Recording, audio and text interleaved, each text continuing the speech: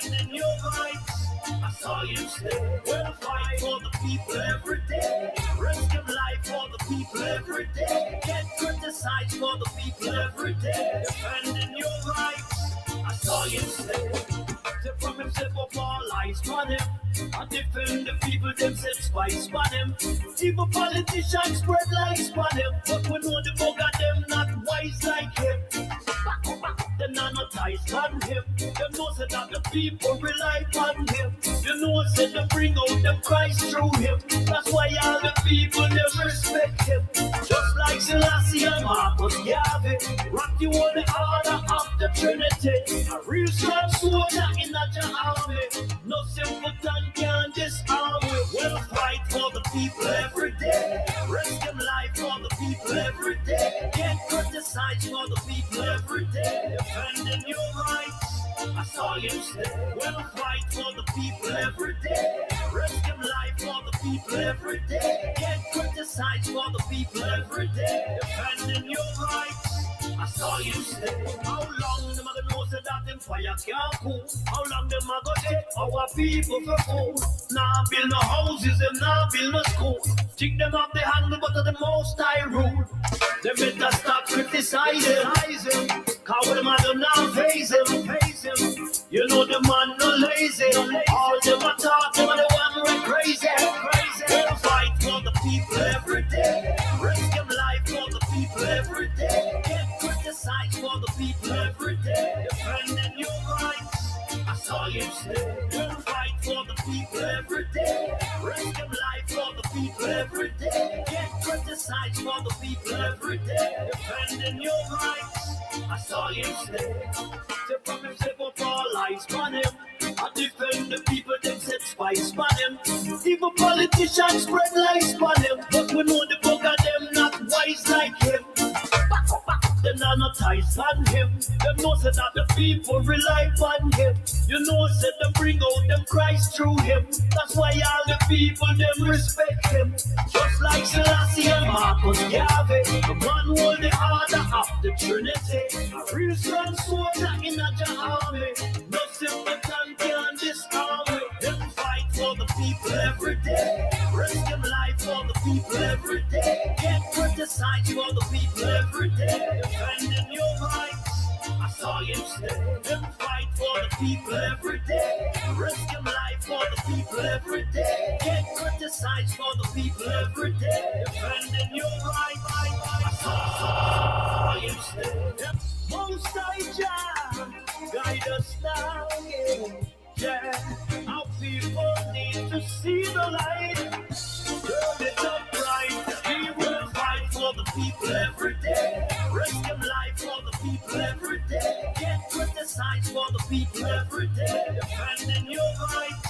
I saw you say, we'll fight for the people every day. Risk them life for the people every day. Get criticized for the people every day. Defending your rights. I saw you say, from himself up all eyes on him. I defend the people, them set spice on him. Evil politicians spread lies on him. But we know the bug of them not wise like him. Them not ties on him. Them know say that the people rely on him. You know say they bring out them Christ through him. That's why all the people they respect him.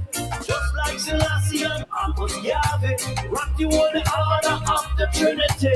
A real strong soldier in a army.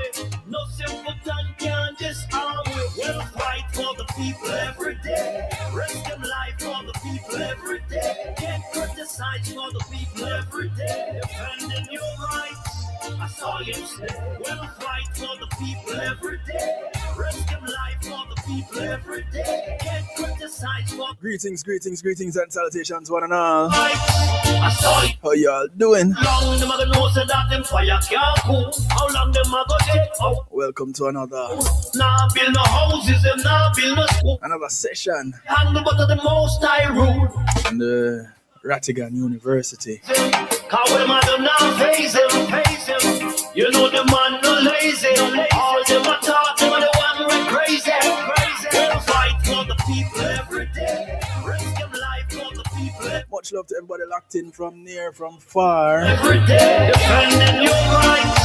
I saw you stay. We'll fight for Good morning, good afternoon, good day to you wherever you are in the world. the people every day. Inviting you all to call a friend, tell a friend, friends of your friends, friends of your enemies, enemies of your friends, and enemies to call somebody, anybody, everybody, let them know. It's that time I defend the people themselves. to grab your pen, your paper, your notebook, your slate, Like one him, whatever it is you want to take notes on. like him, Your voice recorder, and him. Them know say that the people your time stamper, him. You know said them bring out them Christ through him. whatever it is that you choose to use. Respect him, just like Selassie and Marcus Garvey. The man who hold the order of the Trinity. As long as you're here, Soldier in we're happy. no silver tongue can disarm me. Them fight for the people every day. Risk them life for the people. If you know somebody who wanted to be here and you don't see them here in the chat, you invited them and you expected to see them in the chat. I rule, Go ahead and call them up. stop criticizing. Those of you that are here, welcome, welcome, welcome. So glad to have you. Couldn't do it without you. The man no lazy. All them a talk, them are the one who crazy. Yeah, some of my lines. Yeah. Every day, Don't worry yourself. them life If it sounds familiar, every day. you know why. For the people every day. Defending your rights. I saw you stay. We'll fight for the people every day. There's something different about my lighting. Get Hence this little section here on my shoulder. Yeah, there's something different about my lighting. I saw you stay. Your lighting look real good doing a provost. Can I tell you, your lighting look good. I don't know where your hair gone, but your lighting look good. Like spot, but we know the book. I don't know. That's not how I saw you the last time I saw you. I don't know. Sometimes I say you have to do it, Kev. You have to switch up. You know what I mean? I say you can't be predictable. You know what I mean? Yeah, but it's like how I look rough right now. I actually have some here. Yes, you're Merton. Merton must come up my mole.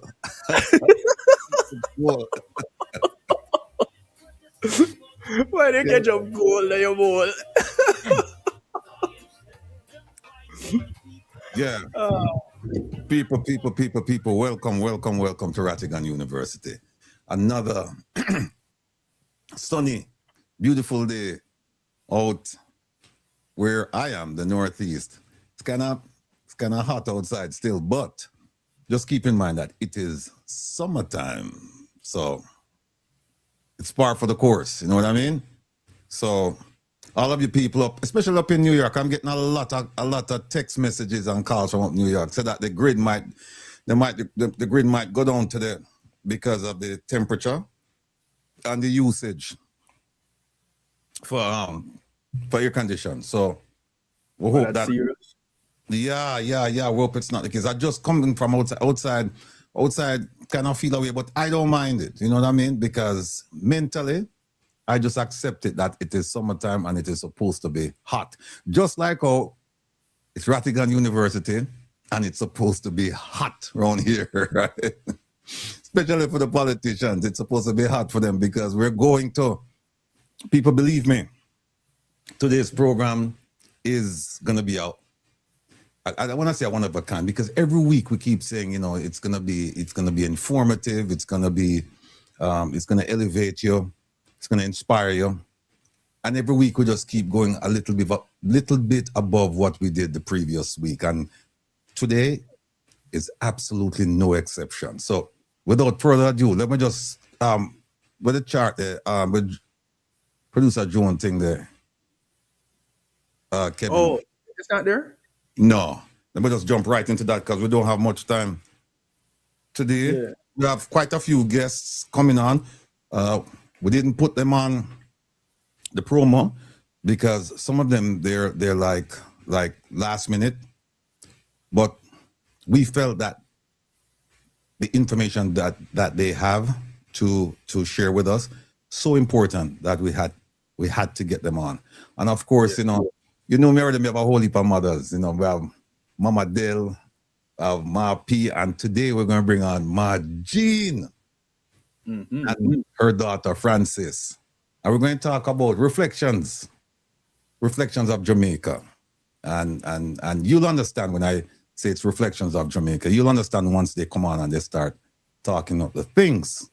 We also have Eric Walcott, and he came with some late breaking news this morning about what's going on in Haiti.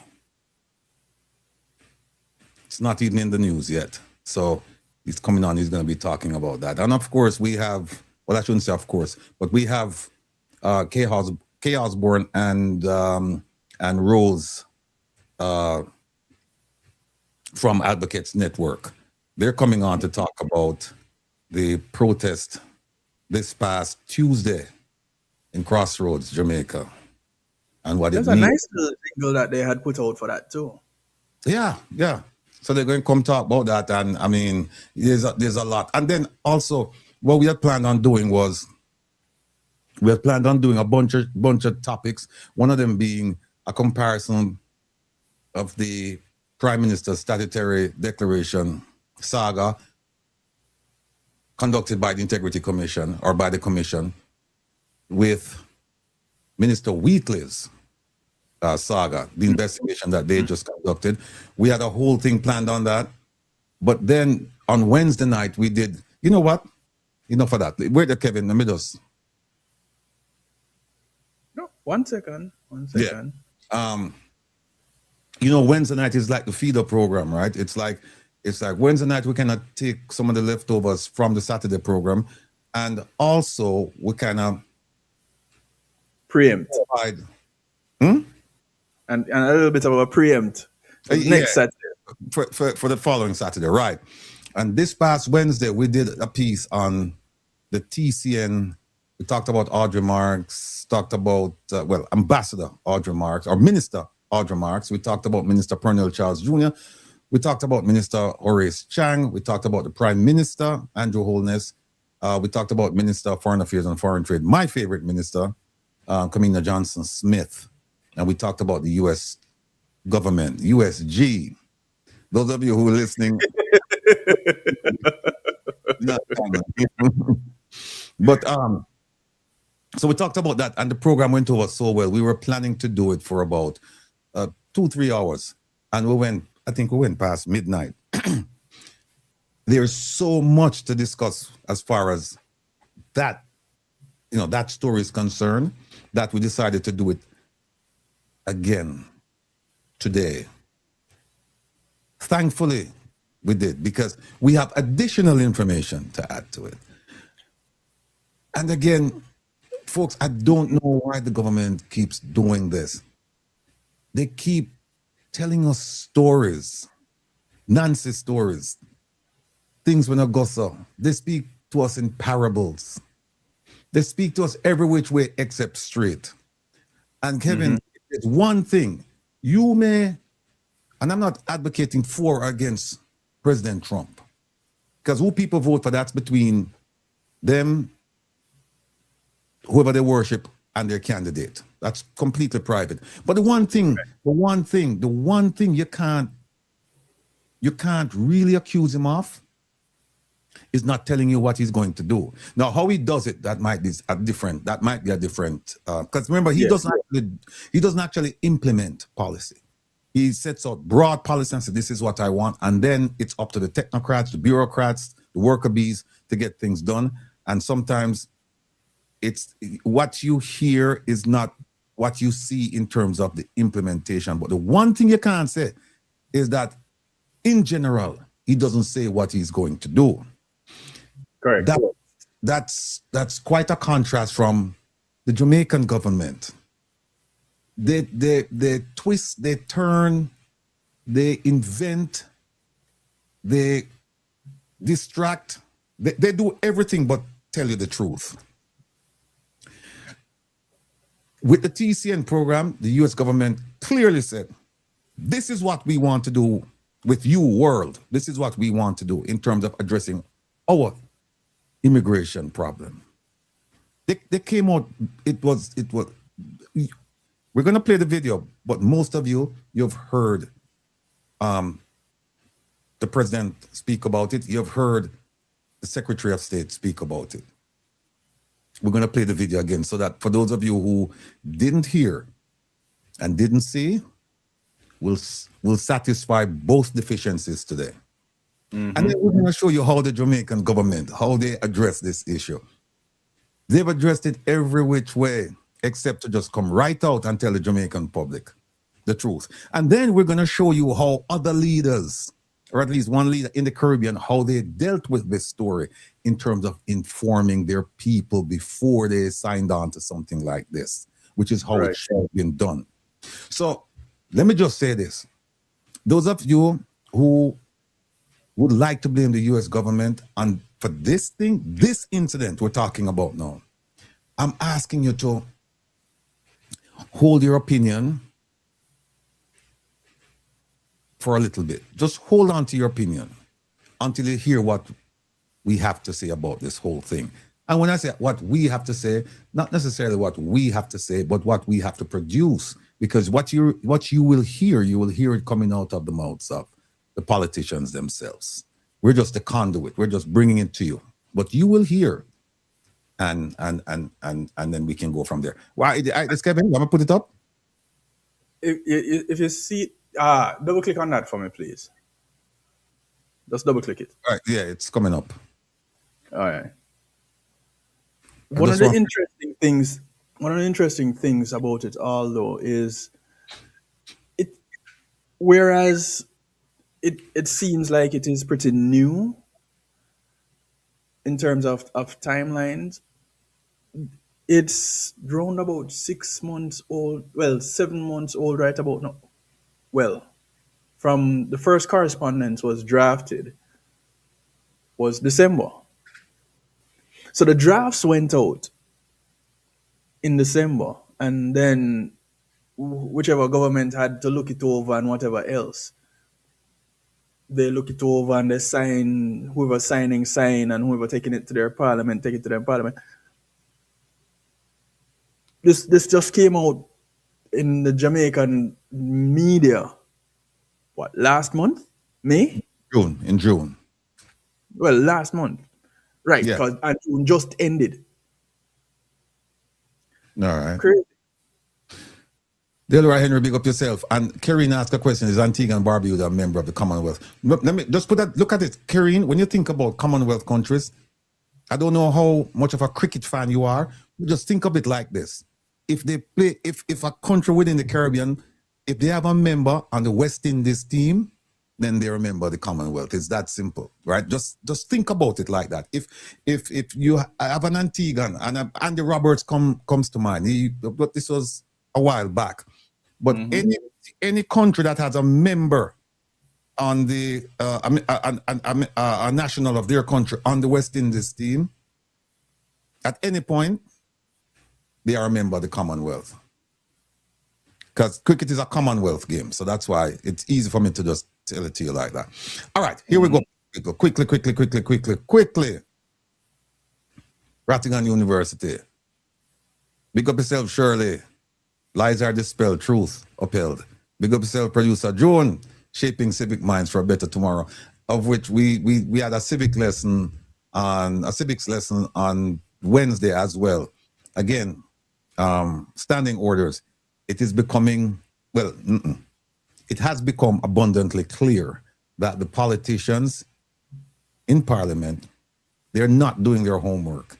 They're deceiving you people.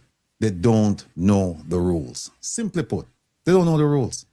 The rules are there, and I'm telling you, if they should go through that thing, if they should go through the standing orders, they would realize that you don't have to curse, you don't have to deal with the Speaker of the House, just the standing orders. You can handcuff her with the standing, maybe handcuff is not a word, it's not a right word to use, but what I'm saying is that you can stop all of the foolishness that she's, all of the parading that she's doing. You can certainly halt some of that behavior by using the standing orders properly. And I don't see where it is being used properly. I see where, there's an increase in the usage of it, but not in the proper usage of it. You know what I mean, students. You know what I mean. All right, summer semester begins, see it, today. So pay attention. All right. The syllabus. Did Minister Audrey Marks' speech remove the doubt about her incompetence? Folks, I will present the case to you today that Minister Audrey Marks is, simply put, a square peg trying to fit in a round hole.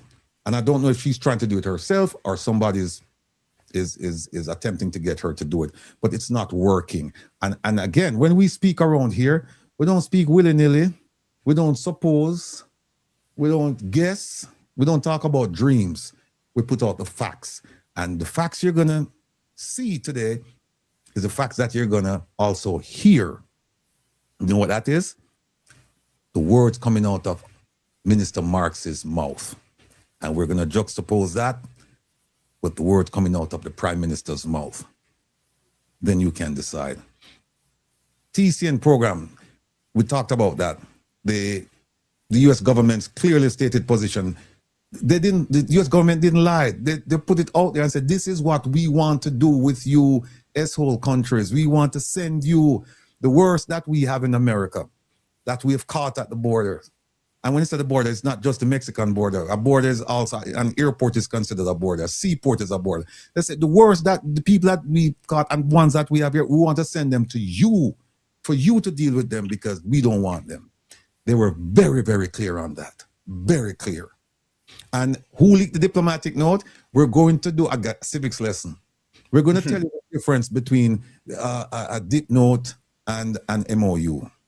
Actually, an MOU is part of a dip note. A dip note is a generic term. We're going to discuss that, and we're going to show you the difference between a dip note and a cable, that WikiLeaks cable, show you where they go, talk to you about the process, and then show you who leaked it. And when we say who leaked it, we're not going to identify a person. We're going to identify a government. We're going to show you all of that. So stay tuned. And of course, you know, we have Rose here with us. Rose Binder, she's from out of Germany, as a stalwart in the movement for accountability, Advocates Network. And we want to thank her in advance for taking the time out to join us. All right, let me quickly run through this thing. See where you are? Well, we say Kevin, where you're there, but Kevin there. So in there. And I like last week. And here are the guest lecturers: Francis Chen, an author; Jean Atherton, Jean, as I said, my mama, all right? Rosemary Francis Binder, she's here. Chaos Born. And Eric Walcott. And he's coming on with a gentle. Oh, and Patrick Beckford. Patrick Beckford wrote an article in the newspaper because Patrick decided that, look, I'm going to take this TCN thing to my elected officials in New Jersey, the two highest ranking elected officials in Congress, senators. And he wrote the letter, and it's getting a lot of publicity. So Patrick is here today. And most of you know Patrick already. He's an outspoken critic of the government's inaction on a lot of things and their deficiencies. And well, not its deficiencies, the government's deficiencies. So it's a full plate we have this evening, folks. Let me quickly go here. All right. Your turn, Professor. All right, so this is the short version. We want to be active listeners. Be open-minded so that we can use our time effectively. In so doing, we'll be present. There's a lot of people presenting today, a lot of views that we'll be getting, and quite an extensive time will be spent in one particular area. We do need to stay sharp and stay focused as we address these issues today. When we're commenting, we want to comment from a constructive standpoint and celebrate the contributions of others. We're not browbeating anybody. If their response to a particular subject comes out of left field, it's okay. All right, we're not talking about that right now. Or you can please expound so that we can understand where you're coming from. Outside of that, we definitely want to be here enjoying the experience. And so, again, call up somebody. If you don't see them and you reach out to them and you don't hear from them, we'll understand if you jump off and connect to them, because they need to hear this too. People in Jamaica need to hear what is going on in Jamaica. Some people are not that connected, and they are there. So as we share information, I want to thank the people who have reached out to me and sent me some information. Thank you very much. We truly appreciate love when you're that active and that involved. Provost. Thank you, thank you, thank you. Moving right along. Well, let me just say, I want to say special thanks to all of the folks joining us from overseas. When I say overseas, we have people, and I'm seeing some of the text messages right now. We have people joining us from Durban, Johannesburg, Cape Town. We have people from all over Europe. We have people in West Africa, Ghana, Nigeria.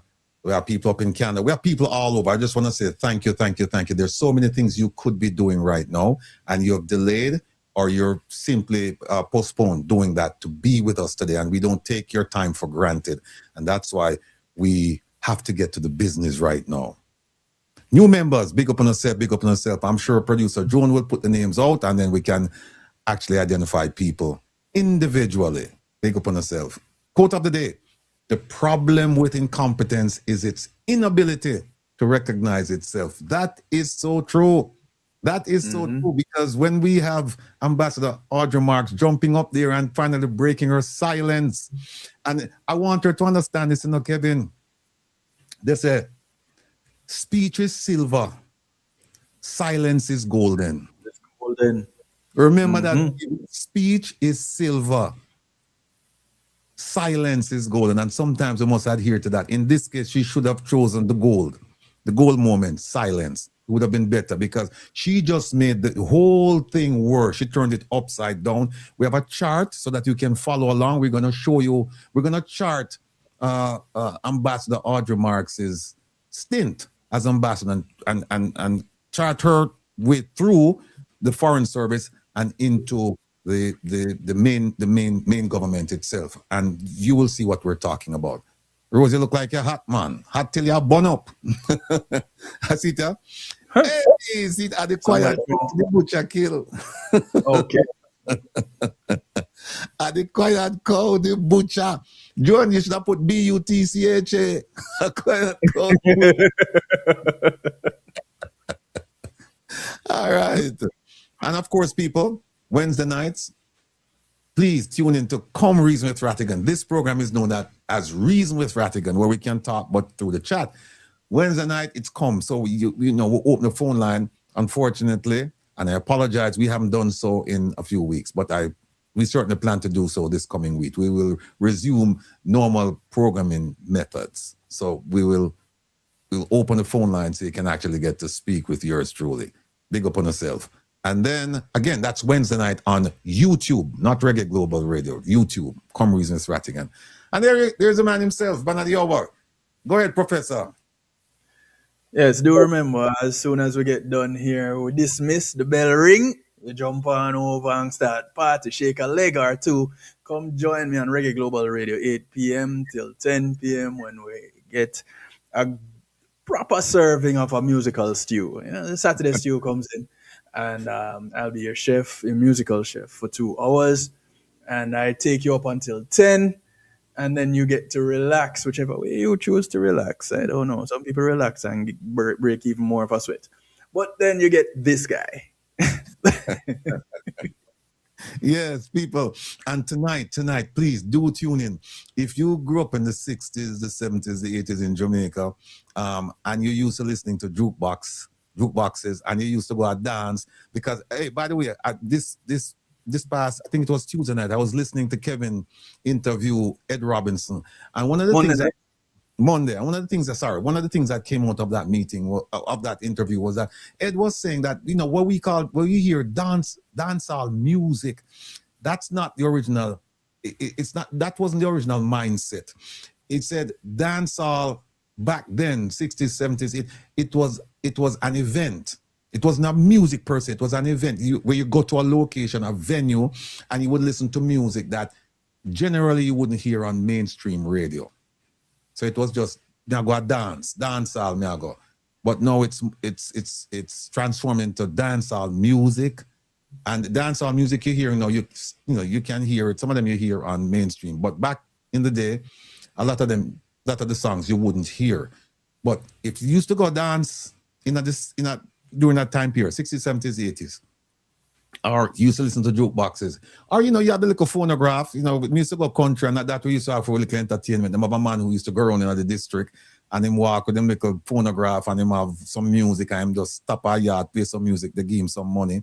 If you used to do that, you need to listen tonight to the music we all play, because it's going to be nostalgic. It's going to take you all the way back to that time in Jamaica when we had peace and quiet and people could have live a decent life, send them picnic, go to school, no worry about a whole heap of crime and all that.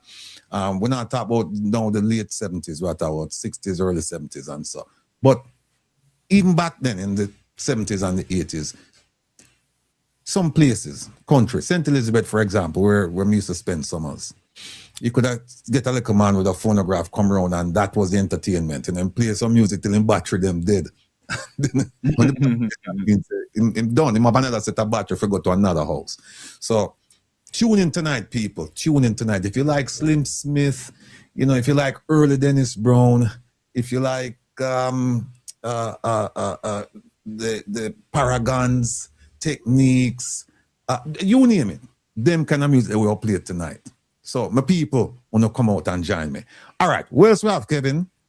All right, summer school today it starts. All right, folks. So I've spoken to some of you and I've encouraged you to show up for class and be prepared to take notes.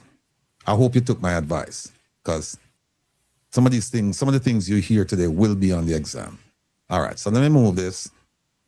And then, ladies and gentlemen, without further ado, we're running a little bit late, but without further ado, let me just bring on this lovely, attractive, bright, intelligent young lady. You saw her this week on Jeffrey Tavares' program. But she's been on this program before, and she's going to grace us again with her presence.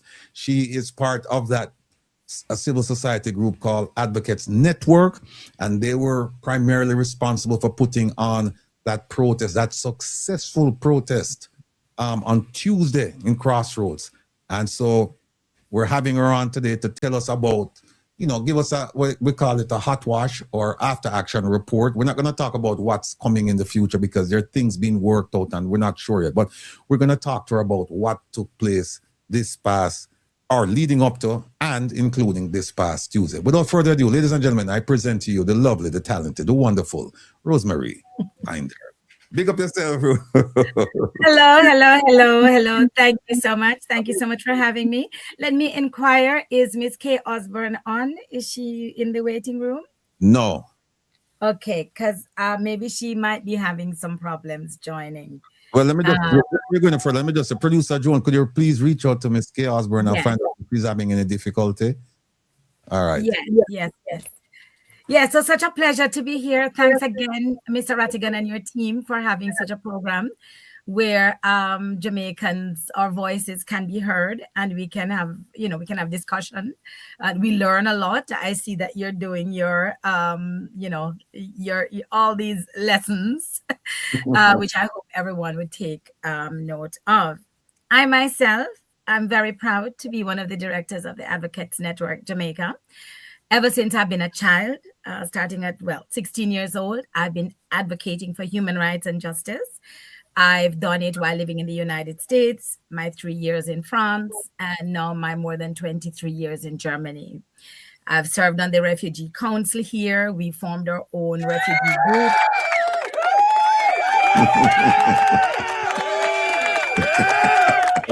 That's it. Just making sure that, as a little Jamaican ambassador at large, wherever I was, I've always represented for Jamaica. I'm proud to say that I still hold my Jamaican passport and Jamaican citizenship after all the temptations of giving it up. And I proudly do so. So I feel that some people might say, when you're abroad, what do you know about what's going on in Jamaica? Well, I read the newspaper every day, even before social media and everything came. So, you kind of take the person out of the country, but, the heart, you can't take the heart of the country out of the person. So I'm a proud Jamaican, and everyone who knows me here knows that. Any kind of representation I do here in Germany, everyone knows that I do it based on how I was brought up and the principles I was taught. And thank God for 4-H Club. 4-H Club that taught us that with the head, the hands, the heart, and good health, we can be a great contributor to society and to our fellow men, and that we leave this world a better place than we came and saw it, and that the measure of us and what we do is based on how we make people feel, even when no one is watching. All right. Rose, talk to us about this. Talk to us about, because on Wednesday we had an audience, but I think we have a bigger audience even now, and it's going to get bigger as the minutes and the hours go by. But talk to the people about Advocates Network, and then we can move into the protest that took place this past Tuesday. Right. So the Advocates Network is a sort of like an informal grouping of civil society groups that have come together to work towards several key principles, such as accountability in government. We work towards integrity, transparency, better governance, yes, and making sure that we're paying attention and upholding the human rights of our citizens. We basically advocate for different things that we think would make life for Jamaicans better, where they can thrive, where they can live, where they can prosper. It's our homeland. So, that's what the Advocate Network does. And so with this in mind, we look at what is going on in government in our country. And if we feel that that is not working towards the good of the normal Jamaican person, then we not only write articles about it, we try to advocate and bring up these points with our government or the powers that be, so that attention is brought to this. And then a lot of times we would also suggest strategies or give a solution, or what we think could be solutions. For example, our work with constitutional change, where we have done a lot of submissions and so on. So that is us in a nutshell. Yes. And I would also like to say that the recent protest, because you asked about that, that came about because, as you know, there are some very critical issues now in our. One quick second, just before we move to the protest. Yes. About the political affiliation of or the lack thereof, or the distance between Advocates Network and any political party, because I think that some people believe that Advocates Network is an arm of a political party. Right. And that is so wrong. Will, let me bring this up. The Advocates Network is it is not affiliated with any governmental party, or no parties in Jamaica. No one can say that maybe there are people who were in there, before, or, everybody votes and so on. But in all that our work that we do, there's no highlighting of any political group. What you can understand is that any group that's doing advocacy or is working for betterment or improvement or change for people's lives, because governance at that time is usually going to be under a political party. Of course, it's also the opposition because that forms government too, but there's a ruling political party. So not everyone is open to criticism. And when you criticize, it doesn't matter how nicely it's done and how positively, the tendency is towards thinking that, it's because you don't like the government, etc., etc. But even at our demonstration where we were, there were political leaders there. However, everyone is open to these protests and advocacy activities. Okay, and let me just quickly add that, because there's someone in the chat who's who has taken an opposing view. And we said, that's fine, as long as you keep it civil. Once you get out of hand, then we'll have to remove you. But as long as you keep it and you ask questions, that's fine. But here's something else that I got from watching a video. It says, whenever you level questions at a ruling party, the questions are viewed like criminal acts. It's almost like to ask them, how dare you challenge us? How dare you ask these questions? And people don't realize that it is a civic duty to hold government responsible. And it also said, when you raise your voice against the powers that be, you're called political. They try to tarnish you. Instead of listening to what you're saying and say, yes, it makes sense, or no, it doesn't make sense. And we can have a civil discourse about it and learn from each other. We don't do that. We completely shut down. And then we just go in our own corner, and there's a word that's used to describe this, and it's tribalism. And right. But, Will, one of the things that we're hoping that government, whichever government is in power or outside of, because we all can learn, is that to learn that advocacy, or to see advocacy as a good thing for any ruling party. You know why? Because advocates, and for example, the Advocates Network, when we talk about accountability, well, accountability builds trust. And if there's something happening that you're not being clear about, or you're not, there are not checks and balances in there for you to be accountable to the people that you're working for, the people who voted for you, and not the people who've hired you to govern their country, then even from our discourse, you can probably sort of like see what you're not doing, right? If Correct. It's done in a positive way, even with integrity. Integrity is doing the right thing, doing the right thing, even when no one is looking. Integrity is value, words, activities, structural integrity. So if we're asking for that and we're pointing out where we think that is failing, that should help you, right? Because you can look at yourself, you can self-reflect as a ruling party and see all of that. Transparency, right? It's almost like you can look through it like a book. An open book with data, open book of data, open doors, and it helps you because then the people can see your work, of course, right? Good governance, all of that leads to good governance. When we call for respectful governance, for example, we have situations here where the government doesn't involve the people's participation or speak to them. Right now, we have something happening, and one of the three critical areas, and we get to it later, with this TCN situation. What is driving us all crazy? Lack of information. So it's almost like people are not respected. No one knows exactly really what's going on because things are not shared with us. So back to the thing about the political thing and advocacy.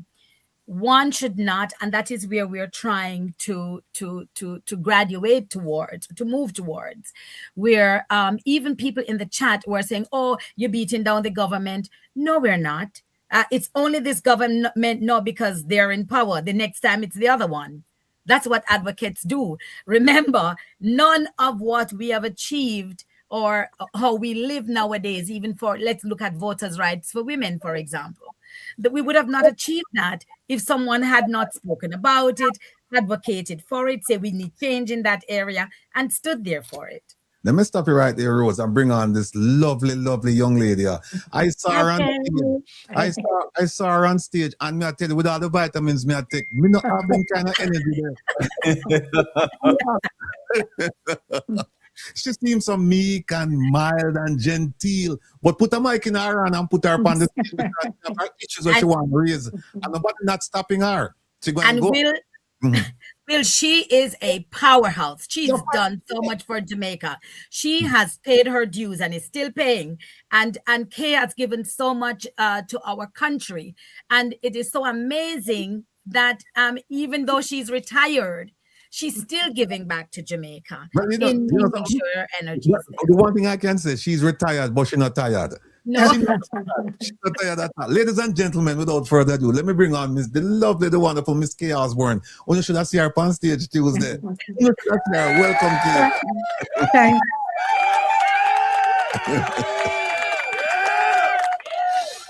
Thank you, Mr. Rattigan. Thank you for inviting me, and thank you for having me. I have long heard of you. And I remember when you were involved publicly, I was hearing your voice and hearing your advocacy on behalf of Jamaica. I thought, wouldn't it be great if I could meet this person? And here we are. Here We we Wonderful. are. So Destiny. that's correct. So you were talking about the role of advocates in the society, and I am a governance advocate, and I have taken people, the leadership of both parties to task. For example, I'm one of the main persons that pushed the leader of the opposition on the issue of him holding a British passport. My argument, public argument, including guest column in the Gleaner and other kinds of advocacy on radio and so on, was that given our history with the United Kingdom, and given that we're at the stage where we need and we must come out from under the kingdom, we do not want a king. We want to be an independent, sovereign nation, and we're working towards that. It cannot be, it cannot stand that anyone who is looking to lead our country carries a British passport.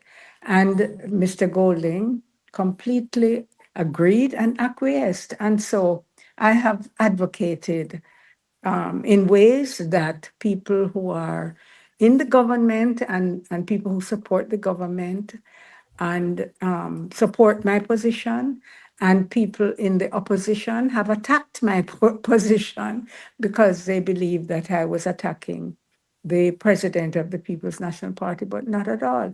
And I will go further. When I was head of Television Jamaica, my record speaks for itself.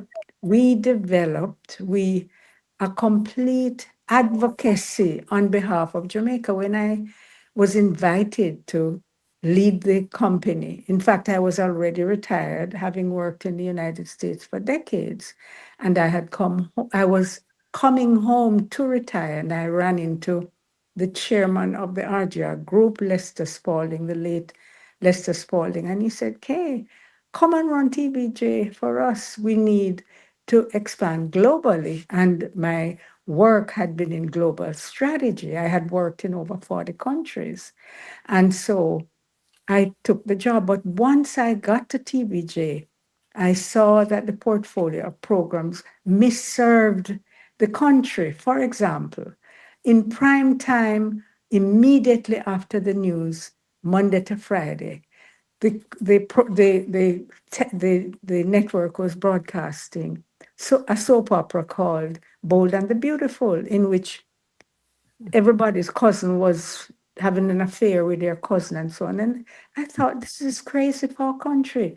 Not only is it a bad example, and it erodes the morals and the values of the company, of the country, and all the other programming, or not all, of course, I misspoke there, but many of the other programs were in the same vein. And so I got permission to recruit Jamaicans who were working in good leadership positions in networks overseas, the BBC, ABC, CBS, and so on, and convince them to come to Jamaica so that we could build a station that supported the values of the country. And so we did. And out of that have come programs that have brought back music in high schools in a wonderful program called All Together Sing, brought back boxing that was dead in a program called The Contenders.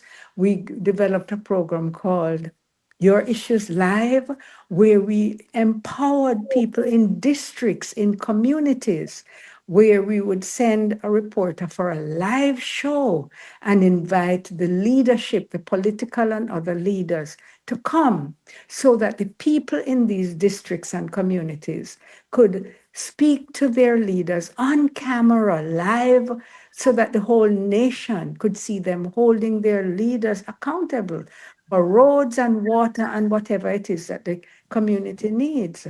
and on, Rising Stars that literally locked down Kingston with the support. So we developed a portfolio of positive programming, all angles with Dion Jackson Miller, which is still running, where Dion probes issues of national importance.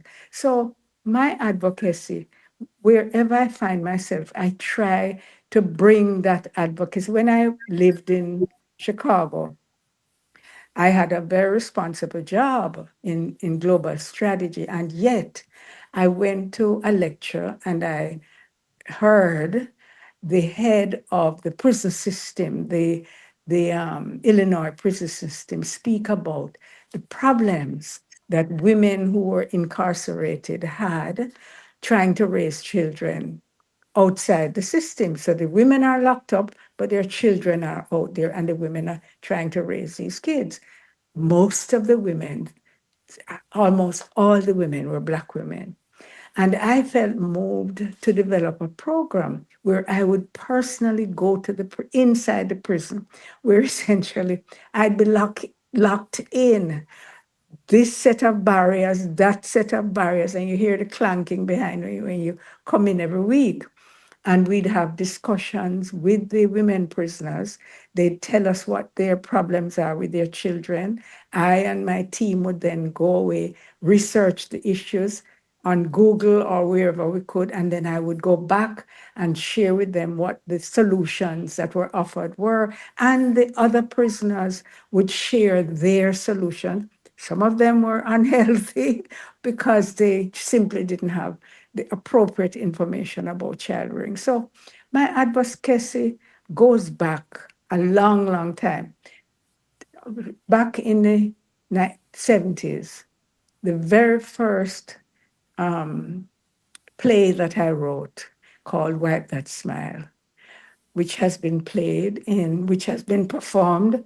It was performed in Jamaica for over a year. It has been performed in the UK, in London, and in other places in New York, Atlanta, Washington, Chicago. Was advocacy for the Jamaican people. It was set in Trenchtown, and the idea was a man who couldn't get a job, who was skilled and had a family and simply could not survive on what he was making. And he was then entrapped into becoming involved with the drug system, despite the admonition of his father, who was a Rastafarian, and his wife, who took the church for it. And so that was advocacy all the way back in the 1970s. And so anybody who's going to label my advocacy as political, it's just going to wash off me. And I don't pay it any attention. I'm too old for that. It is a way, it is an old political ploy to distract people away from the issues that are being debated and to detract them away from the principles upon which they should consider the issues. That's all. So I just Say it box again. them. Please say it again. Please say it again. It is a way for politicians and their avid, rabid supporters to distract from advocacy, distract from principle, and especially to distract from the issues at hand, so that, and it divides the country. No, Jamaica is at a point where we cannot be divided. We have been tribalized. No, put aside the green and the orange and let us stand as one people. There are too many problematic issues that are being used against us simply because they're being put into these tribal boxes, where we are taking them out of the tribal boxes and say, we are Jamaicans. Our children, grandchildren need a Jamaica that works for them. And just one last thing before I shut up. I am an old woman. You said young lady. Yeah, yeah, young in spirit, but I'm now an elderly woman. And a part of my advocacy is that I want the young people to see that you can do it, to see that you should do it. And I want young people to take over and take their country and do what we, the elders, are doing for and on behalf of their country. Professor? I like that I didn't know I would be in the presence of such greatness. The fact that you've done so much, you have been doing so much. And when I hear you mention places that I have lived, I just feel so connected to you. With us being both from the beautiful island in the sun to both having residence in Chicago at some point in time. I worked for the Salvation Army in Chicago. And so working with people and being advocates, yeah, I just feel so connected to you. Thank you. With this particular aspect of your journey, because that's exactly what it is. It's Kay's journey. It's Rose's journey. And it just happens that we're going in the same direction.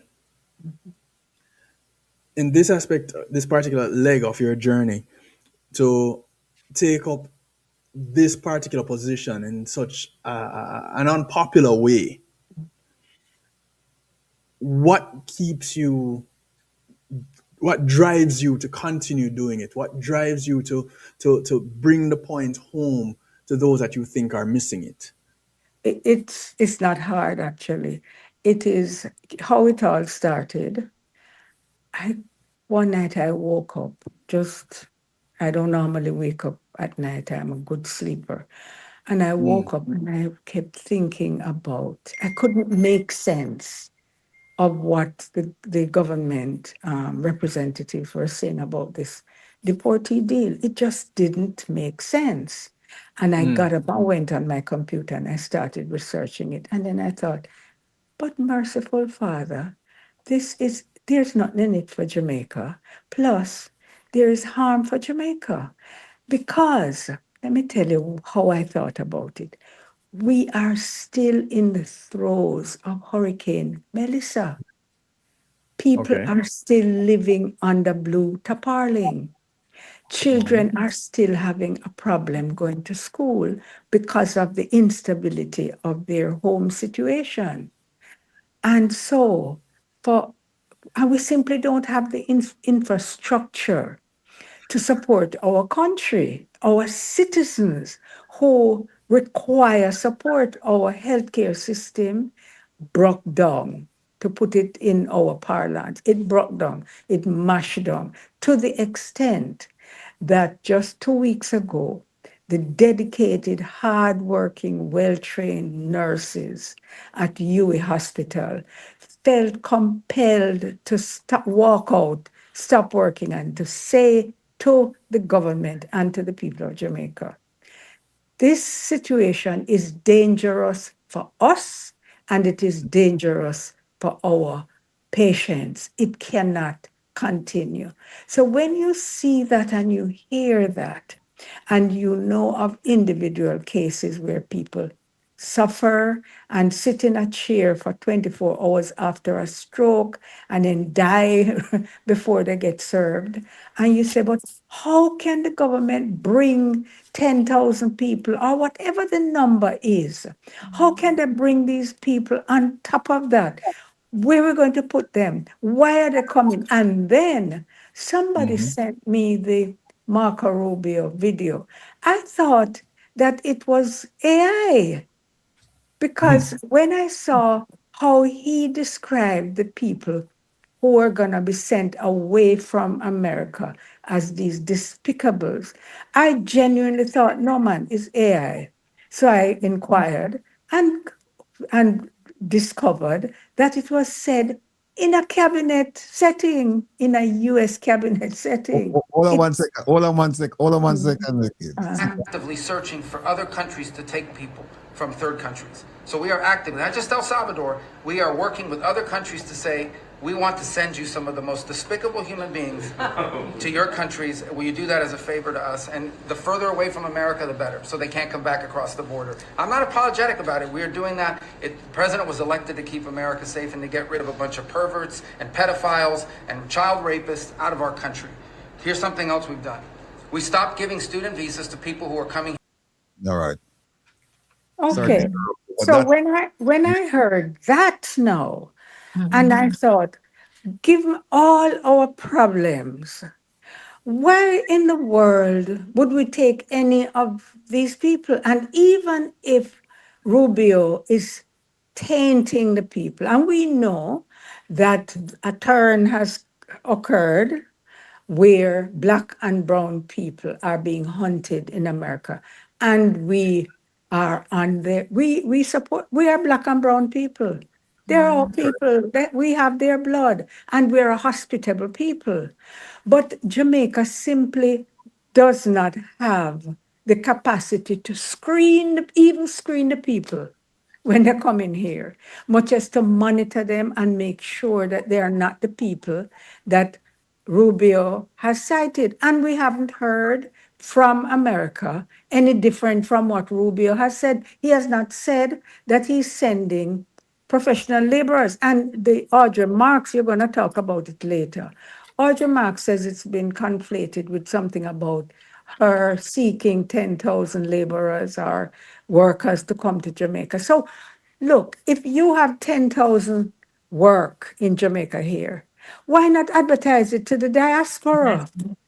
Advertise it to them. Many of them want to come. Many of them, like myself, you have skills, you want to give back. And you're not you want to be here. But then again, it is confusing because they've also said the people will be here for this brief period of time. And Audrey Marks has also said that how she work it out is that 20 will come to each community. So she's gonna send 20 of these people to each community. And so what kind of work gonna go to these communities? What kind of workers? And they're gonna be here for a very brief period of time. Why would anybody in America pack up themselves, come here to go to a community they do not know, they have no ties, to go work for a short period of time? I mean, all of it just don't make any sense. And so, given that, and given that people have now said, are now saying, Jamaicans are too passive, Jamaicans don't act on anything, even when it's in their interest. No, I lived in a community in Chicago, and probably this is what is rubbing off on me. For the decades I lived in Chicago, and certainly for the last 15 years, maybe 20 years that I lived in a particular community, when anything happened, the people jump on it and make decisions on their own behalf.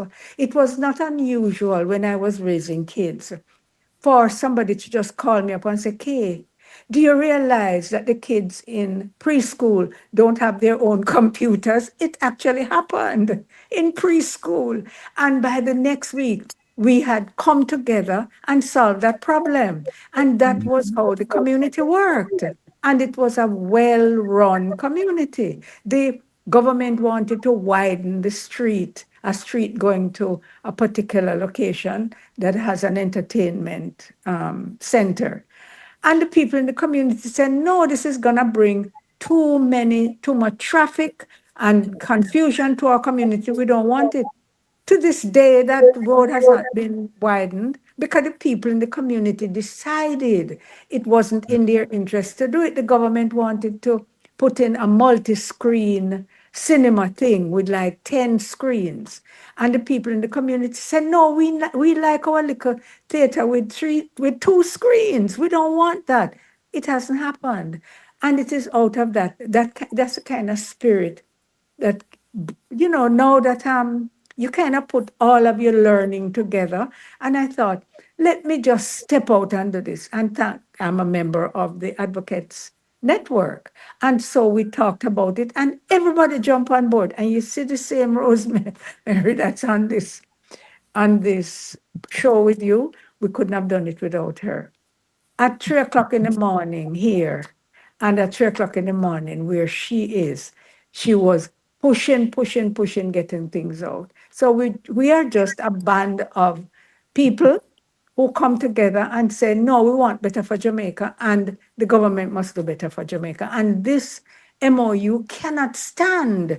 And our big demand is that it needs to be tabled in Parliament, in this or in the Senate, whichever one, so that it can be debated and the people of Jamaica can have a say. We want a say. We demand a say into the things that affect our country, our nation widely.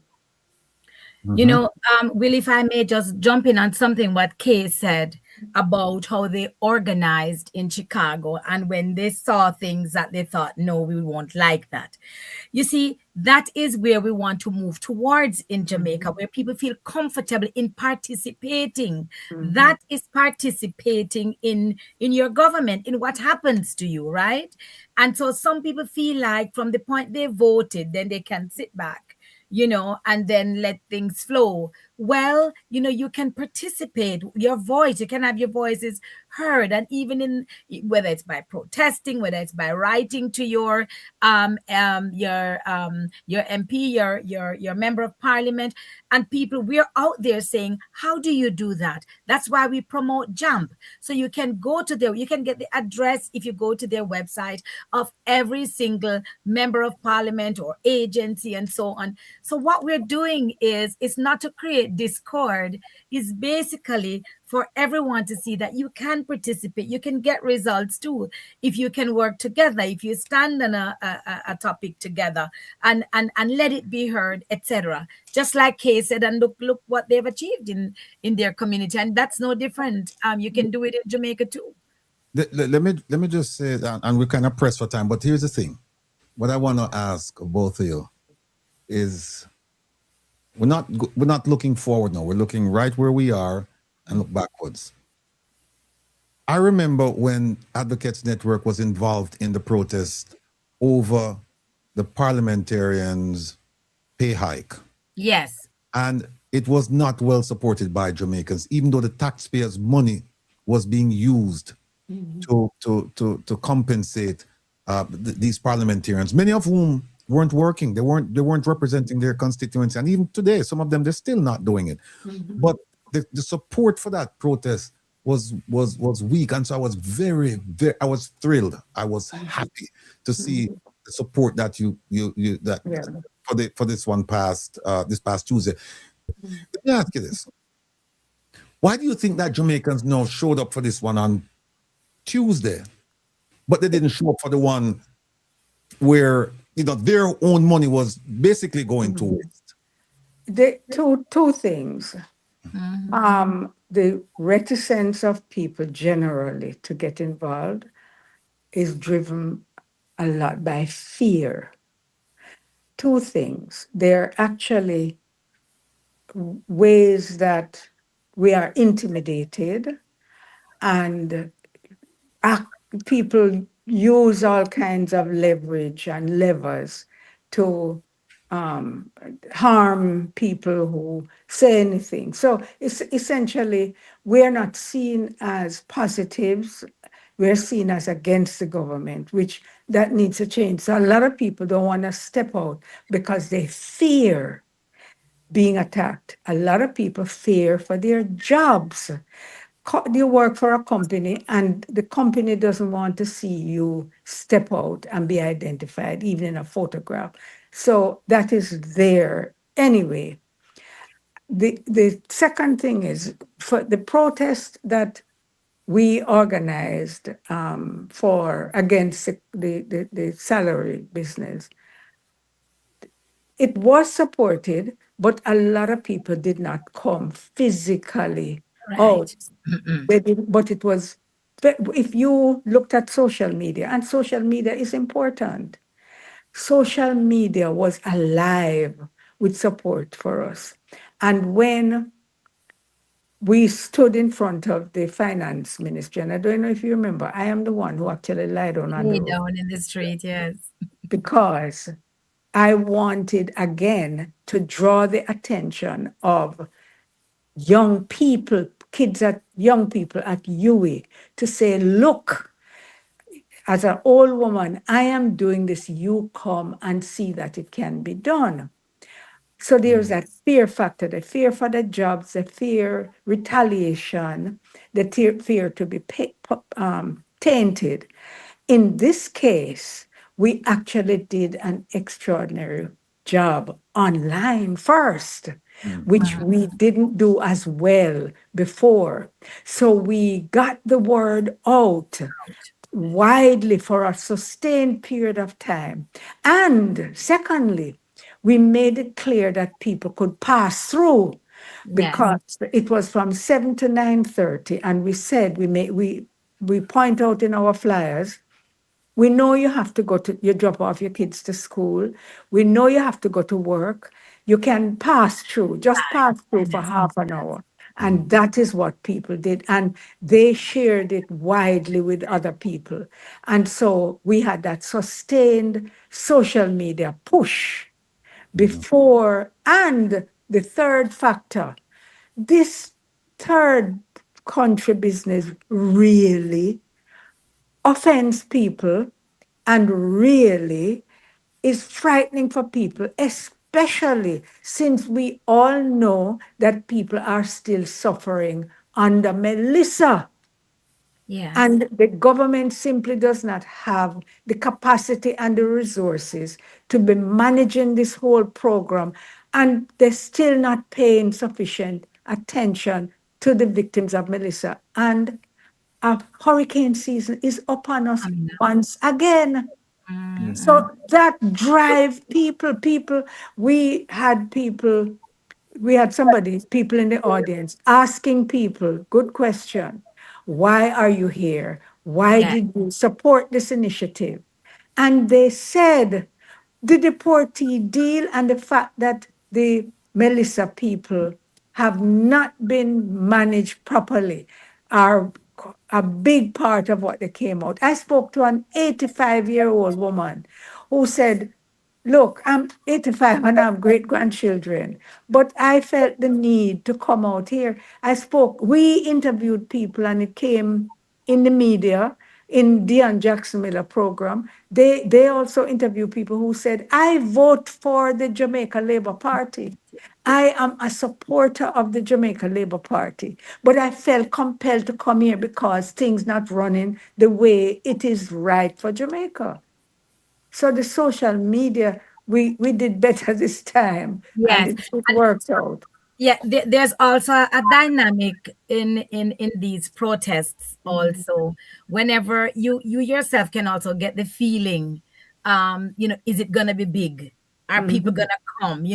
I need a cover. So maybe I'm a little bit, I don't want six of us to be standing up there. But Yes. cover that idea or that feeling. And I heard that people were calling each other up and asking, you going?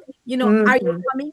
And sort of like, so I must commend Kay again and the Advocates Network for sort of giving this cover to people who would normally be afraid to come and stand up, although they were more, they had more concern this time and they really want to show this concern.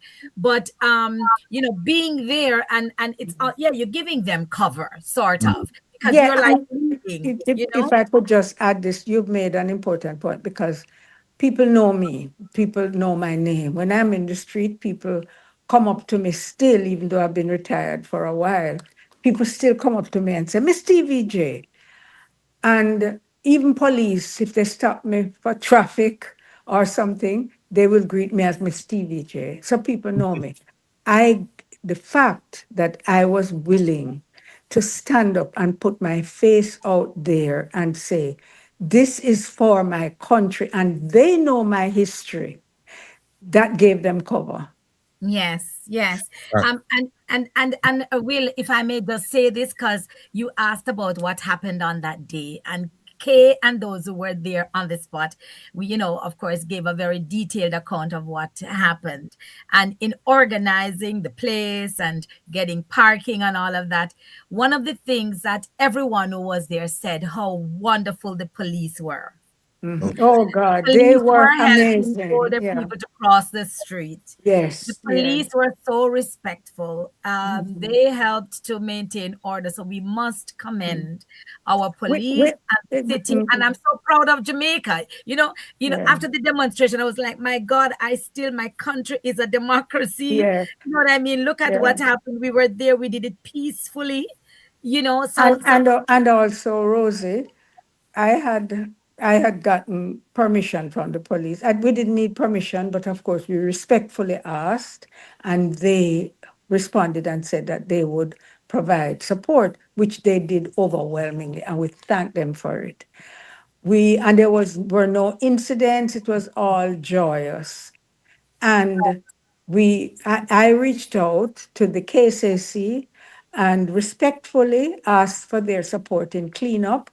And within 5 minutes of the crowd beginning to disperse, the place had started to be clean. So I thank the mayor for helping to keep the whole thing orderly by cleaning up the place right away. All right. yes, Listen, I know that we have to go now. We're pressed for time. But what I'd like to do is this. I'd like both of you to give us some words, some idea of inspiration for the Jamaican people, because I'm sure both of you have heard that Jamaicans have become passive. They're just not. They're not. It appears as if we're not cut from the same cloth as Paul Bogle, Nani, etc. And we know we are. So the people are wondering what happened, and I'm just so glad to see that you revived this spirit in them. So yes, talk to the people in closing. Just give them something that they can say, okay, all right, fine. Because I think what happened Tuesday was a very pivotal moment in the history of Jamaica. It is going to be written in the annals of history. Mark my words, people. What Advocates Network did and the support it received on Tuesday, it will become history. It is history. It will become history. Talk to us. Yeah, I get that feeling, and the feedback we've gotten is exactly that. For example, an intellectual sent me a note that said, you touched the nerve of Jamaica at the right time, and Jamaicans have reawakened. And that's somebody who is looking at it from a sociological point of view. And so, what I'm saying to Jamaica, what I would like to say to your listeners and your viewers is this: young people, you need to step up and take the baton from us, because Jamaica was built by and for the people, by people gone past and elders. And it's time for you to see that this is an opportunity to partner with the government, partner with the government, partner with the institutions that are country building, and make your voices heard as yes, individuals and in groups. And you see the little spark that has occurred. We can make it into a huge blooming plant flower that others will benefit from. All right. yes, Thank yes. you. Rose? Yes, and I would like to say Jamaicans are courageous people. We live in Jamaica is one of the most beautiful, one of the most cultured, one of the most wonderful places in the world to be. Let me not start listing our culture, our people, our sense of humor, everything that is Jamaican. However, I am calling on all of my countrymen, young and old, because I saw the older people who were there with their placards. Also, stand in your strength, expect, be hopeful, fight for, demand a better relationship with your government, demand more from them, and tell them peacefully, stand, gather wherever the information or wherever the protest is. Do it, be there, let your voices heard. Call up your members of parliament, let them know that you are participating, you are trying to know what's going on, and you want to be a part of it. And if we are going to go forward with for a better country and to protect our democracy and to have it for the generations to come, it's resting still on our shoulders, those who are here in the present and in the here and in the now. And we have to do something, and we have to really stand for Jamaica.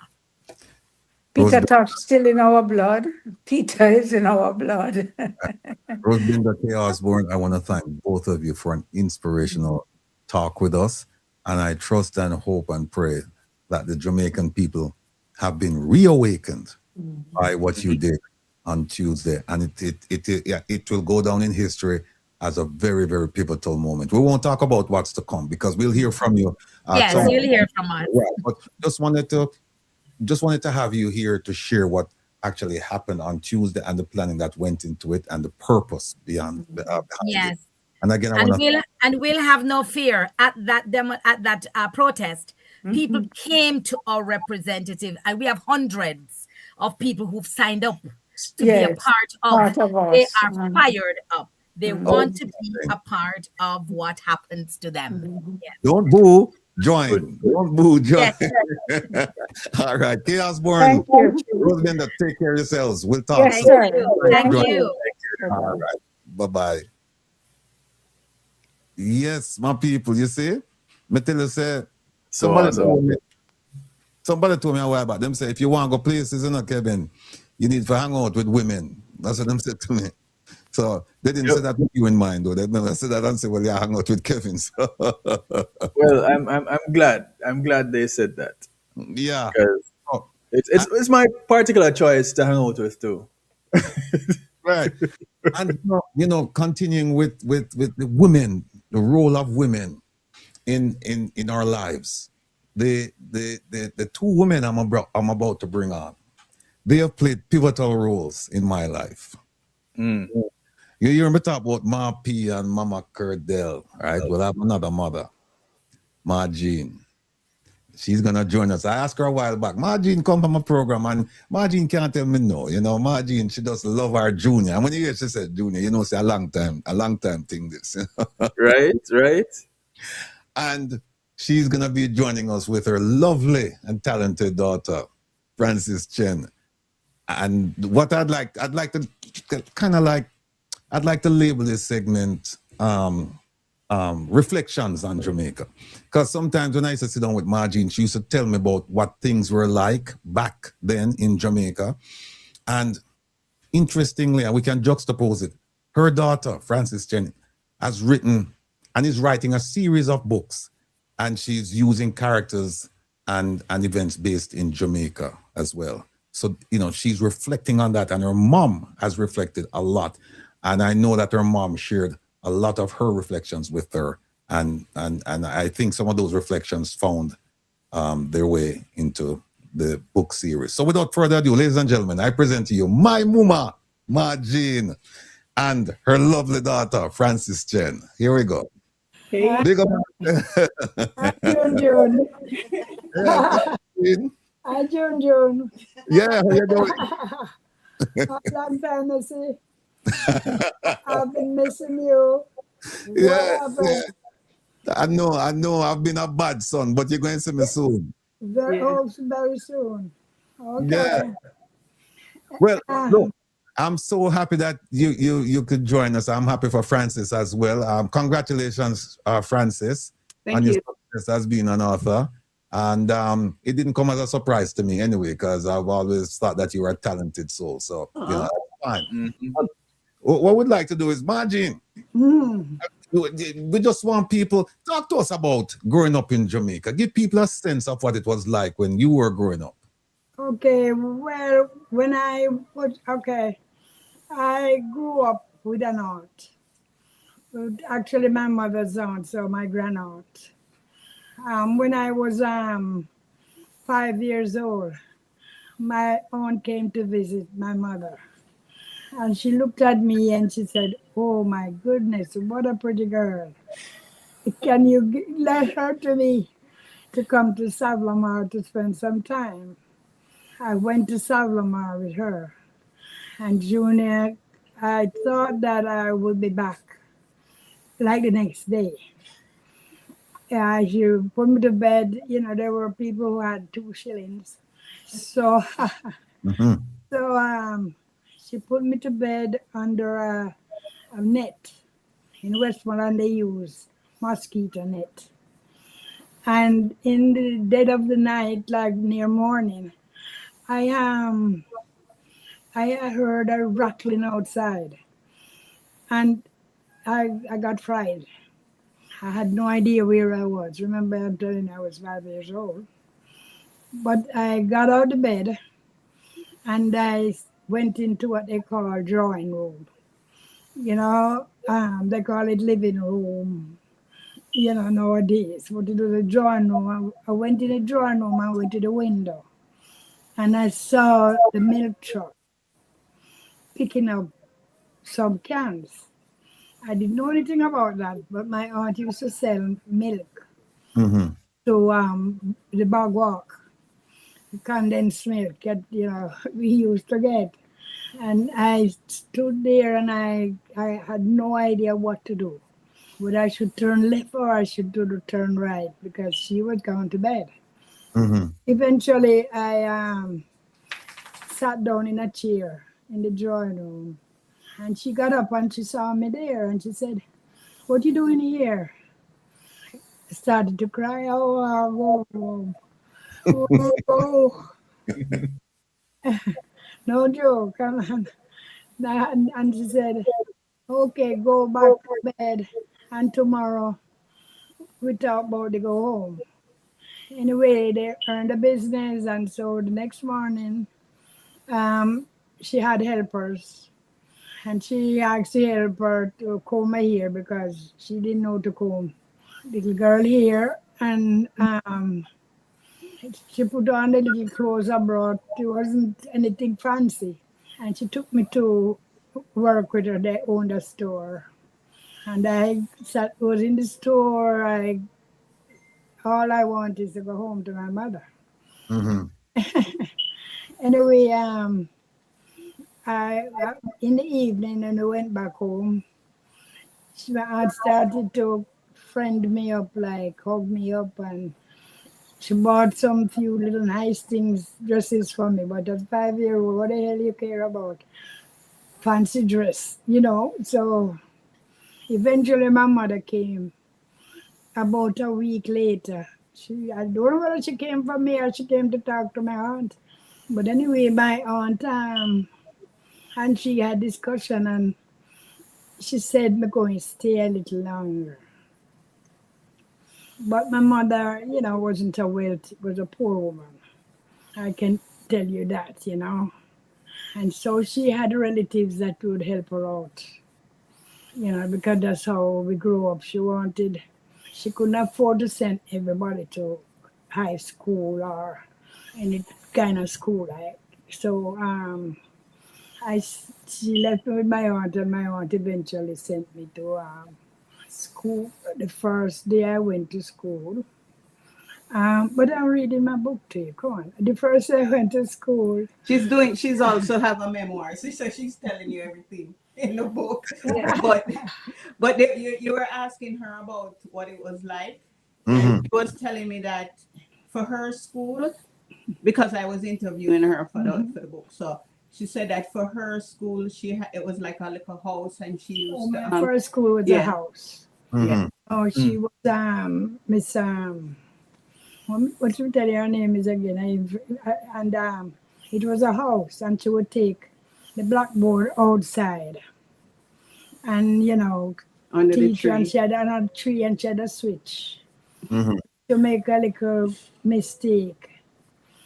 As a matter of fact, I went to school with this guy named Lennox Miller. He was one of my class. I don't know, they said he was born in Kingston, but Lennox was born in Hanover. Mm-hmm. But Lennox Miller did champion. Yeah.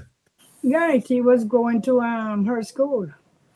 When, we were there. And the school, I started going to school like about 3 years old. Because down in the country, we go to school very early. But anyway, my aunt sent me, when I went to my aunt now, she sent me to infant school now. This was a government infant school. And the very first day I went to school, I was out in the yard. I didn't know nobody, so I was just standing out there. And this girl was teasing this boy. And the boy took a stone and Junior whoosh into my head. Wow. My head broke. So, No kidding. tell them a little bit about how it was in the schools there, how they discipline and stuff like that. Oh, Lord have mercy. The first day, I'm trying to remember, I went into, I think they put me into B class.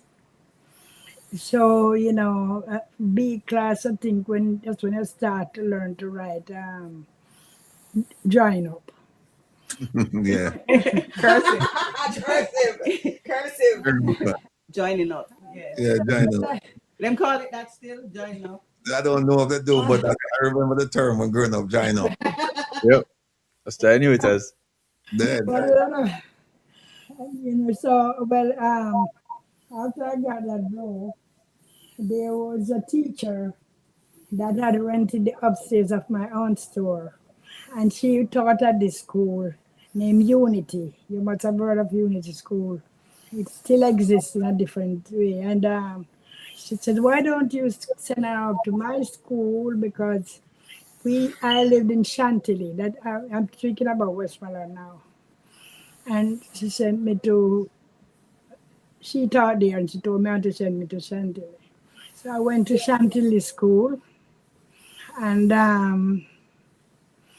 after Chantilly, I went to so many different schools again because I live with one, when things are not one relative going out somewhere, they leave you with this relative. I was left with one relative, but they were all very strict people. You couldn't ramp. They were choosy about the friends. You couldn't talk to anybody. You know what I'm saying? They were, to be honest with you, they were like light-skinned people. And they didn't like you having friend like not your complexion. right. Yeah. That's probably the kind of stuff that Julie wanted. Good. Yeah, at Unity, I met a friend at Unity, which has now been my best. Well, she still was and still is. Her name is Sonia Grant. She's was a dentist. I have a funny feeling that You know Sonia. You know Sonia because you know Lassell. Oh, yeah, me know Sonia. Sammy. Yeah, that's Sammy's wife. Yeah, my kid and her went to school. We went to Unity. By the way, people, you hear the sound in the background? That's Margie's second daughter. That's Debbie. She never want to come, but that's fine. By the camera, yeah. Yeah, that was Sonia. We were very best friends. Well, tell them a little bit about how them treat you in school, like them beat you or anything like that. The difference with you how want them. to know that? That's what you were asking, right? What it's like in Jamaica in those days. Okay, at Unity, Miss Harrison was the headmistress. And she always, I wasn't good at math. Sonia was, she will tell you not true. Sonia was good at math and I was good at spelling. So they have this thing they give you called, I forget the name, but I soon come to it, where they would give you numbers and say, I forget how The they multiplication, Multiplication table? Right. the times table. Yeah. And if you miss one wrong, Miss Harrison come with that. Like 2 times 4, 2 into 4 goes. But tell you what, Junior, come with our strap, she ain't catching me. Tell you. Because as we see the strap coming, I take off. I remember one day, this girl was, she had a word about fussy on her. You know what we call fussy? I'm not kidding. And she came and sat beside me. And I told her to get up. And she wouldn't move. And I told her to get up. And she wouldn't move. And so I pinched her. And she bawled out. And when she bawled out, Miss Harrison heard it. Yeah. And she coming down with the strap, and I jump over every desk and go straight home. I'm not joking. I was trouble in school, tell you the truth. I didn't take nobody come and lick me. Had me see the belt. You gone. We were doing homework, and she wanted me to do the arithmetic on the board. And when I went up to the board, I didn't know where to start. And Miss Harrison take me asked so that she remember. Miss Harrison take out the strap. And me just push down the board. And so I go. So I'm telling you, because I'm not taking no lick from nobody. So eventually I left that school and went to this school called Savlamar School. Imagine you telling him your whole life. What Ask her some questions. Stop me doing it. Hold on. Let me bring, hold on the margin. Let me bring in Francis into this now. Francis now Right. started writing books, right? Yeah. And her books, at least the excerpts I've seen, it has a connection to Jamaica. If it's not in Jamaica, it has a connection to Jamaica, and it's centered around food and family and community. Yeah. Francis, let me ask you a question. Where did this come from? Where did food, family, and community come from? From my mother. The book, yeah. From my mother, because my mother is the kind of person that Move over some more. We can't see your beautiful face. You have to move over. my mother, man, she's the one who she's the Grace in the name of the show. I mean, in the name of the book, Grace. My mom is the kind of person that I would say is Grace.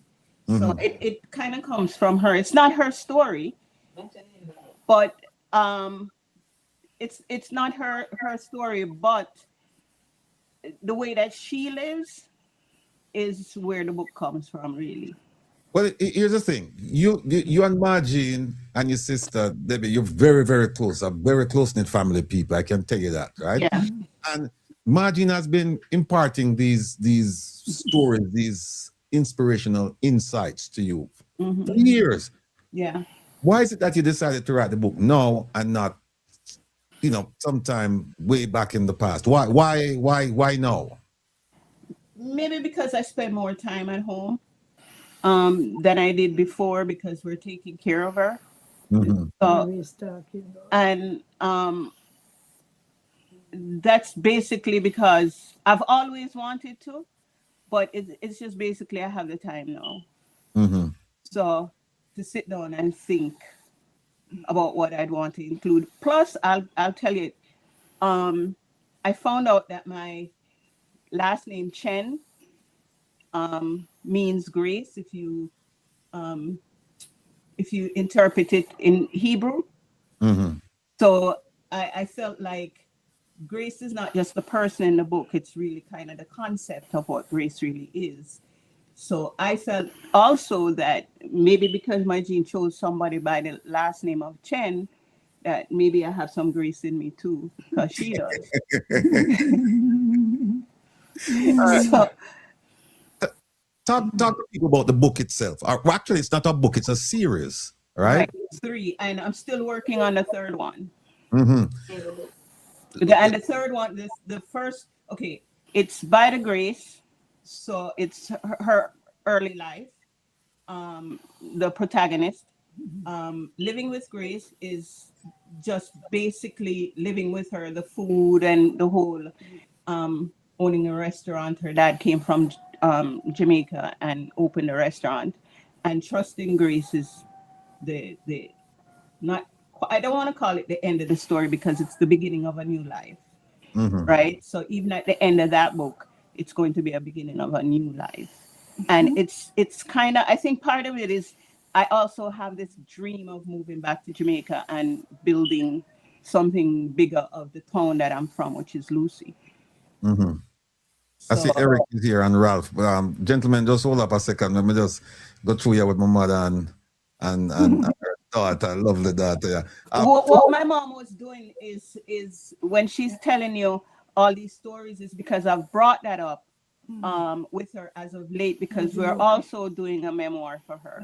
Right. So it's that's why she has that story. It's like she's telling you what she's already told me. And I'm going to tell you something very interesting that I learned about her is that when she was stepping on the airplane to come to America, BOAC she had zero money, Mhm. zilch, right? Mhm. So I find that she had a few Jamaican dollars, and that's all she had. And I think that makes an interesting story because she is still here, I'll you tell you know. what would be an interesting piece. I'll tell you what would be an interesting piece. You need to write me as a character in the next book. You're in there. You're in there. I call you the abs. You're the abs, yeah. Yeah. Okay. So, because I was hoping that you would ask me what's the difference between me and Grace. Okay. I was because Grace makes different sees things differently. Like she No. doesn't make decisions off of abs. I had you understand what that means, right? I understand. Professor, go ahead and ask your question. Or he's gonna ask a quick. Right, Yeah. go ahead. To who? I can't hear. Kevin. No, Sorry, I gonna was still muted. Really and truly, I just wanted to say that it's really fascinating that you saw the insight to put your life to a story that so many of us can relate to once we get our hands on it. So, kudos to you for doing that, Francis. Thanks. Was what inspired you to do it in the first place? me. We did ask. What inspired me to do it is I don't want to be a preacher, right? Because the book is not a Christian book, but I wanted to say what grace looks like in reality, what it would look like if grace was a person.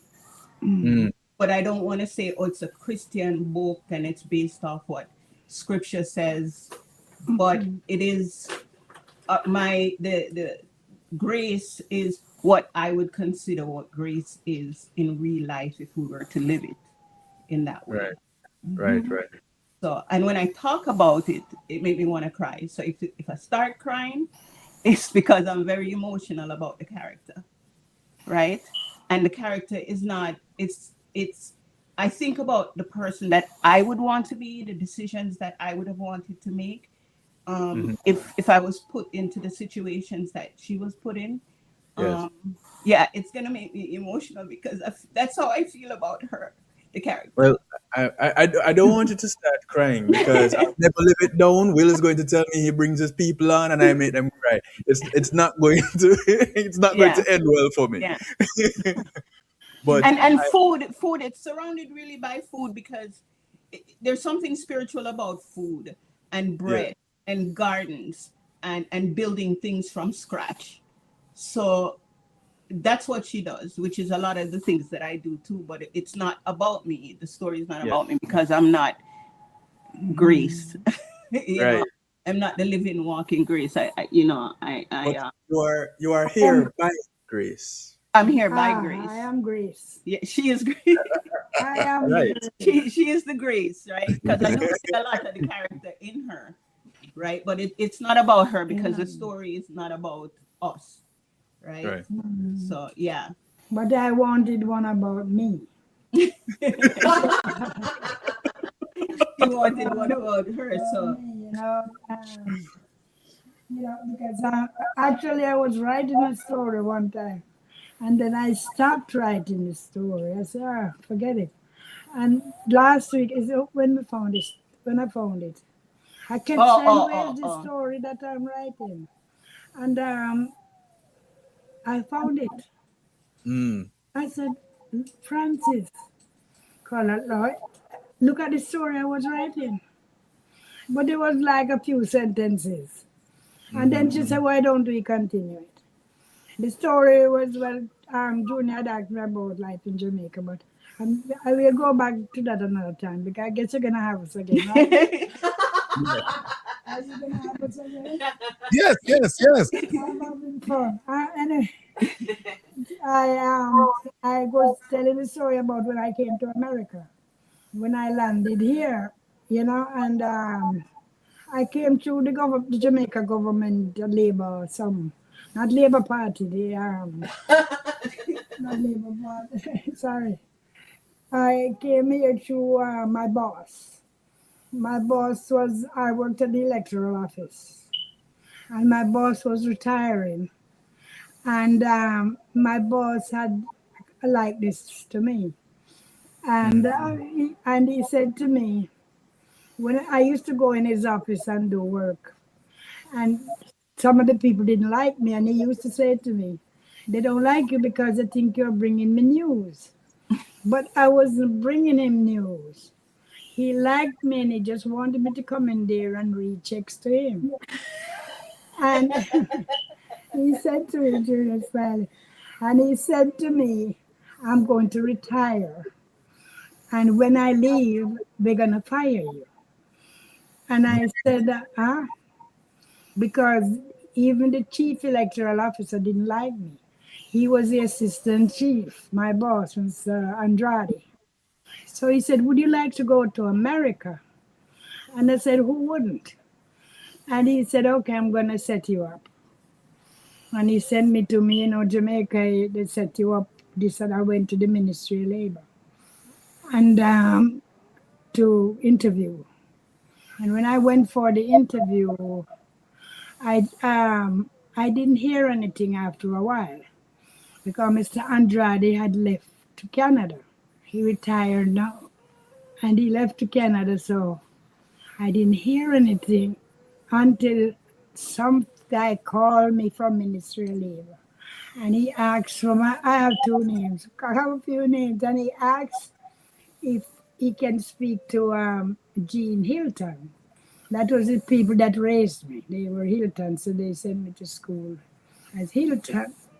So I said, this is Jean Atherton, not Hilton. He said, I want to talk to Jean Hilton. And I said, this is Jean Atherton. No. He said, when did you get married? I said, I was never married. But the name I used in Savlamar was the name that the people that raised me. So I said to him, where do you work? He said, Ministry of Labor. I said, I fill out some application there and they never hear from me. I never hear from them. He said, who did you? The lady that interviewed me, she had left. So he said, I'm going to talk to Mrs. Brown and see what happened. When Jonah, the guy called me back and said, they deny your paper because you had written that you were a clerk. And they're not looking for clerk, they're looking for domestic workers.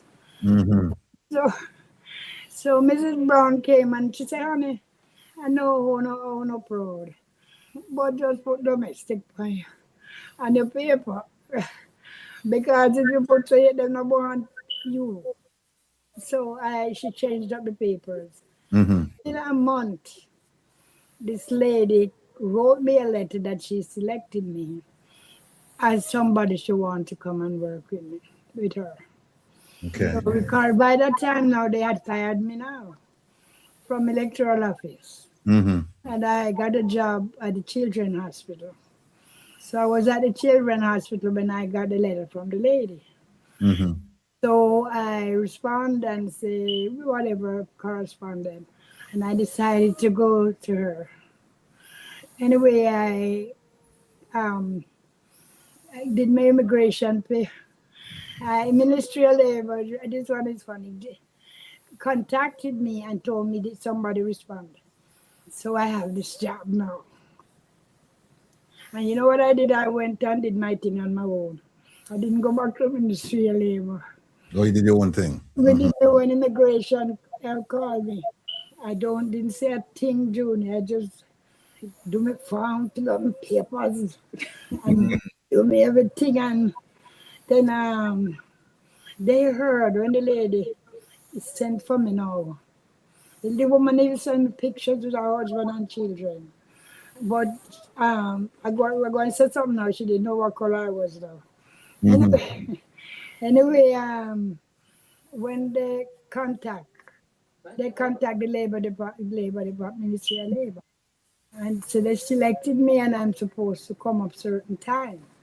No, I didn't tell Ministry of Labor nothing. They sent me doctors, so I go come take my doctor. I go take my doctor thing. I'm doing all this thing on my own. And I met this lady there. Lucky she was from the Ministry of Labor, but she did their things through the Ministry of Labor. She went back and I said to her, you know, I didn't go back, you know. And she said she heard they asking for me. When me tell her my name, I said I'm not going back to Ministry of Labor. I'm on my own. Okay. Anyway, I got got through. The one part where the lady said that she couldn't give you, look at you and say you can't do nothing. Which one get rather going on right now. And after I took the health, you know, you have to take your health thing. I can't remember. I went to the embassy called me now. When I went to the embassy, it was a man who interviewed me, a young guy too, and he said to me that can you do this type of work? Because Jonah was weighing 90 pounds. So and I said, yes. And so who did you work for? I gave him Debbie's grandfather's name, which was what I had written down as experience. And I also gave him my boyfriend's name, which was a Chinese. So, and him say, you sure you can handle it? I said, yes. Him said, good luck. Oh. Raise your hand.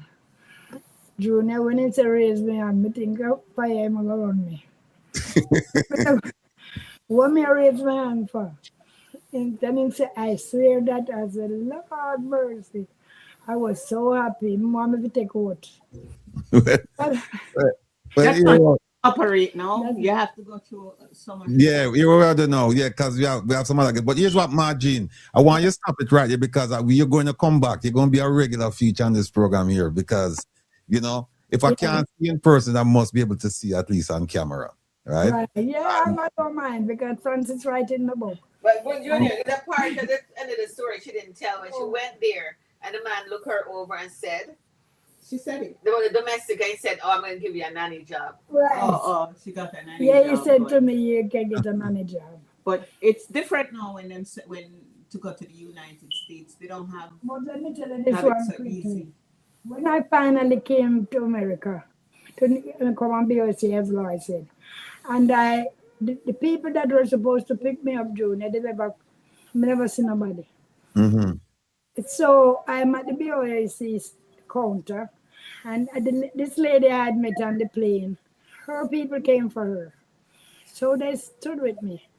And they said, if they don't show up, we are going to Westport, and we have to pass Darien. I was going to Darien. So we'll drop you off. June, I said, okay. So I said, well, and here the guy at the counter said to me, don't go with them. Come with me. How much you paying? I have to tell you, how much you paying you? I said, $40 a week. Check that out. He said double that. Wow. I say, June, I shake. I tremble. This man asked me to come work with it. Anyway, the lady took me to they showed up, but guess what they showed up for? Like what I had on, and I saw they showed up for a black person. Because, you know, those days, that's who was coming up there. No, I don't think you mean black person because you're black. You mean a big woman. Or a big woman. Mm-hmm. Because, remember, I told you I weigh about 90 pounds. 90 pounds. Mm-hmm. And they sent a limousine, one of the airport limousine. And I'm there standing up BOAC, and the person said they didn't see me. So, and I was dressed to the T. I had on my hat, I had on my handbag. Junior, I was dressed to the T, may I tell you the truth. Junior, my mother tell you the whole beginning of the memoir we're writing. No, you don't have to read the book, you know the whole story already. Right. Well, and anyway, she dropped me off. Junior said, I'm wrapping up. At the motor inn. And sent me to Moscow to all the people. When you go on the motor, you never tell Judah that on the side. No person in there. And then give me money to go drop in a phone booth so Jimmy can read. To call the people them. And me call them. My Junior When not them- for buy the book now. Because you tell the whole story. Well, you are. You are, At Margin. least the whole beginning of the story. No. Well, yeah, we don't need, we want the Francis You want Ferrari the back. book to be sold. So we're not going Yeah. to memoir. Yeah. But here's what we're going to do. We're going to have you come back. I'll definitely keep in touch with you. Because you have a wonderful story to tell about just growing up in Jamaica, you know, and and we call it reflections. And, Yeah, and I have a lot of that. yeah, and I thought it was good that your daughter now has decided to do something similar to what you have done, but she's committed it to reading form. So we definitely will have both of you back, and we just want to stay sweet. You still look good. You too. Wait to see you. You behave yourself. No, tell her no, you can't. Yeah. I was going to invite this girl to Joanna to come on your show. Is she on it? Oh, Joanna? Yeah. Joanna who? Marie. I was one. I want to sing her. As she Joanna Marie you talk about. Yeah. You know Joanna Marie. Yes. She Reggae Global. She owns Reggae Global. Yeah, man. Right. Yeah. Me I'll talk to you about it. Actually, give me the start. Me I'll talk to you. Me talk to you. Right. Oh That's, my God. yeah. I'm glad. Thank Yeah. you. If you don't know who I am, till I used to be at BD, Billy Vernon. She used I will to tell be her. Billy Vernon. And I we were will- there every week. And that's your like a girl. Don't be I like will- a girl. Younger. Young I girl. will tell her. I will tell her. Alright. Imagine, me I go run now. Yeah, But go Frank ahead, go ahead. All right. can't see you. But Debbie, take Yeah. care of yourself. Take care of Margine for me. Okay, And no Margine worries. will talk soon. But thanks for stopping by and sharing, you know, some of your lived experiences with us. And Francis, good luck on the book. And by the way, people, tell the people where they can get your book. Tell them where they can get your book. Let me show you something. There were people there. You can get Yeah. see two of her books right there by Living Grace. So you see what it's on Amazon, There it is. but I do have copies at home. That this is the first one. Yeah. This is the second one. There it So you can get it from Amazon. Uh-huh. These are the soft covers. I have the hard covers as well. Okay. And Put it up, Lauren. yeah, Okay. see there? Yeah, you by the grace and by the grace. Debbie, that not yellow. Debbie, Yes. Are you joining the chat on Tuesday and Wednesday? I mean the I will try. yeah, Let me you know see which your one I'm face. talking about, right? Let me see your Jamaica face. Hi-Fi, huh? Let me see your face. Yeah, right, man. Yeah. same. If you see me, you see her. All right. Yeah, the Jamaica, the one we have with the CG, right? All right. Send me the notification. All right. Okay, I will when I get it. Okay. Take care of yourself. Yeah, We'll the talk. Yeah, All right. and we can come back and we can talk Yeah, more. let us know when it's You know? I will. I won't tell you the old I appreciate it. My mom thinks she on the phone with you. She don't realize that. Yeah, okay, So that's why she just talks Okay. quickly like We'll that. talk Right? soon. Okay. All right. Be well. Yes, folks. That was Margine. I haven't seen her in quite a while, but you know, it's almost as if we haven't been apart because we just pick up where we left off. Very, very inspirational person. Love her to death. And she has two lovely, wonderful daughters. And, you know, sometimes when we look at our elders and we see how they're treated, I just wish that the way these two women take care of their mom, that it could just be like standard treatment for the elders. They really rally around their mother.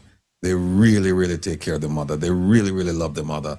I remember I was in Saudi Arabia one time and my mother, I took her with me and she actually lived with me in Saudi Arabia.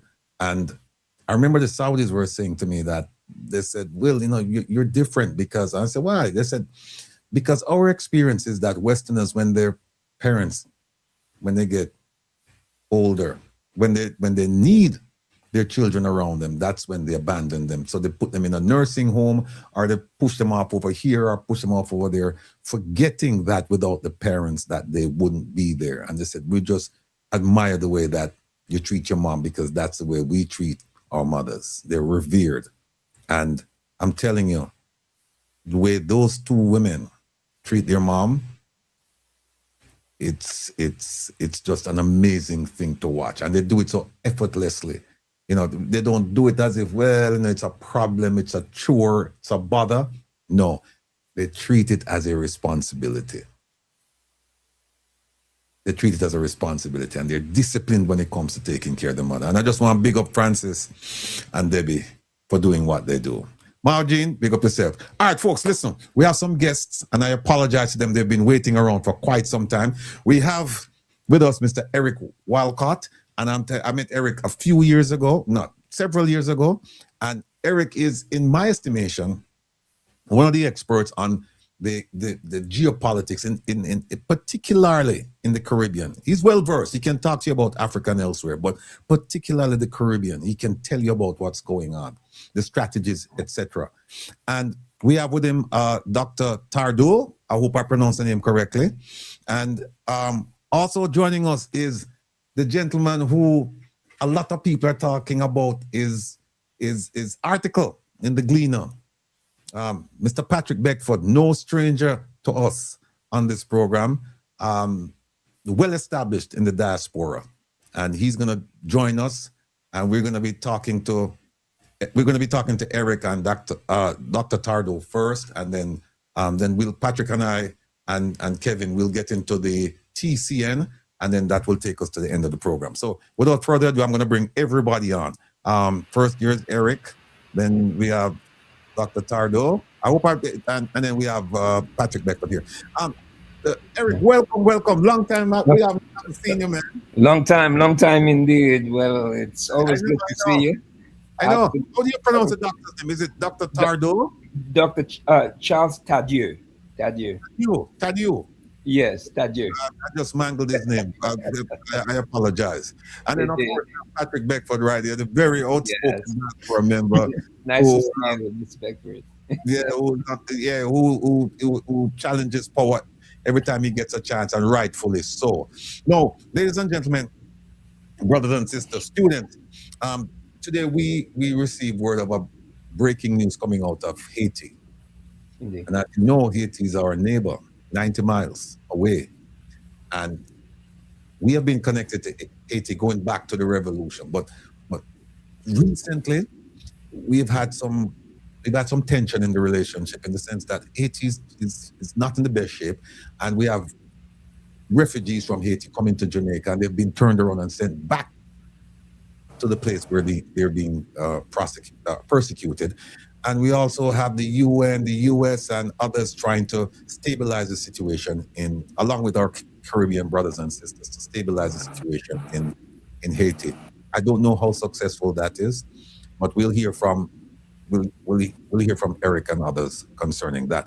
But today we got news that there is a CARICOM meeting, and it has to deal with the purpose of it was to deal with something that's going on in Haiti. So, Eric, why don't you go ahead and just tell us what's going on? Well, first of all, welcome. I mean, thank you very much. We appreciate you giving us this opportunity to share the news on the Reason with the Rattigan show. A wonderful show. You always speak truth to power, and you give details that others can't find. What I'm hoping to share with your listeners out there is, as you know, as of July 1st, St. Lucia has taken on the chair of the Conference of Heads of CARICOM. And so the Prime Minister, Philip J. Pierre, has convened a meeting in CARICOM with all of the member states, where they will have a full agenda, where Haiti will be on the agenda of the weekend's meeting. A lot of you may not know that there used to be what's called the Transitional Presidential Council, which was established through an agreement that was facilitated by CARICOM, the Eminence People Group. It's a group of former prime ministers in the region. That is Kenny Anthony of St. Lucia, Golden of Jamaica, and Christie of Bahamas. They were assembled with a special charge and mandate to assist Haiti as they were transitioning. You would have known that President Jovenel Moise was assassinated, and that created a really break in terms of governance. There was a governance structure that was established. I will not get too much into it, but what I want to share with you is that the mandate ended on or around February 9th. And before the mandate ended, they had a grand meeting, which is called an assise. And that meeting, basically, they selected an entity which was called the assise. It's like a presidential college that was to go forward. Now, because the mandate ended, they actually fired then or terminated the current prime minister, which was Alex DJ Fils-Aimé.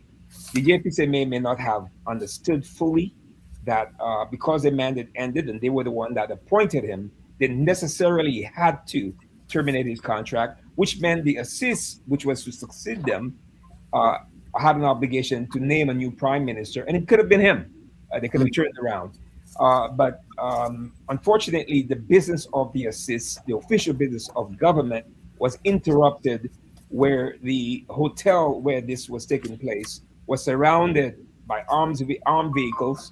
Bullets were, busted in the air, fired in the air, and they prevented the assist from actually being installed fully.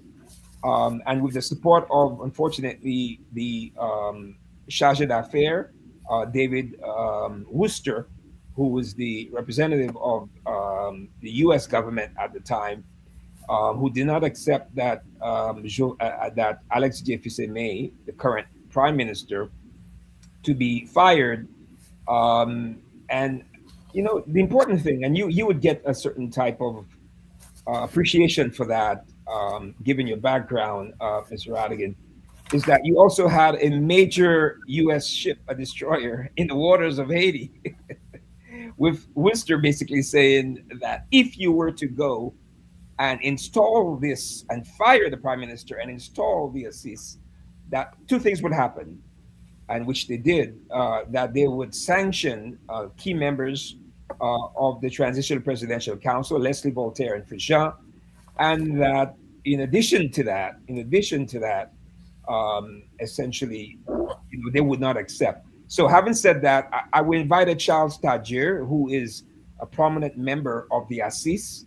Uh, a lot of folks would not have known because the CARICOM, the Eminence People Group, the Ambassador Colin Granderson, who actually helps to coordinate and advise the Eminence People Group, I don't think they're sufficiently reported.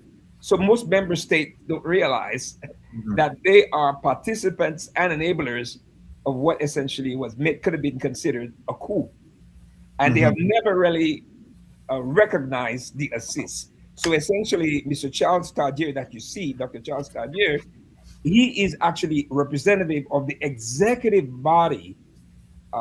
You see, because Haiti has what? A president and a prime minister. So I'll stop there. There's more to share with you on that. I'll turn it over maybe to Charles Tadjer, who is representative of the ASIS, who could share with you exactly the state of affairs in Haiti. But I can tell you that since Mr. Alex J. Fils-Aimé came into office, he fired one of the significant director general of police, the one who was responsible for confiscating 1.5 million tons of cocaine. And he actually let go free Mr. I don't want to get too much into the details of it, but Mr. A prominent,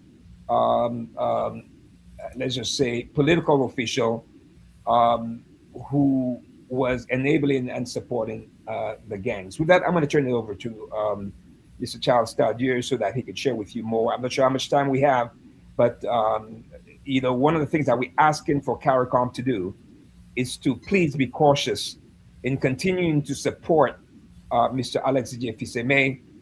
We believe that we have to get Haiti back on a pathway, on a semblance of respect for constitutionality, and that there needs to be a president. Mr. Alex Fiseme cannot preside over elections, which is what we're hoping that can happen within the very short time period that we have within the next 6 months to a year. With that, Charles, I'm not sure if you could introduce yourself and probably bring to light a little bit what the state of affairs now is in Haiti as we speak. Charles? Yes. Thank you very much, Mr. Rattigan, and thank you very much, Eric.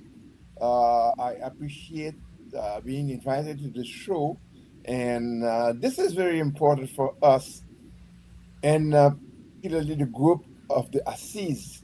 And this is a clear difference from the other groups. We believe that we are part of the CARICOM, and we really value the help of CARICOM to help us solve that messy situation where we are at.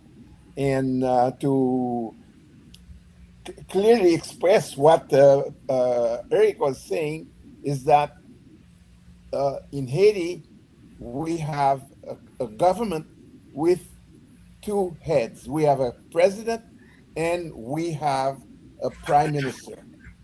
And it is clear that the prime minister cannot operate only by himself. This is written in the Constitution, and you cannot avoid that. And on February 7, the group that's called CPT, which was acting as the presidential college groups, their terms come to an end on 7 February. And then they had convened what Eric presented as the Assis, which is a meeting where we organized the meeting with a group, a majority of political groups and a large number of civil society to decide what will be the next steps for the governance in Haiti. And they came to a vote where the participant, we voted for a college of presidents, which was supposed to take power and to continue with the governance of the country. Now, this decision was, we were not able to enact it because Didier Fiseme prevented from moving by blocking the hotel where we are holding that meeting, and also blocking the entrance to the presidential palace. So the decision of Assis was not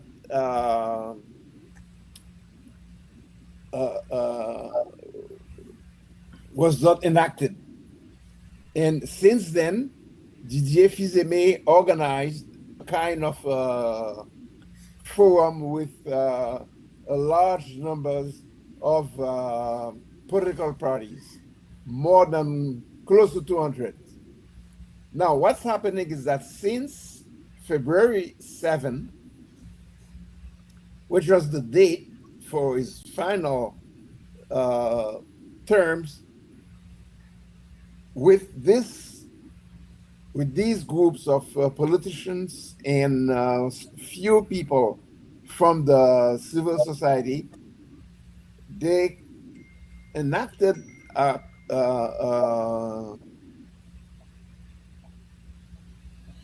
article from the Constitution, which says that he can keep the presidency, not the presidency, sorry, he can keep the prime ministry for a maximum of 120 days. And that period was supposed to be, he was supposed to be organizing elections for the next president, which didn't take place. And by January 7, which was the 120 days delay, he has no constitutional, no legal power. And in spite of that, he is taking a lot of decisions which are completely not unconstitutional and illegal. And to boost that, the security situation is getting worse day by day, to the point where the chief of staff or the minister of defense was kidnapped. He and his wife and his daughter, and that's more than 2 weeks ago, and they're still in the hands of the gangs. The secretary of the minister of defense. So this is the type of security we have. If the head of the ministry of defense can be kidnapped and still be in the hands of the kidnappers, what about the population at large? Charles, And Charles, let me stop you right there and ask this question. Just to summarize for our audience, what you're saying that it's the president is the president, right? Not the prime minister. Am I correct? No. He's a prime minister. Prime minister. Okay. Prime minister's term has come to an end, and there's a body that is supposed to select somebody, and they could even select him. And they were meeting to make that selection, and they surrounded the place where they were, and they prevented this from taking place. Exactly. And so he's still occupying the position of power. And CARICOM is having a meeting. This is going to come up on the agenda.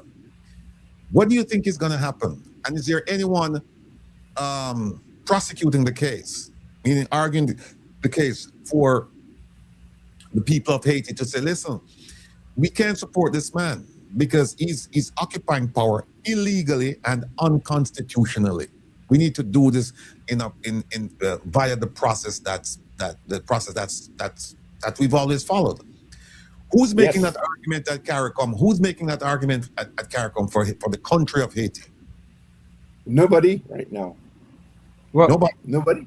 No. Well, and we have tried to reach out to CARICOM, and Eric can explain to us what we did, what we tried to do. We were in contact with CARICOM. CARICOM was supposed to contact the Assis, and they never did.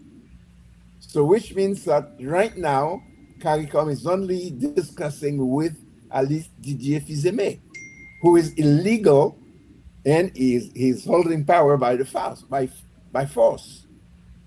Wow. Eric. So what if they're discussing with the man who is illegal, what he's going to say? Right, they're discussing issues with the man who's occupying that power illegally and unconstitutionally. Well, Rattigan, as usual, you went right to the crux of the matter. The responsibility was on the Eminence People Group to properly advise CARICOM and the heads. Colin Granderson, as coordinator, was to meet with all ends of the political, economic, and social equation. And there was a scheduled meeting in Haiti. Mr. Charles Tardieu, as the point of contact, he and the major, they were provided the names to the Eminence People Group, and they were supposed to be contacted as part of this consultation in terms of the way forward. But you know what? Although they claimed broad consultation, the Assis, the only legitimate legal body that is representing the executive going forward, they were not contacted. And so up to now, they still have not given an explanation as to why they were not consulted with. Now, as Mr. Charles Tadier has mentioned, we have tried. They have tried to reach out to CARICOM. They have tried to exhaust legal systems, and so because Prime Minister Philippe J. Pierre is now occupying the head of the Conference of Heads, a letter was sent to him as recently as early today, appealing to him to facilitate dialogue, and that the Prime Minister, as heads of state being invited to participate, lacks legitimacy to make decisions on behalf of Haiti. So, it's really, it's not very nice. It doesn't speak well on the part of CARICOM.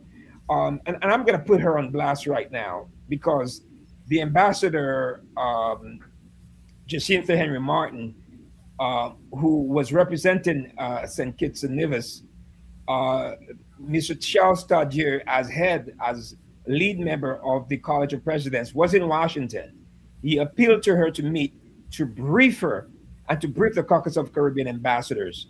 And I believe her response, and it's not verbatim, was that they're being properly advised to the Eminence People Group, and there no time to meet with Mr. Charles Tadier, which I'm not sure what exactly that meant.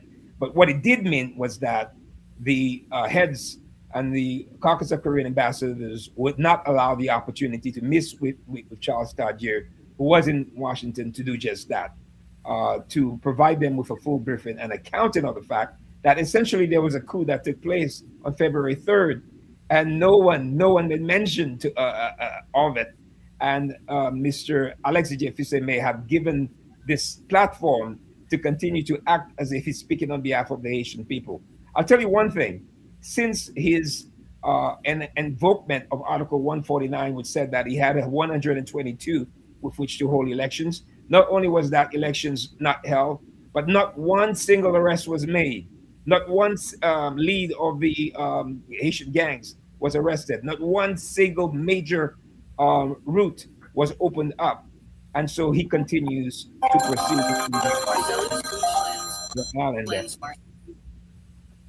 So let me ask you and Charles, have you reached out? I know you said you reached out to some ambassadors, or at least one you mentioned, but have you reached out to the Jamaican Ministry of Foreign Affairs and Foreign Trade? The reason why I ask is because Jamaica proclaimed that it was playing a central role in the stabilization and the imposition of good governance in Haiti. And they've been saying this for quite some time now. So Jamaica has a significant role to play in Haiti. Jamaica wields, or at least used to wield, significant influence in CARICOM.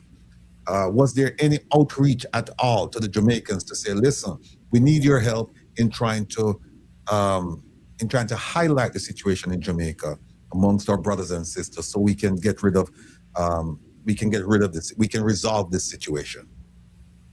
Well, I could tell you one thing, and Charles could speak more definitively about that. The CARICOM member states, they maintain that the way that they get briefed on Haiti is through the Eminence People Group, right? And Mr. Golden is part of that group. So the question I would ask, former Jamaican Prime Minister Bruce Golden. Former Jamaican Prime Minister, yes. And the question I would ask for Golden, and I would say it's the same of Christie of the Bahamas and the same of Kenny Anthony. Why did you not brief CARICOM, that official business of the Transitional Presidential Council that you had enacted as the Presidential College? Why were you not briefed that their official business was interrupted, and that there was an assist which succeeded them, right? This is what followed as the executive body.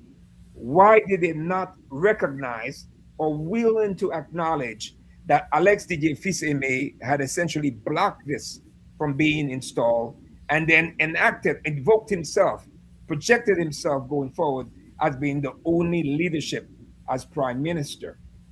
You know, it's unfortunate It's unfortunate that this is taking place. And Charles Tagier will tell you that they have been trying to beat the doors of just about every single member state to try to let them know that this is taking place, and they have not been able to see the light until very recently. I hope the chairman, Philippe J. Pierre, will actually take this on. I think he has it before him now. It's on the agenda of the heads meeting taking place, I think, in St. Lucia. And hopefully what we'll see them do is to actually facilitate a dialogue between the ASIS and Mr. Alex DJ Fiseme, because he is without legitimacy right now. The only way he could be legitimized actually is, and again, people are taking to the streets now and they're saying, listen, enough of Alex DJ Fiseme. He's actually sold out the country. He's given out major contracts. He's actually purchased family properties at exorbitant prices, which is actually, is not speaking well for him. And it's not speaking well for trying to say that he stands for the Haitian people when they are in a crisis right now where gangs occupy more than 85% of Port-au-Prince. So this is the state of affairs that we have. What we are concerned about is that this will now give legitimacy for other international bodies, countries like France, United States, and elsewhere, to now come in and say, since the Haitians cannot fix their own problems, we're going to have to come in and occupy Haiti and occupy a significant member state in the Western region, in the Caribbean region. So that is the concern. Charles, I'm not sure if you have anything to add to that. No, I have to commend you. Thank you very much, Eric. You presented the picture very well for us. And I would emphasize again, yes, we never did write any letter to any member of the prime ministers in the Caribbean, but we just did, as Eric was saying, because we thought that this is the time. And there's a meeting that's taking place at the high level of the Caribbean, and we did send them a letter to every one of the prime ministers of the Caribbean. And hopefully, let me also clarify this. At the last meeting of the head of states of the Caribbean, Didier Fils-Aimé was not invited, and we interpreted it as he is not recognized as the head of state of Haiti. There was nobody present at this conference, and the same thing goes for many other meetings in the region. For instance, there was a major meeting about security in the Caribbean, and Haiti was not present, although Haiti is right now is one of the major problem in security. Yes, Haiti was not present because they were head of states, and the Fils-Aimé is not considered by the other head of states of the Caribbean and the Americas. This is the Shield of States, I think it was called, Eric.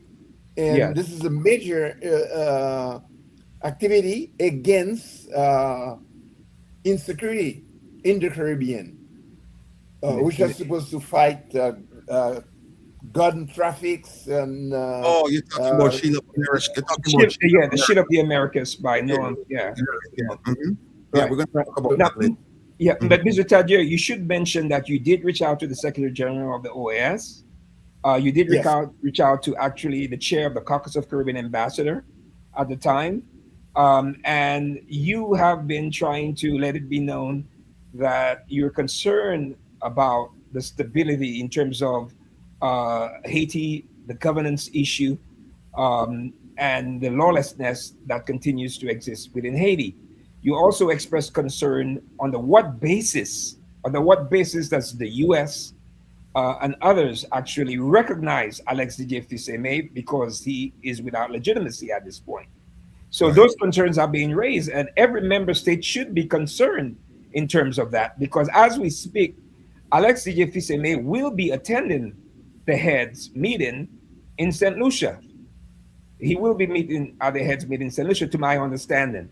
So, you know, and you will understand that, Mr. Rattigan. I mean, the Constitution has to mean something, even Right. as much as it has not. There's been a break, a rupture in terms of the governance structure. The Haiti has not had elections in quite some time, and I think this is what we ask of CARICOM, to assist Haiti so that they can get back on the path of elected government.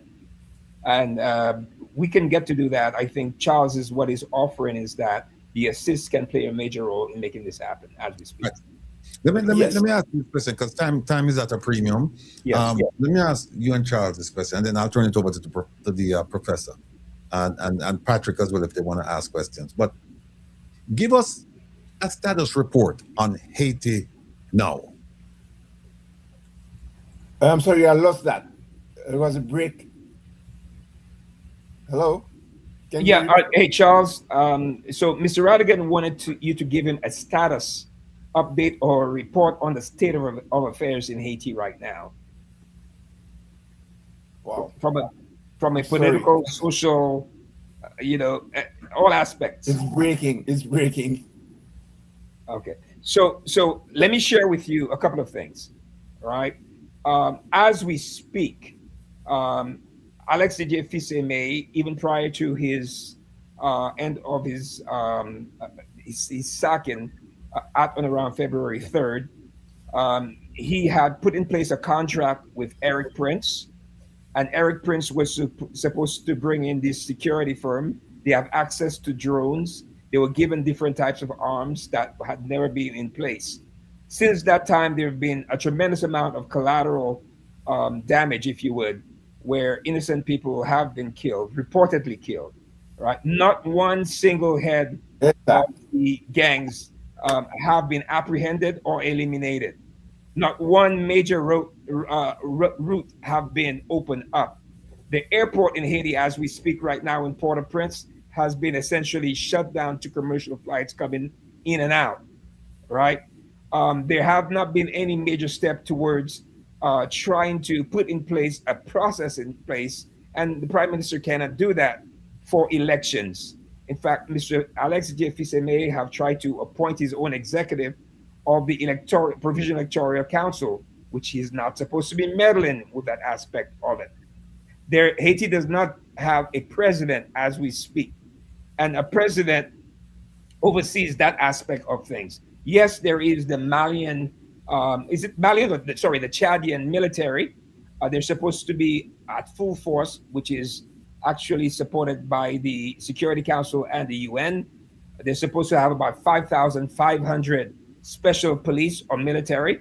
To my understanding, and Charles, you could add to that, there's been a first tranche of about 1,500. And they have not. Sorry? Well, less than that. Yeah, well, less than that. And it's not clear because I don't think they're actually going out and actively engaging the gangs. So you still have major routes. The gangs are the ones that are, how should I say, presiding over individuals who are going in and out. You have to pay the gangs so that you could get probably from one district department to the next. So there's a sense of lawlessness that's taking place. Now, in some of the provinces, the gangs have not actually gotten out there, but based on recent reports, the gangs are actually expanding the territories from which they control. So they have established toll blocks everywhere in the country. They have places where, for instance, if you want to go from Port-au-Prince to Léogâne, which is about 50 miles from Port-au-Prince, you have about 10 places where you are stopped and you have to pay the gang. And the same thing for the north. That's for the south, and the same thing for the north. In fact, you cannot travel in Haiti if you don't pay passage to the gangs. Right. So for those of you from Jamaica, nothing. Right. And the Kenyan security not doing anything. They sit in Port-au-Prince, and that's all they do. Indeed. So you would, for those of you from Jamaica or any other country, but from Jamaica, let's say, for example, you go in from, uh, sorry, you go in from Montego Bay, and you go into Clarendon, right? That means you would have to pay at least 4 or 5 different gangs, because you're going into from one gang territory to another gang territory, that you have to pay in order to get there. You know, the question is, where is the Haitian police in all of this, right? Where is the United Nations Security Force that's supposed to actually frontally take on the gangs? They're nowhere to be found, right? So it's like going from Kingston as well to either Montego Bay, or to go to Clarendon, or to go to any other parish. In order to do that, you cannot do it unless you actually pay the gangs. So the gangs is actually taking over municipal, I don't want to say municipal services, but in that sense, they're the ones serving as the toll, you know. Yeah. So you can imagine, is this the type of presidents that we want to set in the Caribbean? And as Right. you said, Haiti is not too far from Jamaica. Right. And how much communication you think there is between the gangs in Haiti and the gangs in Jamaica? You know, for example, that there have been a lot of trafficking of arms going from Jamaica to Haiti, Right. you know? Right.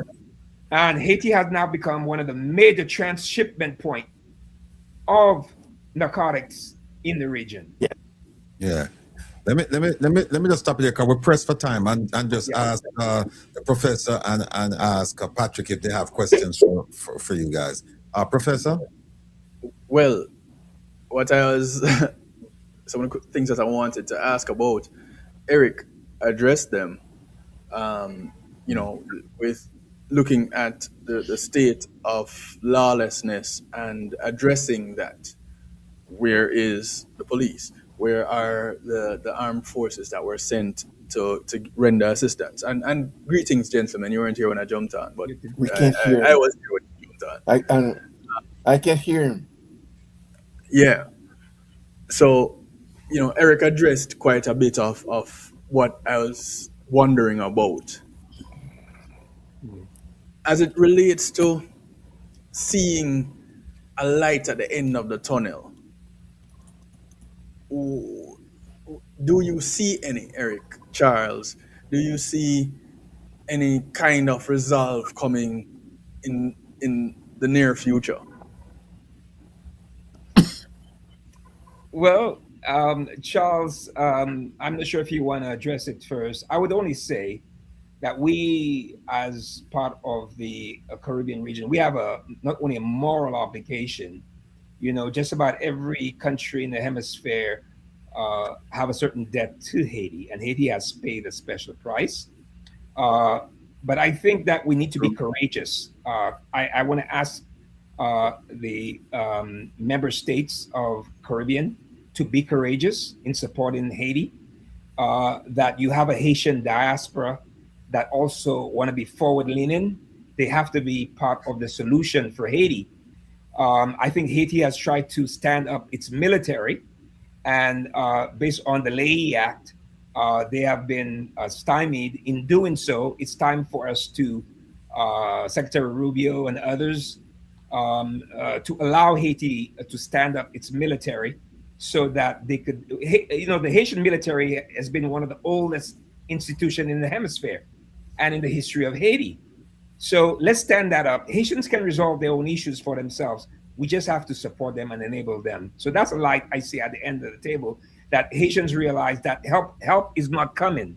That help that they're looking for, they have to look at it, look in the mirror and say to them, is this the Haiti that we want?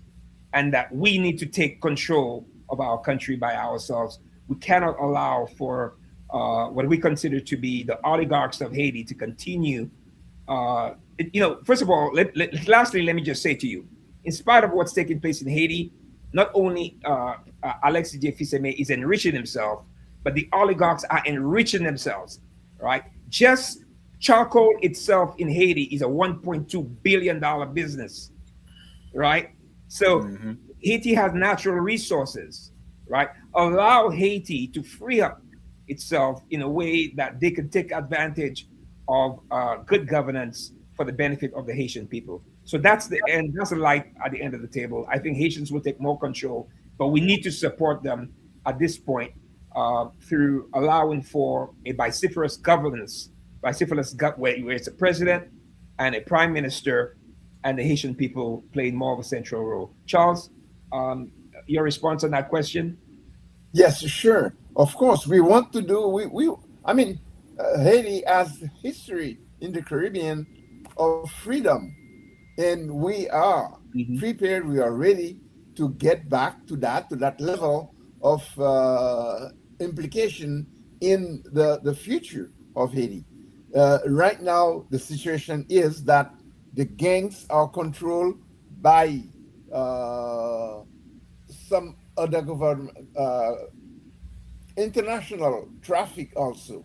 And this is very important because if Haiti is at risk, we think that the rest of the Caribbean also is at stake in that thing. And we do want Haiti to be responsible for our own security. But however, we need the force to do that. And unfortunately, that we were prevented from getting arms. What is very interesting is that the police in Haiti and the armed forces in Haiti can't get arms, can't get munitions, whereas the gangs getting unlimited arms and unlimited munitions to do whatever they are doing. And where all this is coming because as a state, we can only import munitions and arms from a legal structure like United States or other countries, and we are not able to do that. There is an embargo on arms for Haiti. Let me just ask. Finish up, Charles. Yeah, no, but the gangs have unlimited access of all kind of arms. Okay. Let me just ask Patrick. Patrick, do you have any questions for these two gentlemen? The only question I have, I have some siblings at my church who are Haitians. The question that I'm listening to everything, what I know historically, there's a beneficiary for chaos. Yeah. Who are the beneficiaries? Can you pinpoint who are the beneficiaries? I hear one, because there's no ammunition manufacturers in the Caribbean. So who are the people benefiting from the chaos? Most of the arms and the munitions come from the United States, and mainly Florida. Okay. And they go through the Dominican Republic, and they get to Haiti easily. I mean, really, there's no limit when these people go out in the streets and the firing with no end. Charles, may I chime in, gentlemen, if I may, if you don't mind? This is Chivri. I've been listening. You just asked a question. So, I'm a special advisor. If the United States were only willing to stop that, they could do it. All right, let me give Ralph the last word here. Ralph has been waiting patiently. Ralph, go ahead. Identify yourself and state your case. Thank you, gentlemen. I'm Ralph Chevry. I live in Haiti. I guess I'm the founding of the ASIS, the structure. I'm a special advisor to the group. I work in Haiti, and I've been pretty involved with the process and work very closely with Walcott. And thank you, gentlemen, for having us on. There's one thing, the question you've asked, and I think it has an answer. We need to understand Haiti is a state under capture. Okay, it's a captured state, and Haiti is functioning as a corrupt power structure. Basically, what has happened the management of the country has been reduced to the simple management of criminality. There is nothing as an institution that works. It's just managing criminality. And the problem that we have, this system sets up a perfect platform for transnational crimes, drug trafficking, weapons trafficking, organs trafficking, all of these things. Whatever those are, there are ramifications way beyond the Caribbean, even to Latin America, even all the way down to Latin America. So who benefits? I think we know that there's somewhat of a structure that benefits. As we know, organ trafficking has been happening. So all of these things, we ask ourselves these questions where we have asked, I've never believed in conspiracy theories, but I have to ask myself, it is such a systematic dismantlement of every institution in the country. And as we speak right now, we do not have one elected official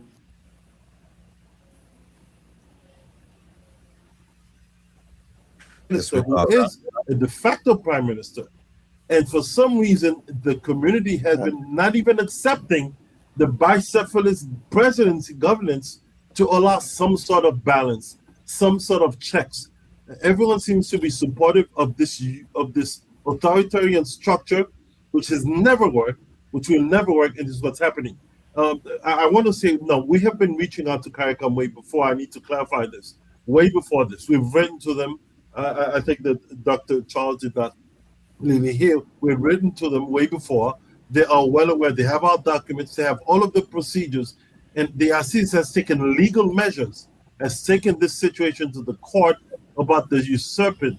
The power has been usurped by a prime minister.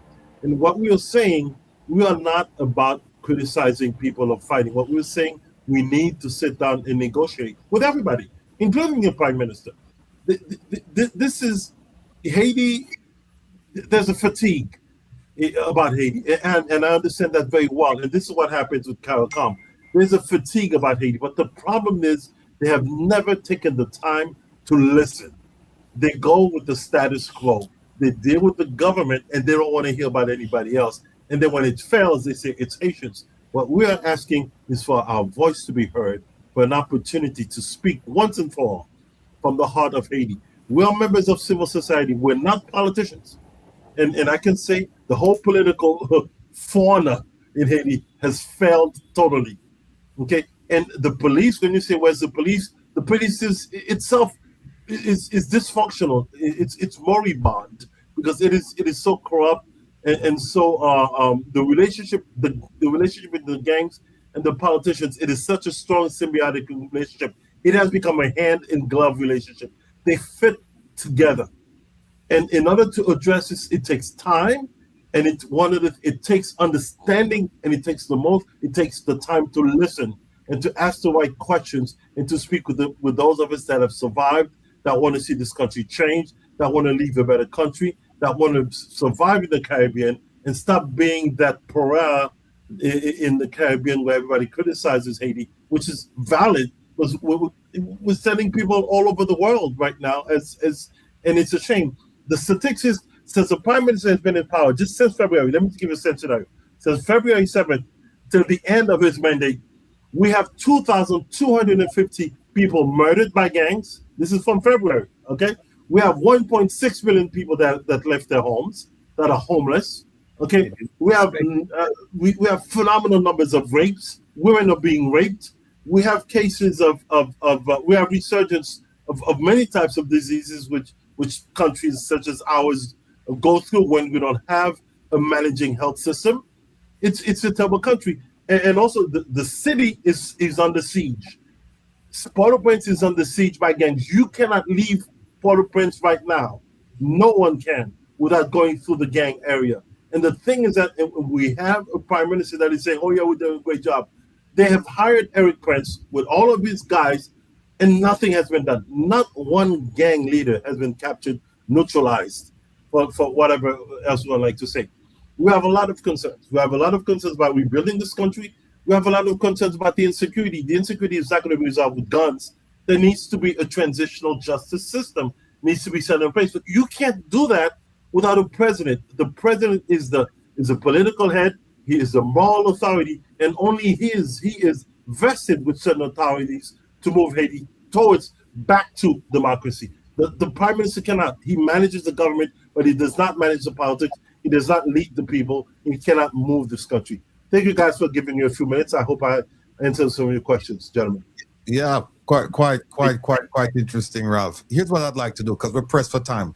I'd like to invite Ralph, you, Eric, and Charles to return, because this is such a significant topic that we have to discuss, because it's not only, you know, the proximity to Jamaica, it's the fact that Haiti is in the Caribbean, and whatever happens in one country, you know, by extension, is going to affect all of us.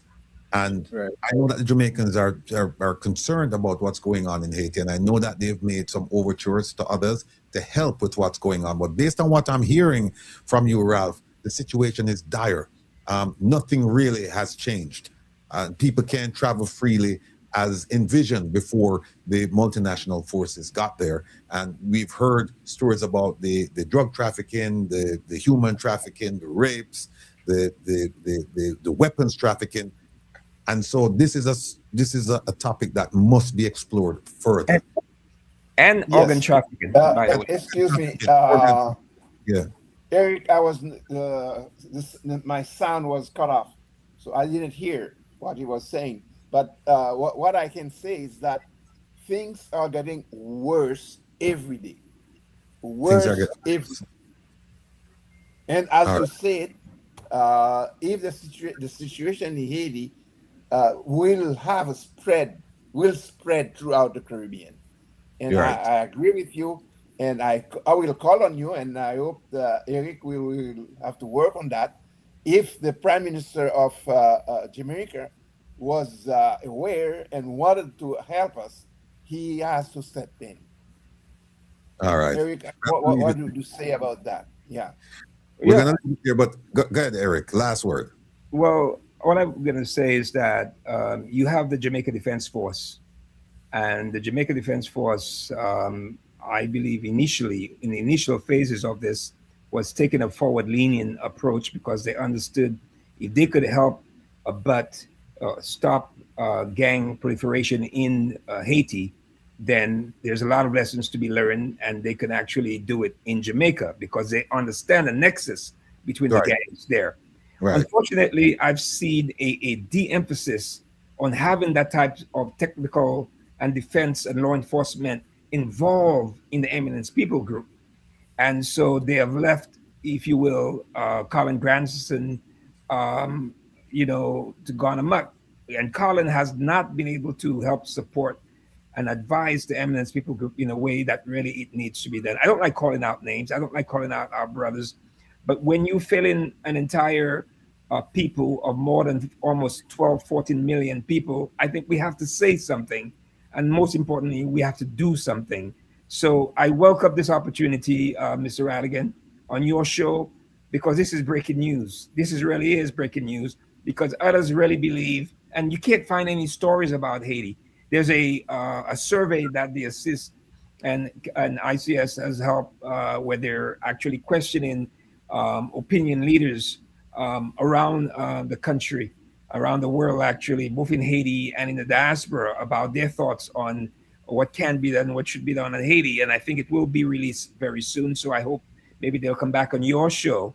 We have a noted pollster, the former Zogby director, Shanta Watson Walker, all disclosure. And Shanta actually used to teach at Yale as well, and was a political advisor to Jesse Jackson. So I'm hoping that she'll come on and share with you the results of that poll. But we need to do something. Jamaica and the Jamaican people, I think, would like to know that they can help. They can help Haiti. And I believe just about every member state want to help. But I think the news is being filtered and we're not hearing what's going on in Haiti. So I thank you for this opportunity that I can hear directly from Ralph and from Charles. All right. I want to say thanks to all three of you. And Eric, you and I will talk after this, because I would love to have all three of you return next week. Absolutely. So we'll talk about that. Charles, Ralph, Eric, take care of yourselves, and we look forward to seeing you real soon. Thanks for the time. It was a pleasure, and thank you very much. And we're looking forward to contribute to another show. Thank you very Okay. much, Thank you very gentlemen. much. And we Thank you need, all. thank you, gentlemen. And we need to say that grace outweighs time. So I'm referring to the lady that you were interviewing Oh, before us, and yeah. it was worth the wait. And we certainly give them that seat, that place, that she needs, the reverence, because grace does outweigh time and history in many cases. So great All job. I was listening to it, very interesting. I'd like to all hear more from that. I'd like to get that book as well. all right. Thanks, Ralph. I'll convey the message. Take care of yourself. Thank Eric, you very Remember, much. it's a series, Ralph. Remember, it's a series. all right. Yes. All Yes, right. I'll be following from now on. Thank you very much. It was great and very interesting. Wow. Patrick Renner. There's Patrick, yeah. That was quite interesting. Folks, you see why you have to come to class on a Saturday. You should also come to class on a Wednesday. But you see why you definitely have to come to class on a Saturday. By the way, the views you hear expressed, they're not necessarily our views, they're the views of the presenters. And we thank them for coming. We thank them for sharing. And so that you can understand, you can go do your research now to see what's going on, because some of the things that the primary thing that they spoke about, we haven't seen anything in the news concerning that. And so I look forward to having all three of them return, because this is quite significant. And I hope I know the Jamaican government, I know they're watching our program and they're taking notes.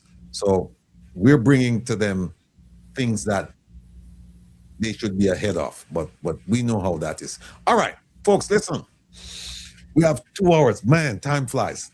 I don't know if we're going to be able to cover all of this, but go tell all your friends, relatives, whatever, to come now, because we're going to be talking about TCN, and we're going to be talking about structured migration, and we're going to be talking about deportees, and we're also going to be talking about this man you see on the screen here, Patrick Beckford.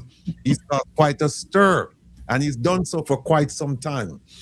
He wrote a piece, and it's in mass circulation now. It's in the news, it's in the Gleaner, and he's taking the government to task on the TCN program. So without further ado, and because we have limited time, I'm just going to have Patrick go and give us a synopsis of what he did, why he did it, and then we're going to go in and we're going to show you some things about, we're going to show you some controversial things said about the government. Controversial in the sense that they're not consistent with telling the truth. If they're consistent in being inconsistent. They're not on the same sheet of music. Depending on the day and depending on who you talk to, you're going to get a different explanation about this program. And that conflation that you're talking about, they're the ones conflating the issue. Not you, my people. Do not believe them. So without further adu, Mr. Beckford, the floor is yours. Go ahead. Good evening, my siblings. In my denomination, we refer to everyone as siblings rather than said, because the gender thing, and we respect people's choice of gender. So when I say siblings, I mean everyone. I'll tell you, you can just have a brother. Yeah. Okay. So here's what happened. A lot of people are asking why I'm spending so much time writing. One of the things I am pursuing academic title, and I'm doing a lot of writing. So, and I write. If you notice, my writing is mostly like a pastoral side most of the times. But this concerns me because listening to the Jamaican Parliament and the ministers or the governmental leaders, each person says a different thing. So if I could take each statement and make a pretzel, for those who know, because it's so twisted. Mm-hmm. And you can't, and my brother Rattigan is an astute attorney. I know you would take these witnesses to task in your sleep. Indeed. Marx gives like 5 different answers, and so I'm listening to it, and I understand the TCN because my church is an advocate for immigration at in the United States, especially those who have been like human trafficked. We had one particular person was human trafficked. There was no destination for him. They didn't know where he came from or whatever, human trafficked. And in that case, they were trying to send the brother to Caribbean folks. And I know the Caribbean islands said we can't accept somebody we don't know where they're from and all that stuff. So when this came up about, it piqued my interest. What are we doing? Because where these folks come from, there's some concerns that were jumping at me. Health-wise, do those people they're taking? Because the first lie that the government talks, I say it plain, is that they're taking Jamaicans. I know of people, Mr. Rattigan, being an attorney, knows when Jamaicans are being deported, they just send them to Jamaica. A lot of them go to Jamaica and not even their cousin or brother know that they're coming. And so then they're away for 10, 15 years, don't know where anybody is. So that is one of the things. How are you going to send, it's this agreement, one was mentioned, was for Jamaicans. And I say, you don't need that. You identify that they're Jamaicans, you know. I know being in the diaspora as a notary, people would ask me, can I notarize this for someone who's being deported? And they get the passport full fast track. So this is kind of suspicious. And then we don't know with my investigation. And rather than sit and kind of guess and spell, as a person who's involved in citizenry in the United States, if I have a concern, I know where I get my answers from because I have my representatives and I communicate with them by letters. And so this said, I said, you know what, let me write my thing to my senators. Most people know Cory Booker, Andy Kim. I know him. I've dealt with Cory Booker on different issues locally when he was a state senator. With this, I'm still an advocate for the education and equal education access in New Jersey. There was an issue that I was very vocal for it. So that's how I get to understand the system.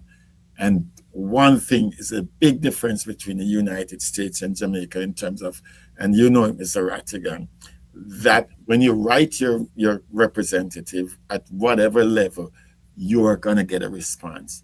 And unfortunately for Jamaica, these representatives that I write, I'm very familiar with them as they are with me because we work on immigration issues, education issues in Jersey and nationally. So that's why I penned this letter. And I'm sure by Monday, Tuesday, I'm going to get some response by phone call first. And I also included Yvette Clarke, the congresswoman, because she's of the she's now the Congressional Black Caucus chairperson. Okay. So that is where I think and that's why I'm saying to the Jamaicans living around who have their citizenship or registered voters, it matters. You know, if you're in Maryland, whatever, write your congressperson and the senators, especially those in New York.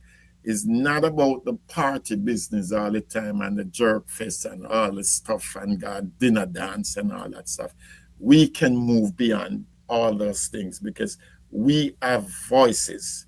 You know, if you don't know to do a letter and get the letter attention, you can ask somebody, you know, and everything. So that is the whole meat of the matter, you know, because they will get the answers. Here's what I'm going to do now, folks. You heard from Patrick about why he did what he did and what he expects to get from the letter he just penned. and he's absolutely correct. They take representation, they meaning citizens and representatives, they take representation quite seriously in the United States, because you know what they say, that the number one priority of a politician is to get reelected. And here people don't joke around with votes. So here's what I'm going to do now, folks. I'm going to play some videos and I'm going to make some commentary, and I'm going to show you what's going on with this government and the TCN that Patrick wrote about. Here's the first video. I've played it several times, but it's worth playing again. And it has to do with how we see people coming into our country when things are going well and when things are not going well. Here we go. Ability to see or not see an immigrant changes dramatically with your standard of living and how things are going. Mm-hmm. I think people really take that for granted. Yeah. When you're doing well, when your economy is doing well, when things around you are doing well, you'll be shocked at how you don't notice immigrants. They're sort of silently existing in your world because things are going well, because you don't see them. You don't notice the guy at the corner shop has an accent in that way when you've got enough money and the prices are affordable and your wages have kept up. Yeah. You don't notice the immigrant in the hospital bed next to you when you're also getting care. You don't notice. But a system that is failing its people is inevitably going to have its people notice the people who are not, quote unquote, its people. Because they're like, wait, I don't understand. You're saying we don't even have enough for us. Yeah. Then why do we have enough for them? And I think of it genuinely through like the most personal lens. When we had food in my house, and my mom was always like, please go give those street kids this food, give that homeless guy this, give that. She did that her whole life. She still does that, right? I remember in my life when we were doing well in the house, like when we had a full fridge, I never noticed it. I would run over giddy to that guy and I'd give him bread and stew and some money. I didn't notice it. It's when my mom opened her purse when it was empty, took out her last 10 Rand note and said, go give it to that guy. And I was like, this woman has lost her goddamn mind. Genuinely. Yeah. I mean, I still think she's amazing for like doing that, but I won't lie to you, as a kid, I was like, nah, lady. I was like, that guy there, he should not be getting our money in any way, shape, but we have nothing. Yeah. And then she was like, no, you think we have nothing. We don't have nothing yet. He has nothing. We're just doing badly right now. And that brings us to the point where we talk about people coming to Jamaica under any program, under the structured migration program or under the TCN or under any other program coming into Jamaica. We're not Jamaicans. That the country is broken. And the focus will always be on them. Why is it that they're coming and they're going to be, whoever's paying for it, whether it's an international organization of migration or the US government or the Jamaican government, in the event that these people file for asylum and it's not granted, the taxpayers of Jamaica will then have to pay to have these people removed. You meaning the taxpayer, you're going to examine this through those lenses. And you're going to say, well, wait a minute. How is it that these people, they come here and they're getting these benefits, regardless of who's paying for it? They're getting benefit. And then you look to St. Elizabeth, you look to Westmoreland, Hanover, St. James, Trelawney, you look elsewhere. And you say, wait a minute, we're suffering. But these people are supposed to, this is supposed to be consequential for these people in the sense that it's supposed to be a punishment. They're being kicked out of the US. But then they come to Jamaica and they're getting all these benefits. It's going to cause a problem. Let me take this moment to say the house that was shown in St. Mary as a place of, I don't know, shelter for the TCNs coming in. I'm appealing to our brothers and sisters not to cause any vandalism or harm anyone in that place, because we don't know. In fact, what we have heard is that it's an Airbnb. It's not earmarked to receive TCNs. That's what we've heard. But think about it. If you own that place, you wouldn't want this to happen to you. This is a government problem. This is not a problem with an individual. And so I'm pleading, I'm imploring you, I'm begging, I'm beseeching to stay calm and not cause vandalism, personal injury to anyone associated with the property or any property. Let's deal with the government. That's all I'm asking. No. Look at this. We asked the question, and well, it wasn't a question. We said America's made its position clear on TCNs. clearer. It can't be any clearer. Jamaica has not. Here's what the U.S. government said. Listen to this. Our universities and take over libraries and harass people. Why? Here we go. We are actively searching for other countries to take people from third countries. So we are actively, not just El Salvador, we are working with other countries to say, we want to send you some of the most despicable human beings to your countries. Will you do that as a favor to us? And the further away from America, the better, so they can't come back across the border. I'm not apologetic about it. We are doing that. The president was elected to keep America safe and to get rid of a bunch of perverts and pedophiles and child rapists out of our country. Here's something else we've done. We stopped giving student visas to people who are coming here to burn down our universities and take over libraries and harass people. Why are we giving student visas to people who are coming here to create disruption? And we take and see if this is the same thing. Hold on. Securing our border is dealing with the people that are in this country unlawfully, many of whom do not want to go back to the country that they originally came from for a variety of reasons. Either we can't send them there or some judge ties us up.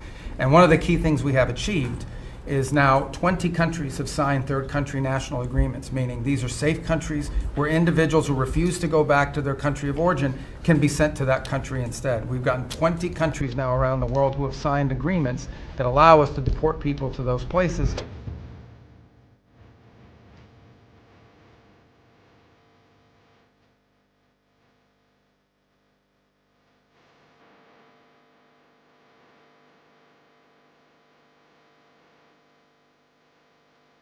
It's what it says right here. Rubio said the deals are aimed at speeding up deportation. Don't make them fool you at Jamaica.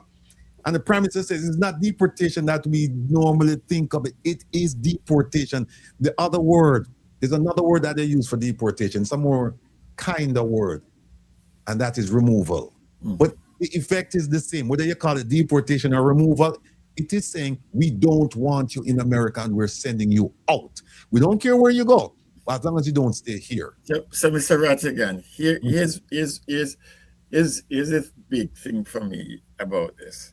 Is it the capital, the largest, I make them as big as the market clock in a Falmouth, the LIE, first one by AUDREY marks, 10,000 skilled workers are needed. That was the agreement. If 10,000 skilled workers are needed, the easiest way to do that, there's over 5,000 Jamaican organizations in the United States. If you send a letter to them, said we need 10 welders, you're going to be flooded with all this because people would love to come home, get a decent job, and you're guaranteeing 10,000 jobs. You don't mean that it's skilled jobs. You just mentioned a name. You just mentioned a name, AUDREY Marks. We're going to get to her in a few seconds. What often happens when you go to the person who's here unlawfully and say, we're going to send you to this third country, is all of a sudden they decide they'd rather go back to their home country instead. So it gives the ability to enforce all laws, and we work very closely with the Department of Homeland Security on that front.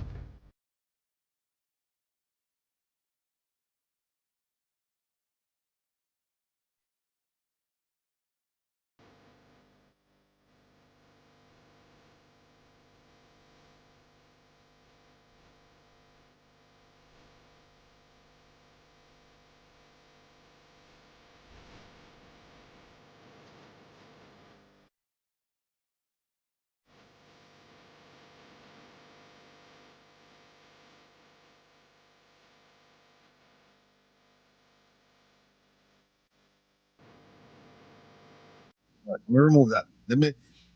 Patrick just mentioned the name. I want you to take a look at this, people. I'm going to walk you through one of the most significant players in this game on the Jamaican side. I'm going to walk you through it, and then we're going to go to the information, the actual evidence itself. Here we go.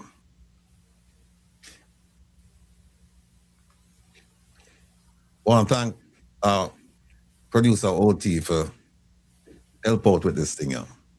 Nice job. Well done. Now look at the first one, 2010 to 2012. The person that Patrick just mentioned, Ambassador AUDREY Marks, she served as the Jamaican ambassador to the United States from 2010 to 2012. Her party lost the election. They were returned to power in 2016. She got a second stint, the same job. So she came back in 2016. And I know this for a fact because I actually met with her in 2016 in New York. 2016 to 2025, she was ambassador. Now we're going to go through some individual events and show you what happened. In 2023, you remember the same-sex issue where the US government says we're sending a same-sex couple to serve at the US embassy in Jamaica. And the Jamaican government did not respond to the presentation of credentials, because when you get assigned, they have to send something to the host country government to say, these are the people coming to serve at our embassy. So Jamaica didn't respond. The US government sent another communication to say, hey, you didn't respond to us. We have these people coming, you need to certify. At that point, my favorite minister, Kamina Johnson-Smith, Minister of Foreign Affairs and Foreign Trade, she raised the issue of the anti-boogering law. She says, look, same-sex couple, we don't deal with that in Jamaica. It's against the law in Jamaica, and therefore we can't countenance these people here. We can't countenance this type of behavior. That's 2023.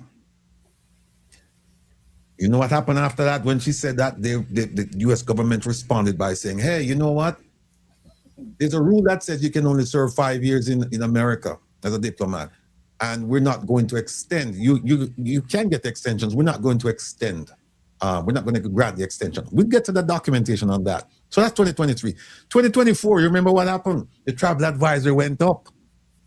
And they said, no, it's a 3. Jamaica's a 3. So we're recommending to US citizens not to go to Jamaica. But if you have to go, remember that there's a crime issue and there's a health issue. Don't get sick in Jamaica and go to the hospitals, because they don't have no medical care to speak of. They can't even take care of their own. So they're not going to be taking care of you.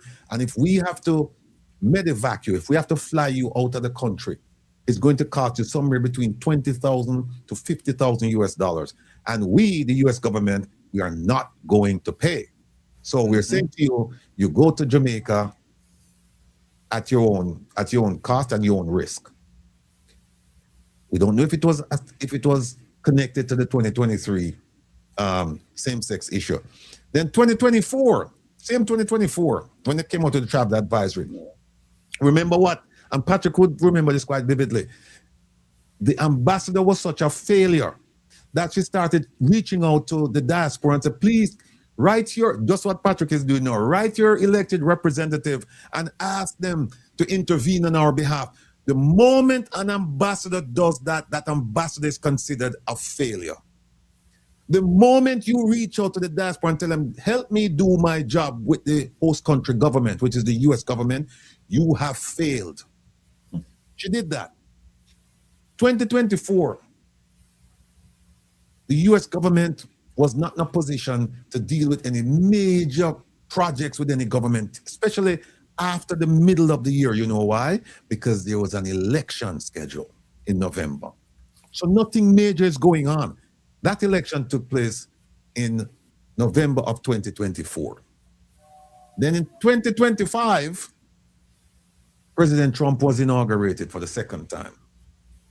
So between the time of the election and the inauguration, nothing is going on, because the new administration, they're busy now trying to put people in place, their appointed representative.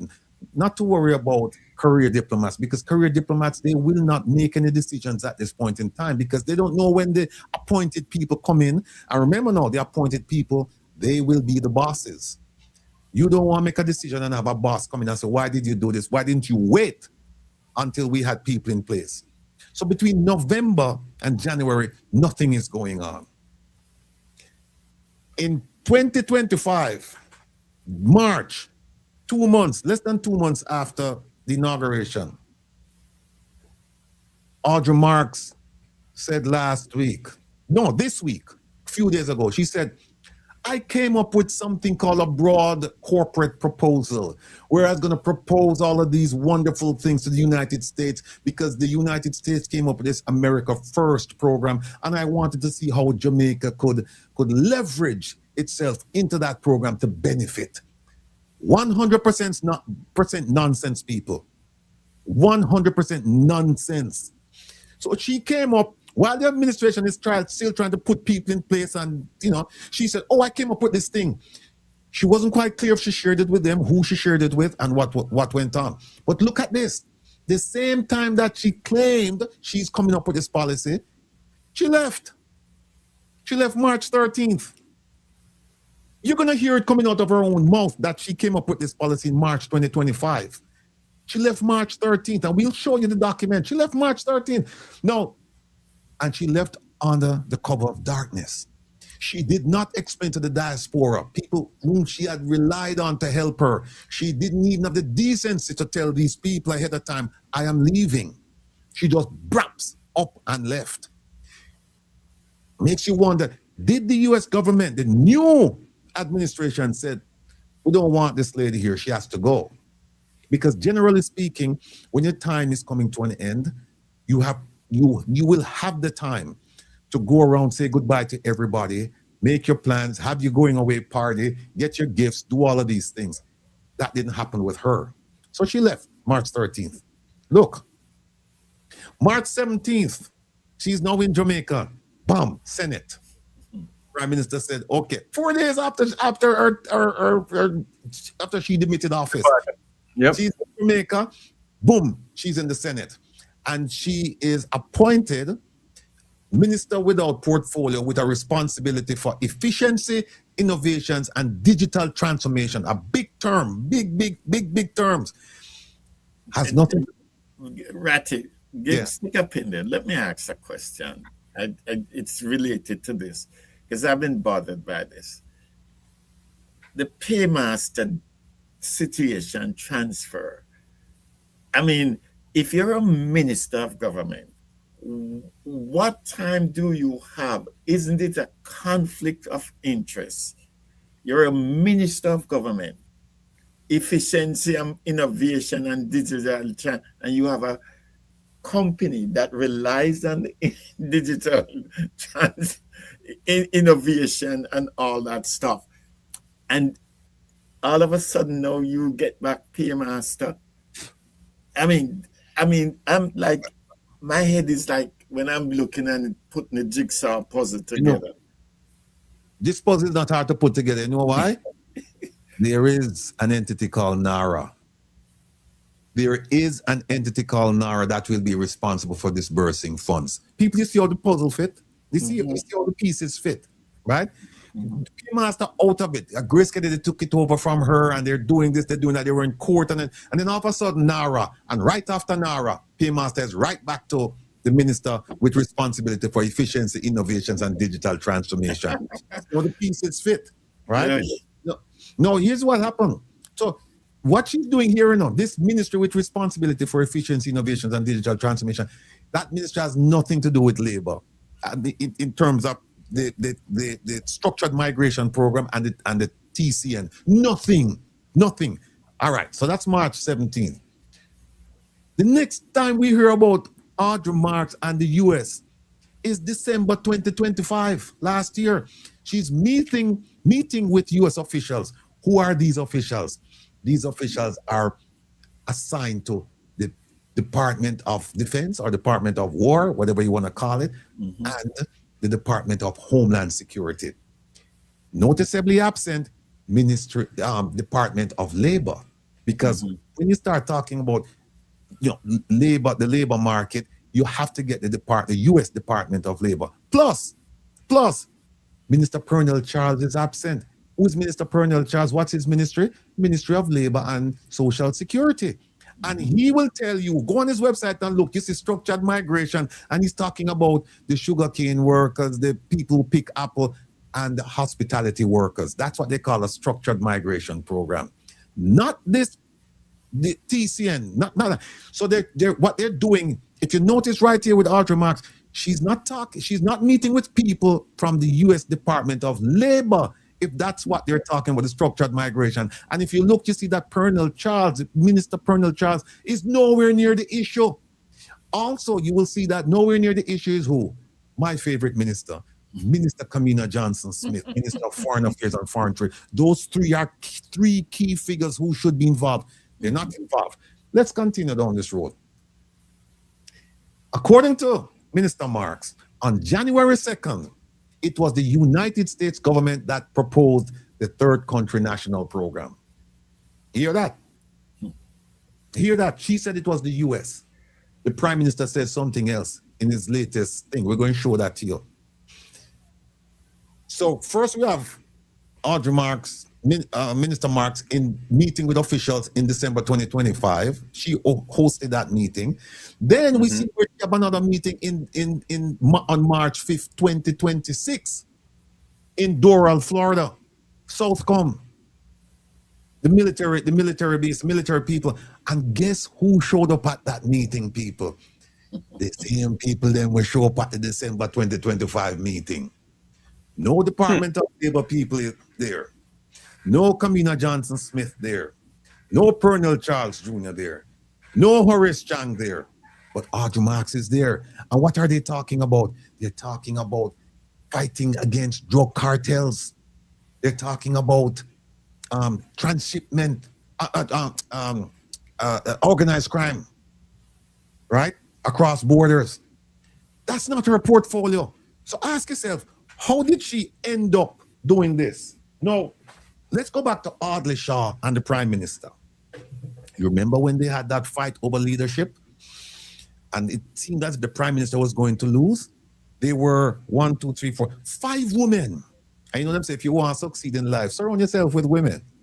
Women who supported the Prime Minister. And I've been told that they lectured him, they cuddled him, they prepared him. They even taught him how to dress for the part. And I heard that the 5 women, Shahini Robinson, may her soul rest in peace.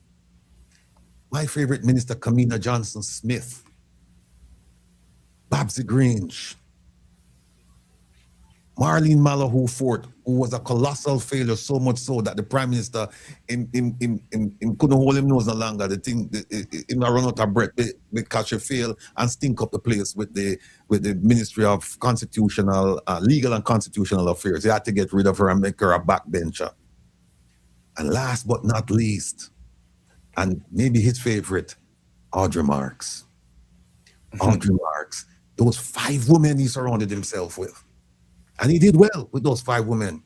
So it's no wonder when we see Audrey Marks, and I've been told by government officials that because of the relationship between the Prime Minister and Audrey Marks, and I'm not talking about any intimate relationship, I'm talking about the political relationship between them, the friendship between them, that he had grown to trust her more than maybe all of the members of his cabinet.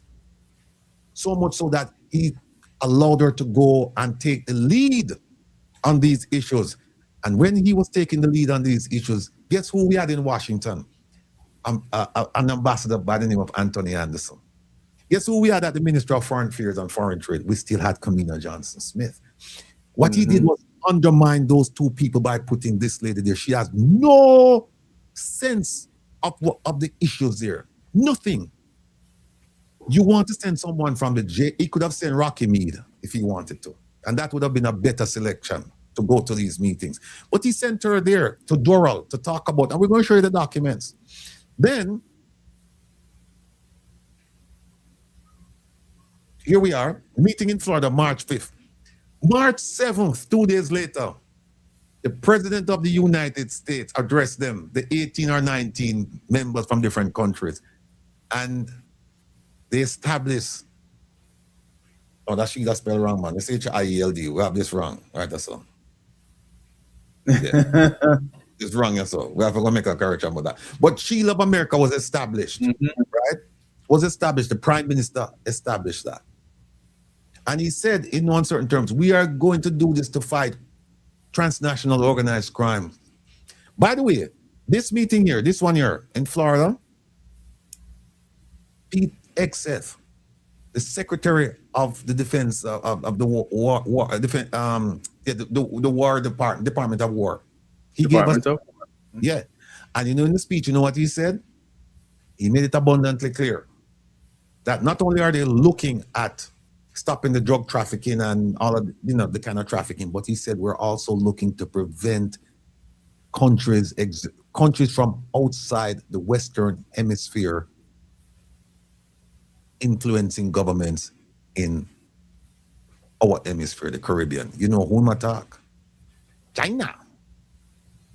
China, as the president would say. Jamaica is in a heap of trouble, people. So after he did that, 2026 now, June, the TCN was leaked. The TCN program, the MOU was leaked. And you see below, government of Jamaica officials proclaim conflation with the structured migration program. They're the ones who are conflating it, not you, my people. All of you out there who are concerned about the TCNs coming to Jamaica, rightly so. They're the ones trying to confuse you and say we're conflating it. Now, let me show you something here. Let me show you something. What the lady name again? What the lady name again? What the lady name again? Robinson? Which one, Robinson?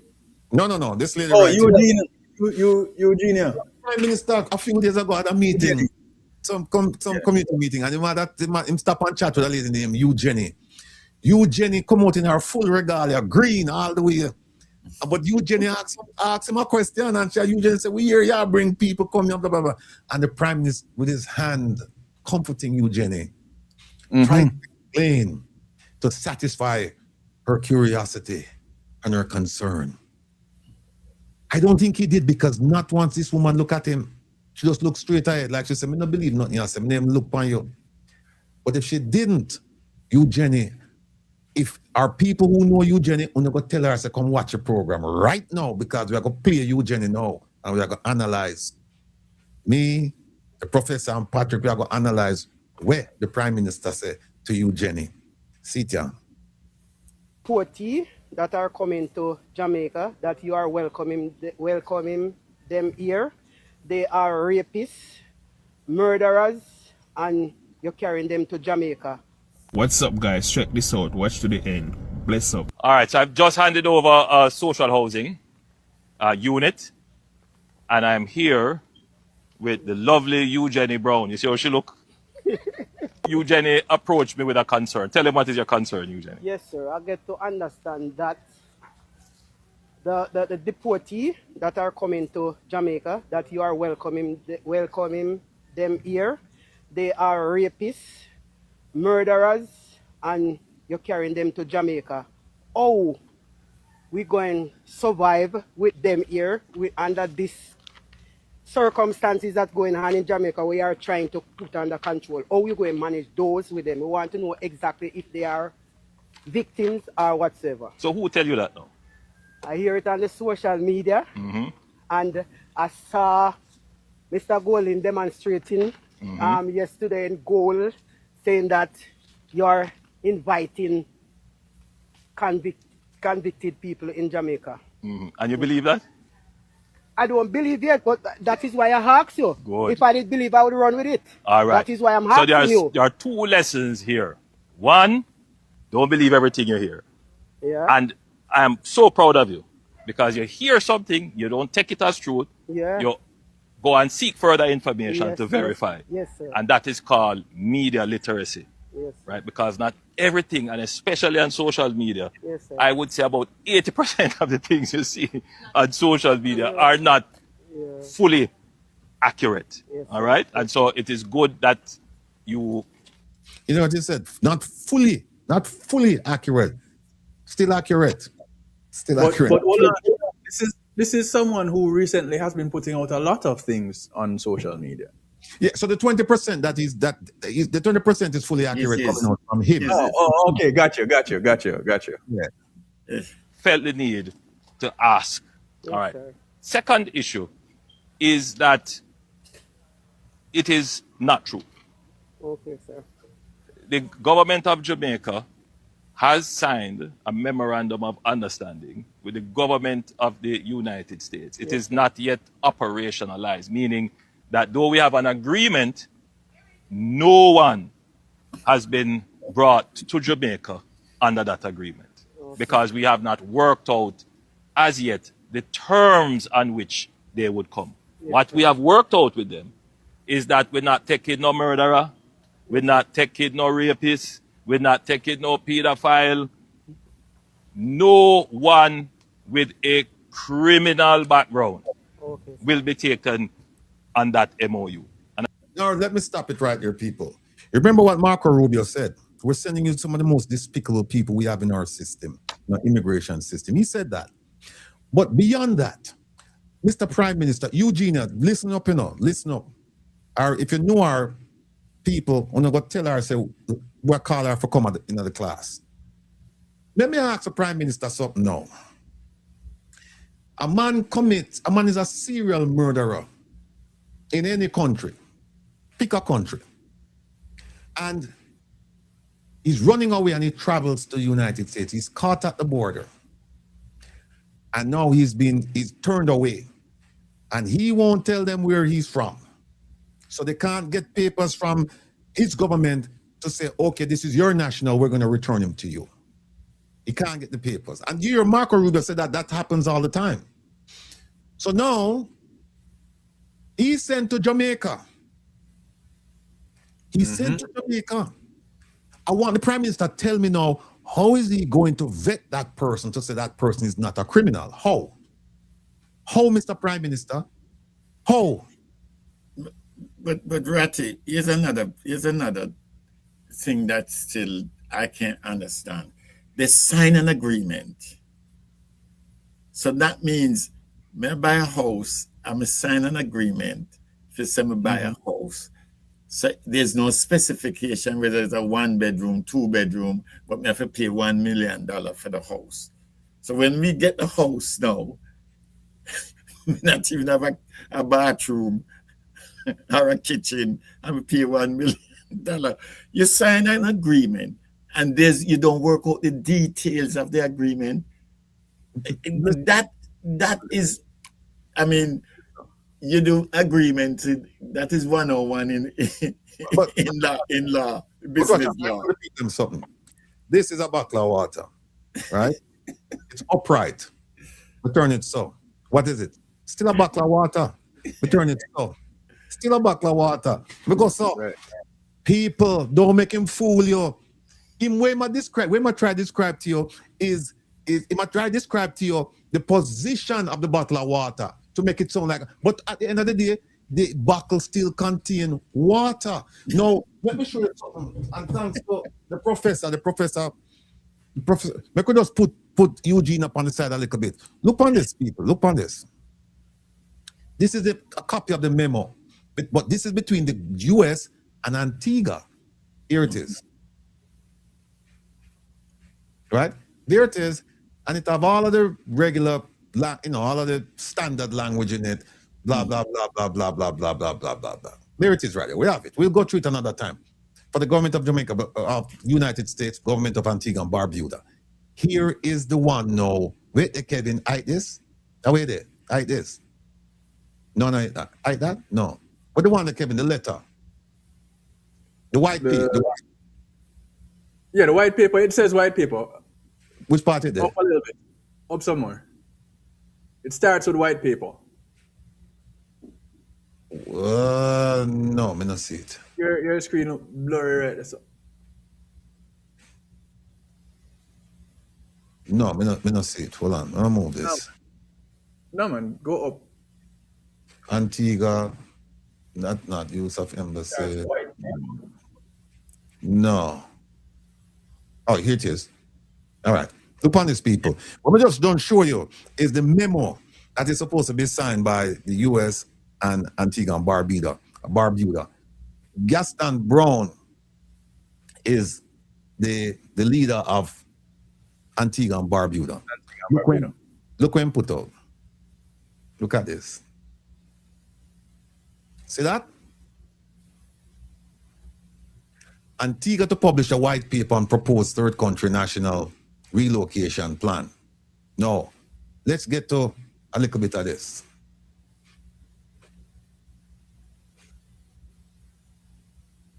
See this? Gaston Brown said the document will set out the background to discussions with Washington. You hear what him say? Him say, we are going to put out a white paper and we're going to discuss it with Washington.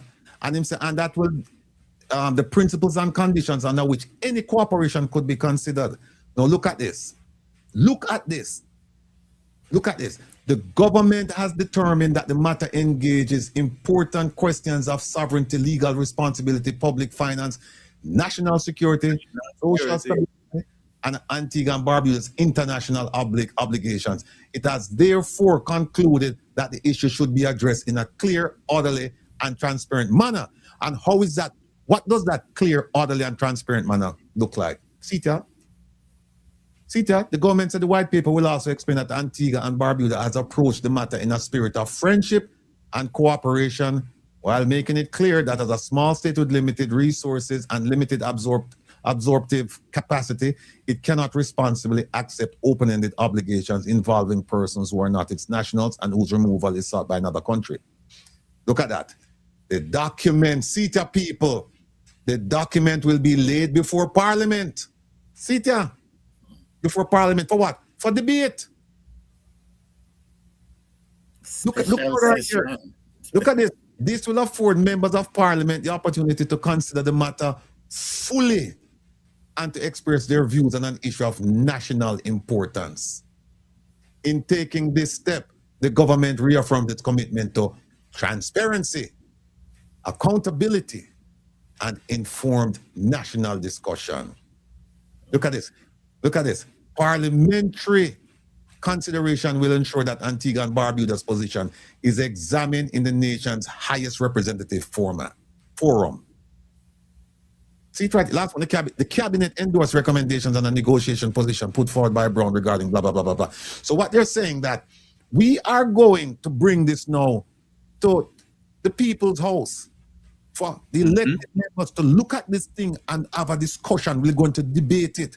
Did you hear that out of Jamaica? Did you hear that? No. What you heard was, we're not finished. When we finish with it, we bring it to you. Not before. Not before. We'll bring it to you when we finish. Now, is that a responsible way to run a democracy? Is that democracy? No.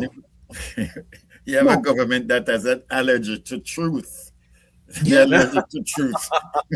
I want to assure you of that. Yes, sir. And I want to then now take you to another analysis of the situation as a Jamaican. Yes, sir. You remember when they were seeking to increase the number of Jamaicans who were being deported here? Yes, sir. Yes, sir. And you realize how strongly I sent a message to the persons who are coming back, that when you come back to Jamaica, nobody come here. Yes, sir. Yes, with no badness. Nobody feel like it's the same Jamaica that you left 10 years ago. When you come back here, different business. Yes, sir. And I was very strong on that. Yes, sir. Then you think, say, no, me would have got take foreign criminal come here. That is why. Some of the things them me don't know. Mr. Prime Minister Holiness, you don't know who's coming to Jamaica, sir. You don't know. You don't have the ability to vet these people. The whatever security and intelligence apparatus you have in Jamaica, they cannot tell, they can't run traces on these people outside of Jamaica. You don't know who you get. The simple thing is that Eugenia, whatever his name, not even thinking that they're Jamaicans and they're deported, they know they're Jamaicans and going back to Jamaica. Whether them a thief, rapists, or anything, they are going back. You have no say in refusing them coming back. Okay. Yeah. So, I mean, it's just double talk. You know, nonsense. We could finish up That is why I try to get to you. Yes. Eugenia, get to us. Forget about him. Get to us. Real fact. Yeah, so watch me now. Me work hard, you know. What? The police, them work hard to bring the situation under control. And by the way, to be frank, the Americans never even approach us with that. You hear that? You hear that? I will know. I will know. Do you hear that, people? He said the Americans did not approach us with that, with the TCN. Yet we heard him earlier saying the Americans approached us, and Minister Audrey Marks said it was the Americans who approached us. You hear him? We cat mouth kill cat there. Oh, wait there. You hear the man say, him say, it's the Americans approach us. Right? We never approach them. We never. I've always said to people, do not trust the words of politicians. Do not trust the words of politicians.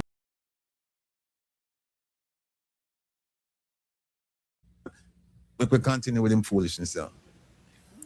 If you listen to the new ambassador, the new American ambassador who is coming to Jamaica, when she was being reviewed and interviewed in their Congress, you know what she said? She said the Jamaican government has done so well to reduce crime.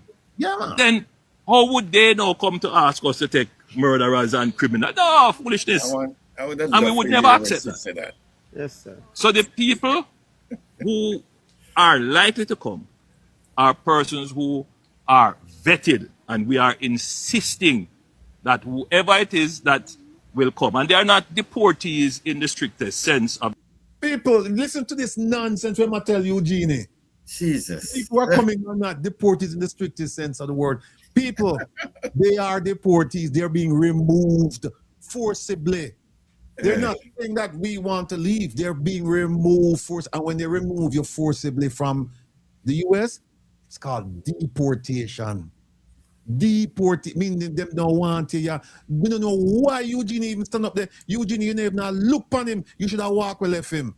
The word, as we understand it, they are coming here to transit back to their home country. Mr. Prime Minister, why would somebody who's, let's say, going to Colombia, for example, transit through Jamaica to Colombia? Why would anybody going anywhere transit Mexico through Jamaica? It makes absolutely no sense, Mr. Prime Minister. You know it, but you think you can fool Eugenie. Eugenie, I know idiot. Eugenie, I listen to you and you notice she's not paying you any attention.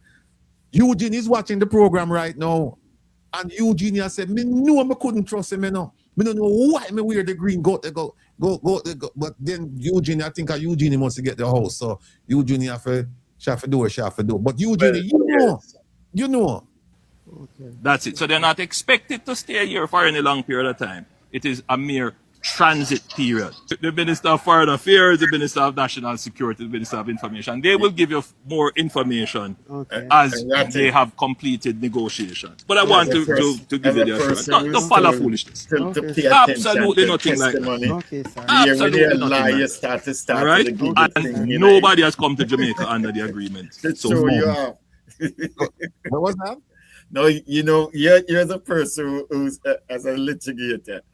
When a person says something serious and he starts to snicker and laugh, you know that's if you put him on that what you call it, lie detector, it'll go real. Dance. Dance. Because, you know, in talking to clients, you know, when they, you know, there's a dispute between people, you know, you can know when someone is lying and you see you hold on to the person. You understand? Because you don't want your body language. It's like when I went to Parliament and this guy talked about something and him either roll up in other thing. Come on. You know, my gosh. Take a listen to this. Take a listen to this. Take a listen to this. There's so much here. Hold on. Take a listen to this. So the lady at the moment. You rush off the previous panel and take up so much time with introducing me, even though I know with recent headlines in the paper, it's a good thing to remind persons of who I am. Hold on. Because there seem to be a... Let me see something now. Oh, wait. It come with it. People, listen to this. Let me say... It's a genuine conflict. Let me just say something. That there's an issue here that nobody's paying attention to, you know. There's an issue here that nobody except us around this corner paying attention to. And that has to do with security classifications, and the handling of sensitive compartmentalized material. Nobody's talking about that. Nobody's talking about that. Look at this. Look at this. Of the two matters. But when the sequence of documents became clearer, it was at what is happening, how things are treated in the media, and how we are destroying people's reputations. You know, at first I believe that there was a genuine conflation of the two matters.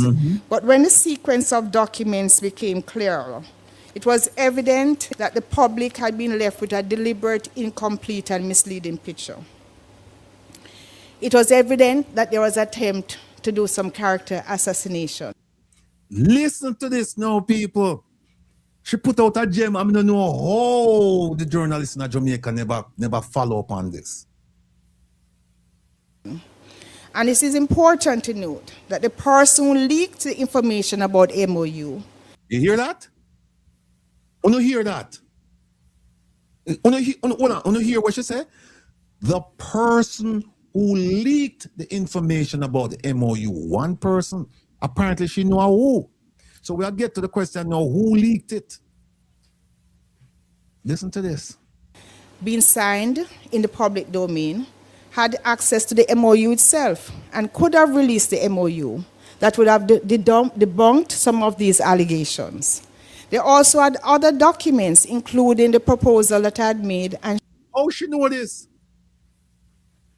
How she know? So the person who leaked the MOU, because you what you say, they don't leak the full MOU, you know, because you say they leaked it. There's information in there that would have debunked everything that's been said in the media. She went on to say that this person had more information. How she know this? Listen. That structure showed how a structured work program would work and how the numbers could be increased. None of those documents were released in the public domain. So this was, again, a deliberate effort to confuse and to cause panic. Let me remove this lady and make me play no something now. Listen to this. I know you're pressed for time and you warned me about time, but we have some big issues to tackle. All right, listen to this. So Jamaicans can go, foreigners can come, but we are not at that point yet.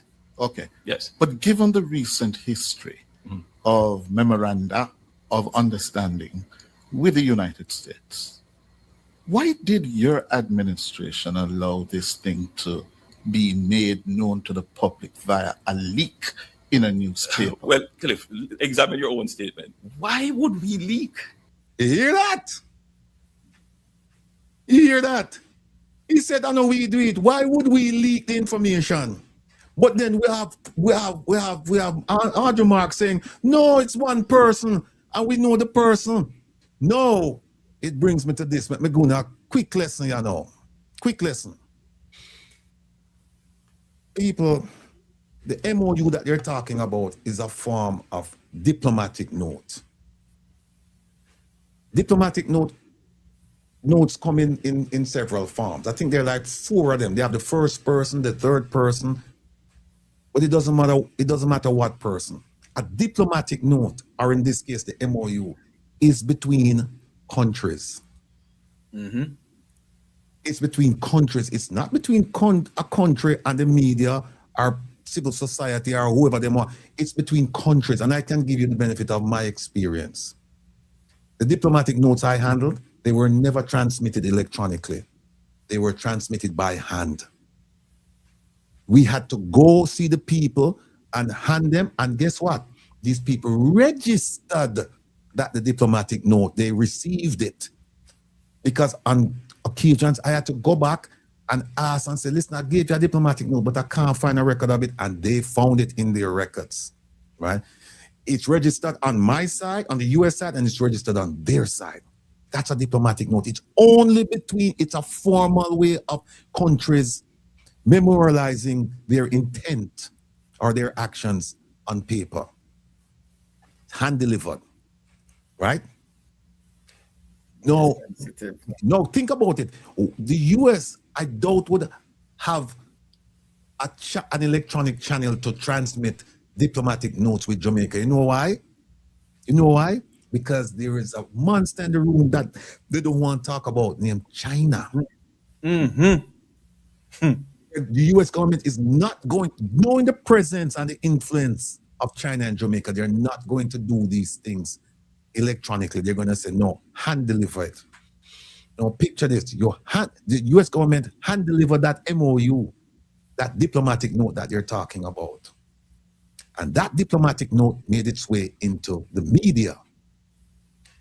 Let me tell you what the Americans are thinking now when they sit at the heads of agency meeting inside the embassy, that secure meeting. They're saying, this is not the first time this happened. We have to assume that. They're going to do a damage assessment to say, pull up all the deep notes that we have given to the Jamaicans. Let's see what we have given to them in terms of what they could have exposed, because this one that made it to the media, it cannot, you have to assume, you have to work on the assumption that it's not the first time it happened. First time we know about it, but not the first time it happened. Next thing is this. If our classified document can make its way into the hands of the media, how can we trust the Jamaican government with our information? How? And the answer is, we cannot. Now, let me show you, Kevin, have them right, so let me show you some examples of diplomatic notes. And then there's a difference between a diplomatic note and a diplomatic cable. Big difference. A diplomatic note, as I mentioned to you, students, write this down, it's between governments. A diplomatic cable is within a government. It's not shared with other governments. Here is the difference. Let me give you one with diplomatic bags and TSA screening. All right, here's one that they sent out to all of the other countries. The US government sent this out, right? Here it is.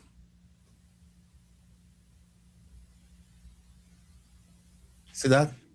The Secretary of State presents its compliments, blah, blah, blah, blah, blah, blah, blah. And they're talking about examining luggage. And they also talk about examining diplomatic bag identification. The reason why I bring this to you is because this happened to me once, where I was traveling with a diplomatic bag and in a foreign country. And the people at the airport, they wanted to see what was in the bag. They wanted to screen. And I said to them, hell no, you're not going to see what's in the bag, because it's protected by international law. But we do know that some countries, they ship drugs, they ship money using diplomatic pouches. We know this. And whenever there is evidence that that has taken place, they can actually search.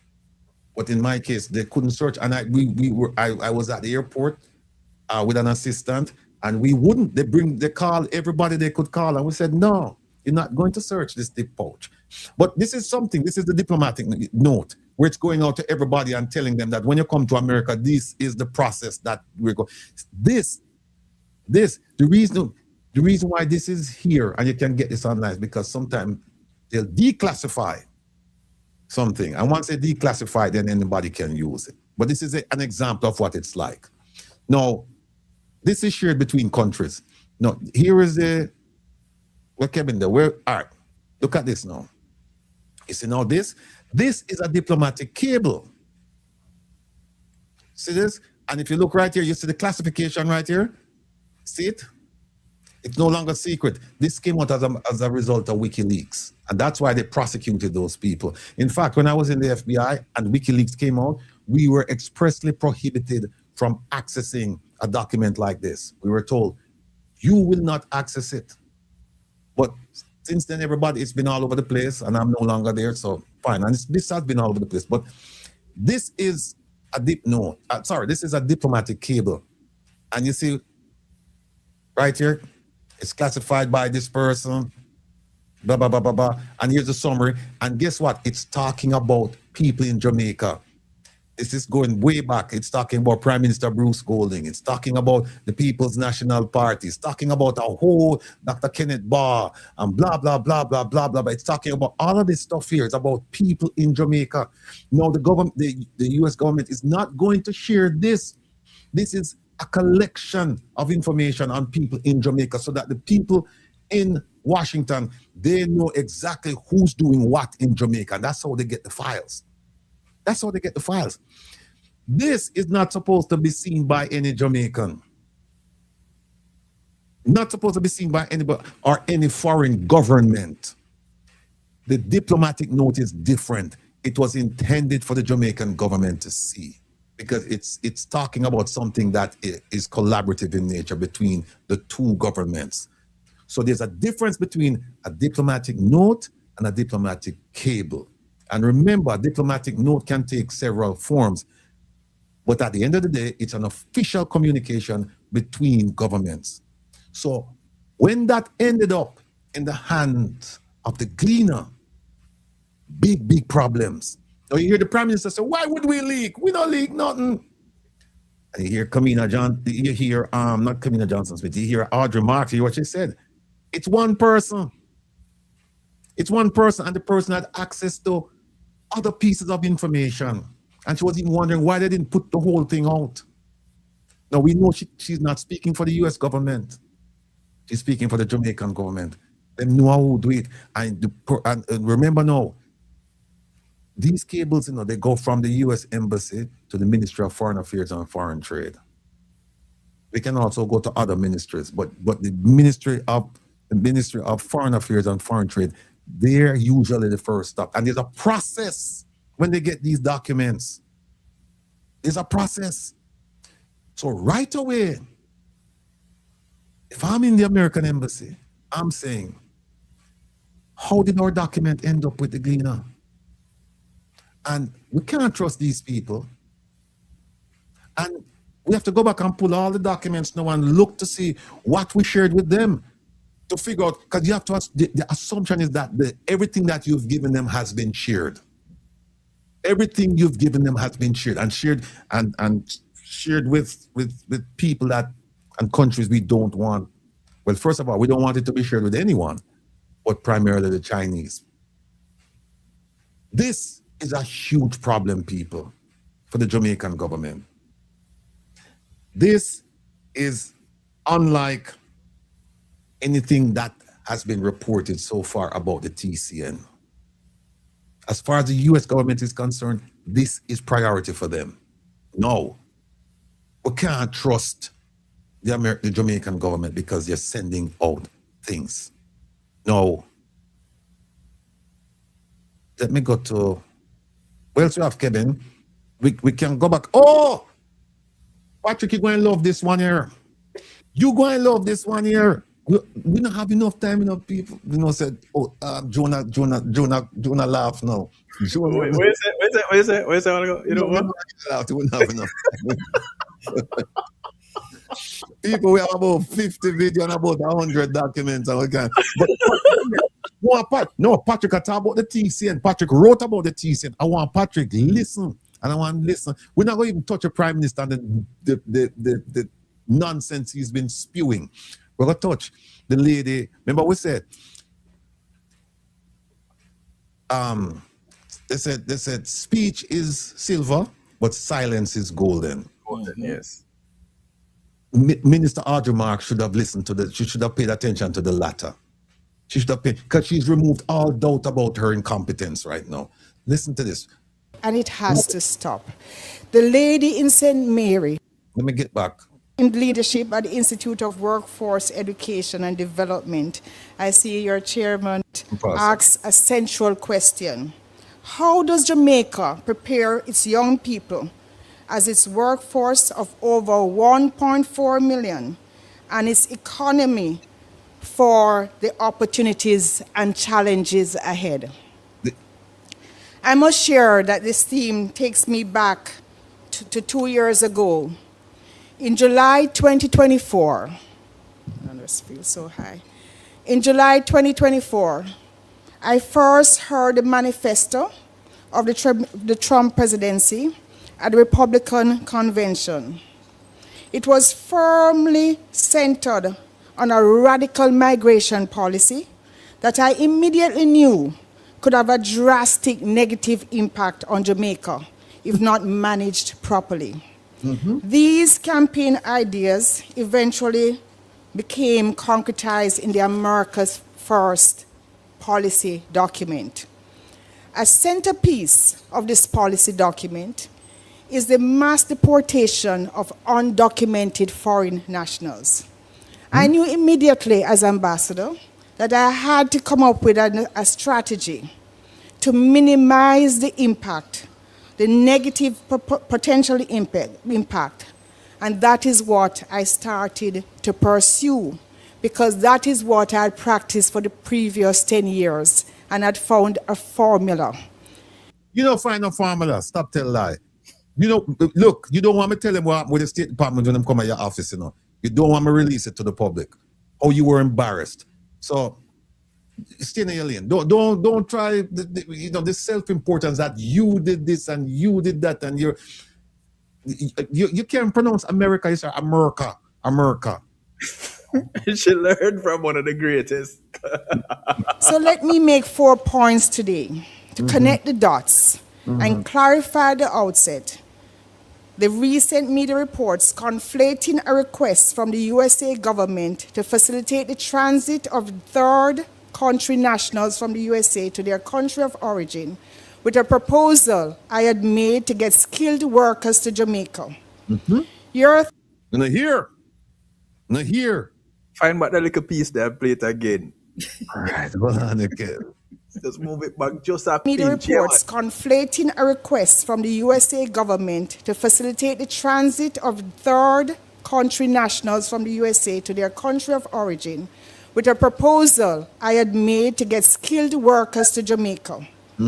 Your theme, again let me say, workforce alignment for profitability and sustainability for economic development, is very similar to the concept paper that I developed 2 years ago. My proposal was a structured migration program for Jamaica's economic development. So first, let me start by repeating what the government has already said. The third country nationals, TCU MOU, was leaked before it was finalized. It has not. Hear that? Leak before it was finalized. Remember what Antigua and Barbuda, remember what they're doing. They're saying there'll be no leaking because we're going to discuss it openly in Parliament. And then once we're done, everybody will know. You see what them say? What she said? It was leaked before it was finalized. Them do things behind our backs. Had it not been for the gleaner, we would have never known about this right now. But we continue. Patrick, there's a part I want you to listen to. You know, I know you will latch on to it. You know. Been operationalized. So there are no persons deported to Jamaica apart from Jamaicans. Moreover, importantly, the MOU stipulates that persons with criminal convictions will not be allowed in Jamaica. People, criminal convictions from where? From where? If somebody commit a criminal act in for them country and them come in America and they're turned around and them don't mention it and there are no traces, that person will be deemed as being clean. Don't make them fool the people. They're not convicted of a crime in America. Yes, you're absolutely correct. They're criminals. But they're criminals. As soon as the TCN MOU is finalized, as with all other bilateral agreements, there will be a full press briefing and what is finalized will be shared. But we are not there yet. You know, I recently did a negotiation and we signed a MOU. Couldn't even negotiate you in another office. So you mean you did negotiation? It 1 year later to finalize the details. That's how these things are handled.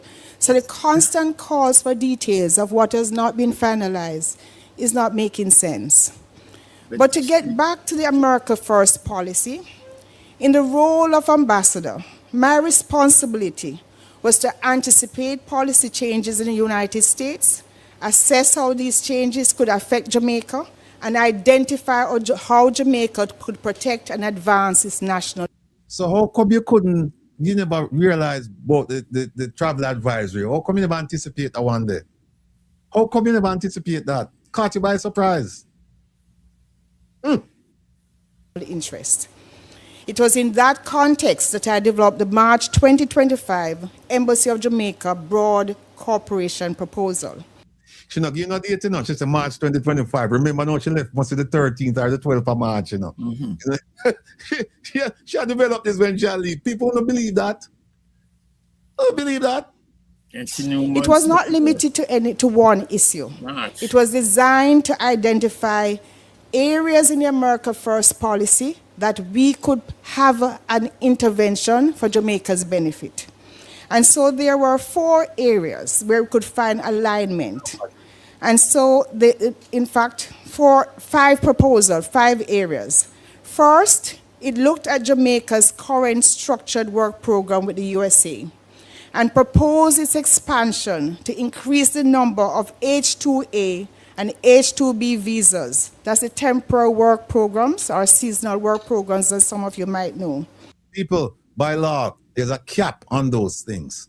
There's a cap on those visas. Patrick and I, we know this. H2 visas, there's a cap. So when she comes about that she want to increase it, increase what, ma'am? Increase what? I'm jumping out like, I want to get to the cap. That's it until the next year. So I don't know what this. Oh, and by the way, the cap is worldwide. You know, it's not like a cap for Jamaica. No. The cap is them have them say we're going to issue 50,000 of these visas. It's not 50,000 for Jamaica, and it's 50,000 for the world. And they do it by lottery. They have a lottery that they draw for it. So in January last year, 2025, when the document was being drafted, the 2024 data from the USA was reflecting approximately 14.3 million undocumented workers in the United States. And that represents just under 10% of reflecting approximately 14.3 million programs, as some of you might know. In January last year, 2025, when the document was being drafted, the 2024 data from the USA was reflecting approximately 14.3 million undocumented workers in the United States. And that represents just under 10% of the US workforce. Further, undocumented workers accounted for approximately 20% of the US agricultural workforce, with significant numbers also in construction, landscaping, restaurants, hotels, food services, and manufacturing. These numbers mattered because they show that if and when the United States reduced its reliance on undocumented labor, there would be a big labor market gap in sectors where Jamaica already had a long-standing record of supplying legal temporary workers. Jamaica has participated in the H-2A and H-2B programs for over 80 years. We might hear them call it, might hear it be called farm work program or hospitality work program, same program. And the proposal was to move from approximately 20,000 Jamaican workers up to 200,000 workers over time.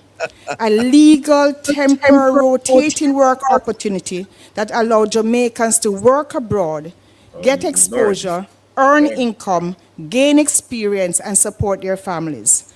So, Mr. Gittins, I also want to say to you, IWED is going to play an important role. As we increase the number of persons in this program, we need partners like you to ramp up training and certification in certain areas. So I will come back to that. I'll be speaking further with you. The second proposal that was in that cooperation document proposed a structured migration economic development program to help Jamaica address critical skills gap through consent, proper screening, and lawful processing. And these are the workers that we're looking, if possible, to migrate as skilled workers to Jamaica. The idea was to create a pathway of skilled workers to come to Jamaica, similar in principle to the US H-1 visa. where specialized skills into the United States used to be very welcomed. With an estimated 8.5 million undocumented skilled workers who were likely not to receive residency under the new migrant policies, there was an opportunity for Jamaica to attract persons with skills for technology, infrastructure, services, and emerging digital and AI economy. Want to realize what she just done say? She twisted. She come right back to the origin, the truth. She said America is getting ready to kick out 8.5 million people, skilled workers, and we in Jamaica, we can take them in. Exactly. That's what I'm saying. She twist her, said talk too much. You hear what she said? Yeah. She said them have 8.5 million undocumented workers where America get rid of, and Jamaica can't use them people there. Provost, some people didn't hear when she said it, you know, so you need to back it up. So you don't say it. All right. Nobody can say it's you say it. Who were likely not to receive residency under the new migrant policies, there was an opportunity for Jamaica to attract persons with skills for technology, infrastructure, services, and emerging digital pathway of skilled workers to come to Jamaica. Certification in certain areas. So I will come back to that. I'll be speaking further with you. The second proposal that was in that cooperation document proposed a structured migration economic development program to help Jamaica address critical skills gap through consent, proper screening, and lawful processing. And these are the workers that we're looking, if possible, to migrate as skilled workers to Jamaica.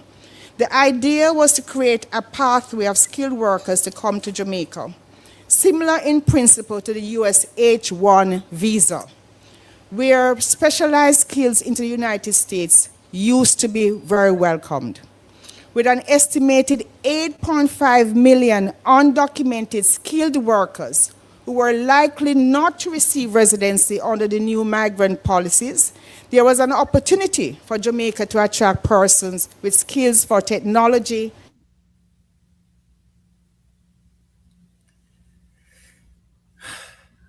If they didn't hear before, they surely heard this time. Provost, it look like you're frozen. No. No, he's frozen. He's frozen. The whole issue is that I hope somebody can just make it see it properly, inconsistencies in the thing, because she deny it and go right back and admit it. Vehemently deny it and then go back in a softer voice. Yeah, but again, cock mouth kill cock. and so here you have that very situation. Let me see if I can get Will back on 1 second, Patrick. Oh boy, jeez.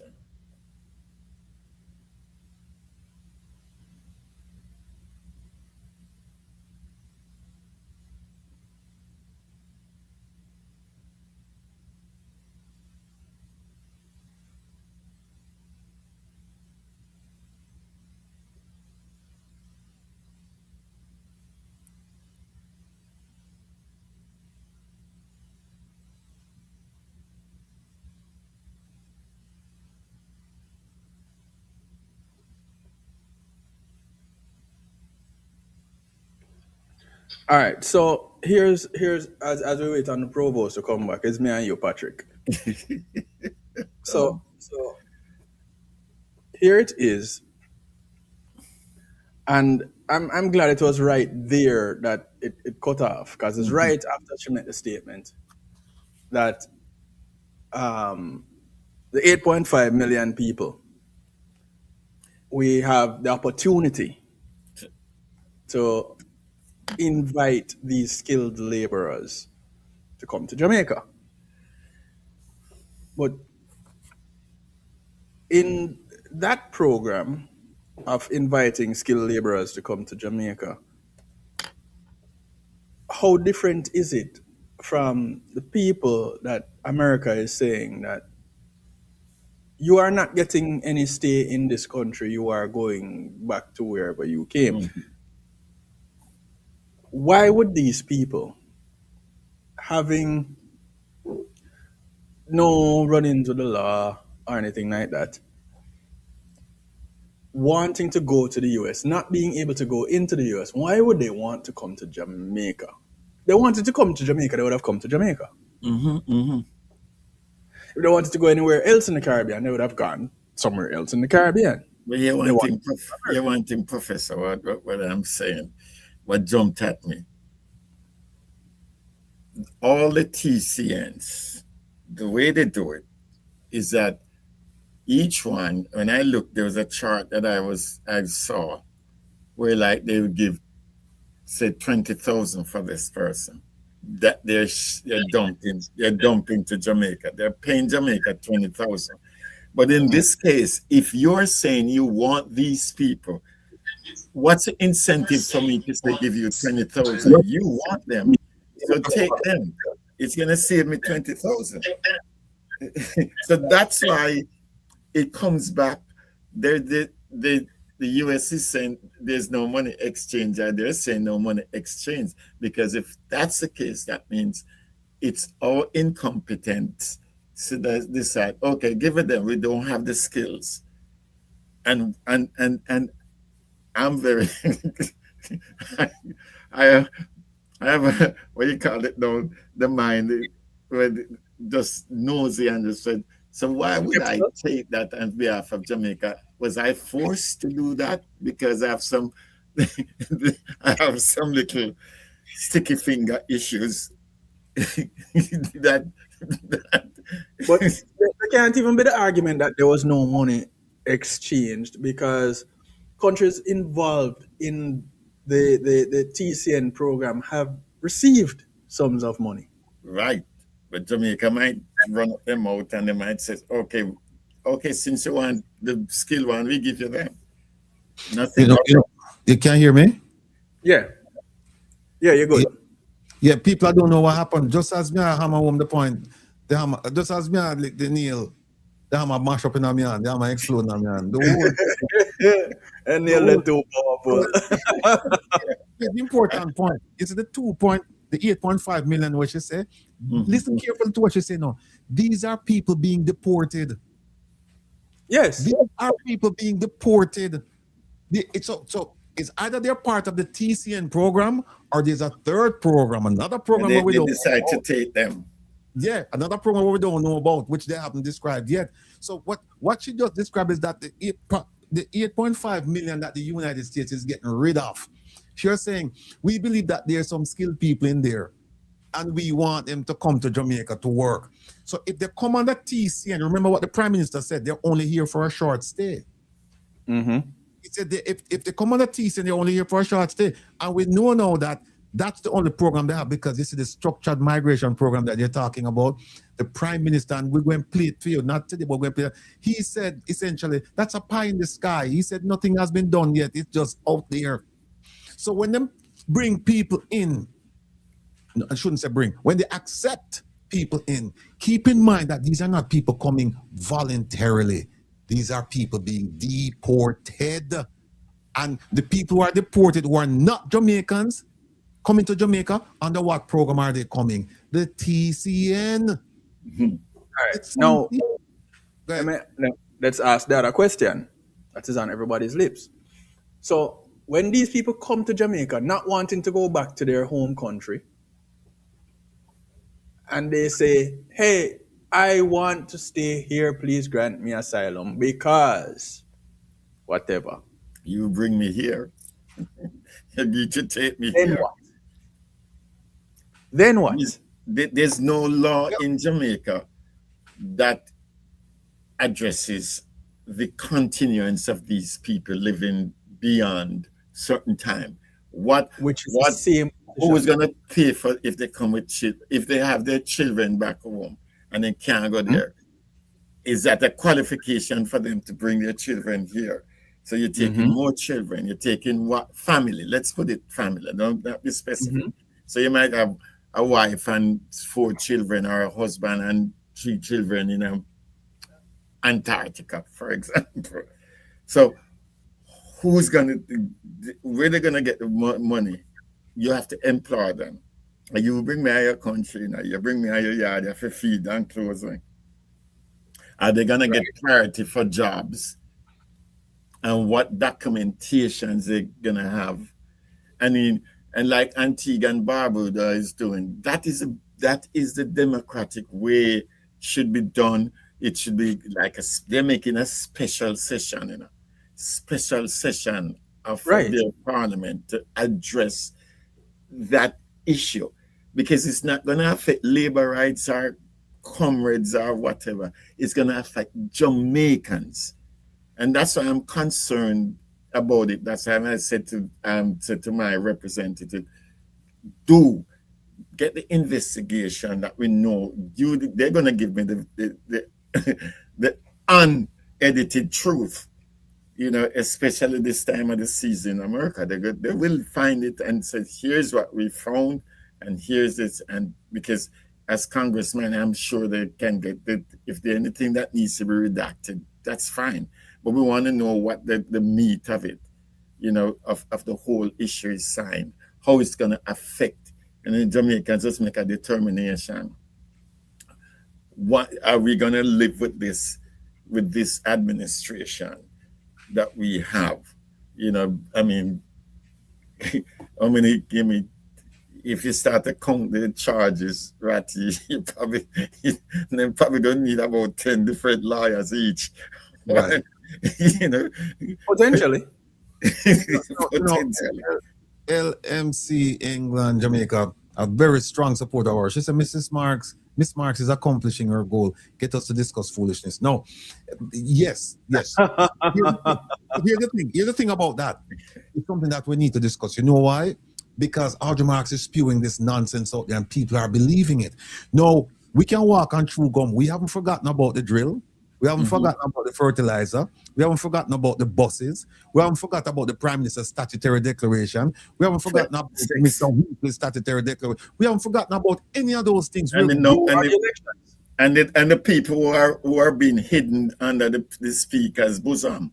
Yeah, we haven't forgotten about the fact that we haven't forgotten about the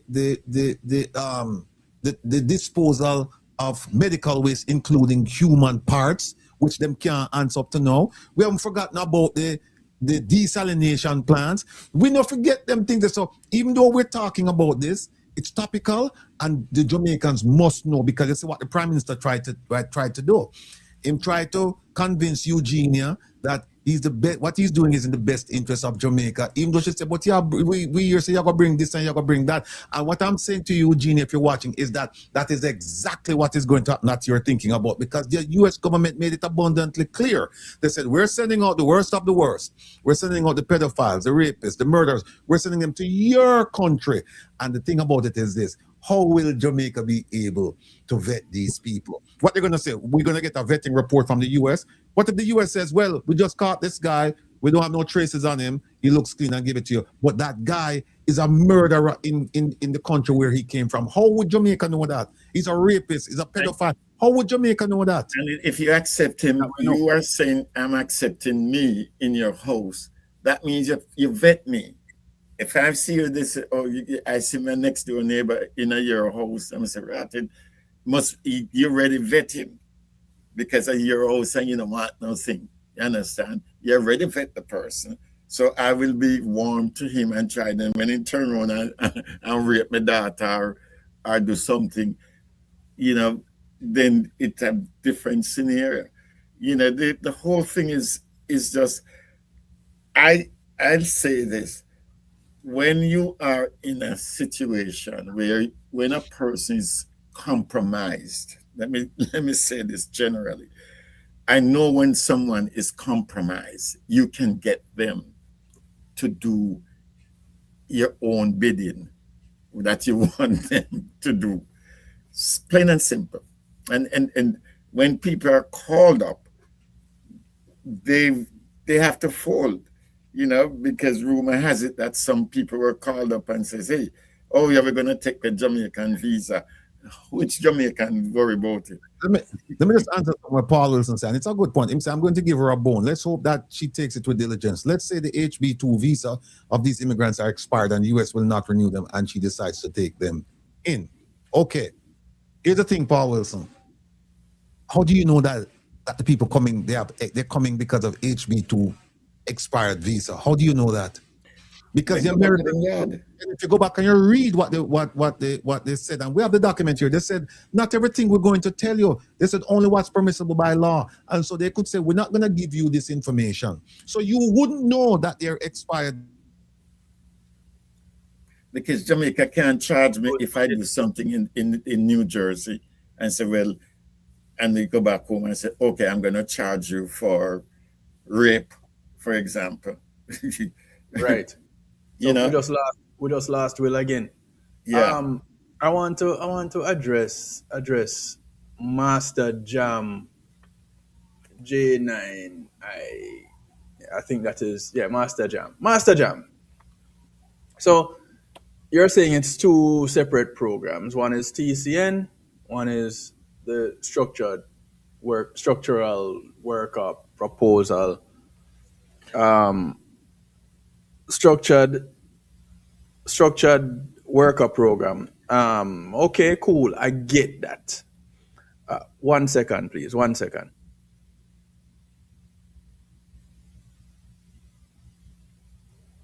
And so, if it's two separate programs, which one is the one that we're actually going to be benefiting from?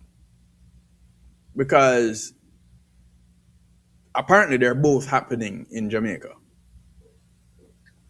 So which one is the one that we're actually going to be benefiting from?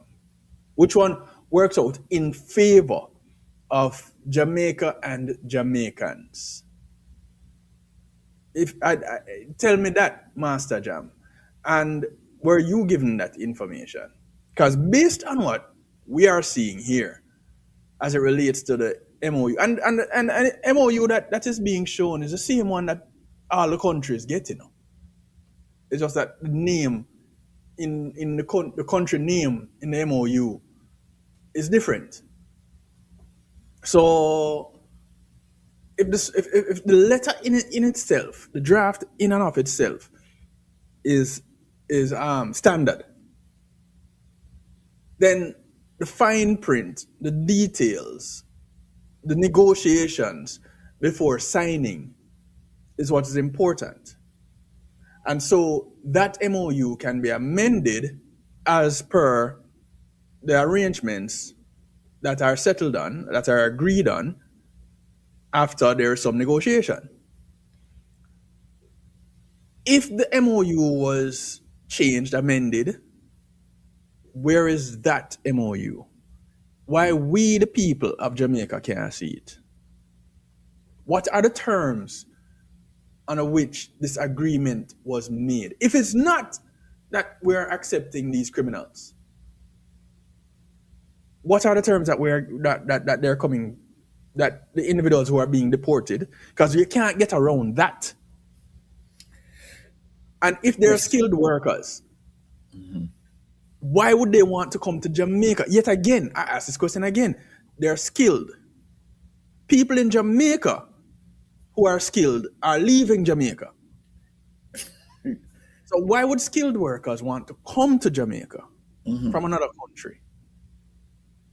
America is rejecting them. That doesn't mean that there are not other countries they can go to.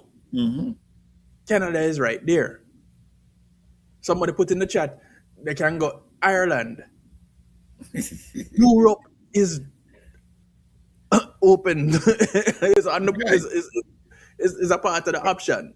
Or China, go China or meet even China. Yeah.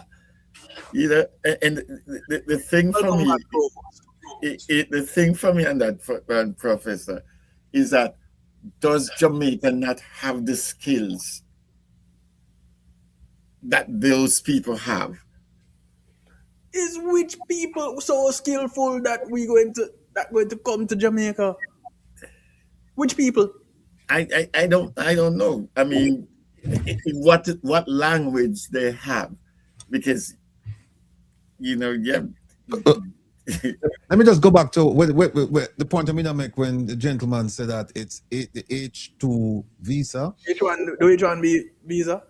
H1 visa, when him say give her the benefit of the doubt, because it might be that the visa is expired, and so that those are the people. Here's a problem with that. If you are the holder of a H visa, guess what happened?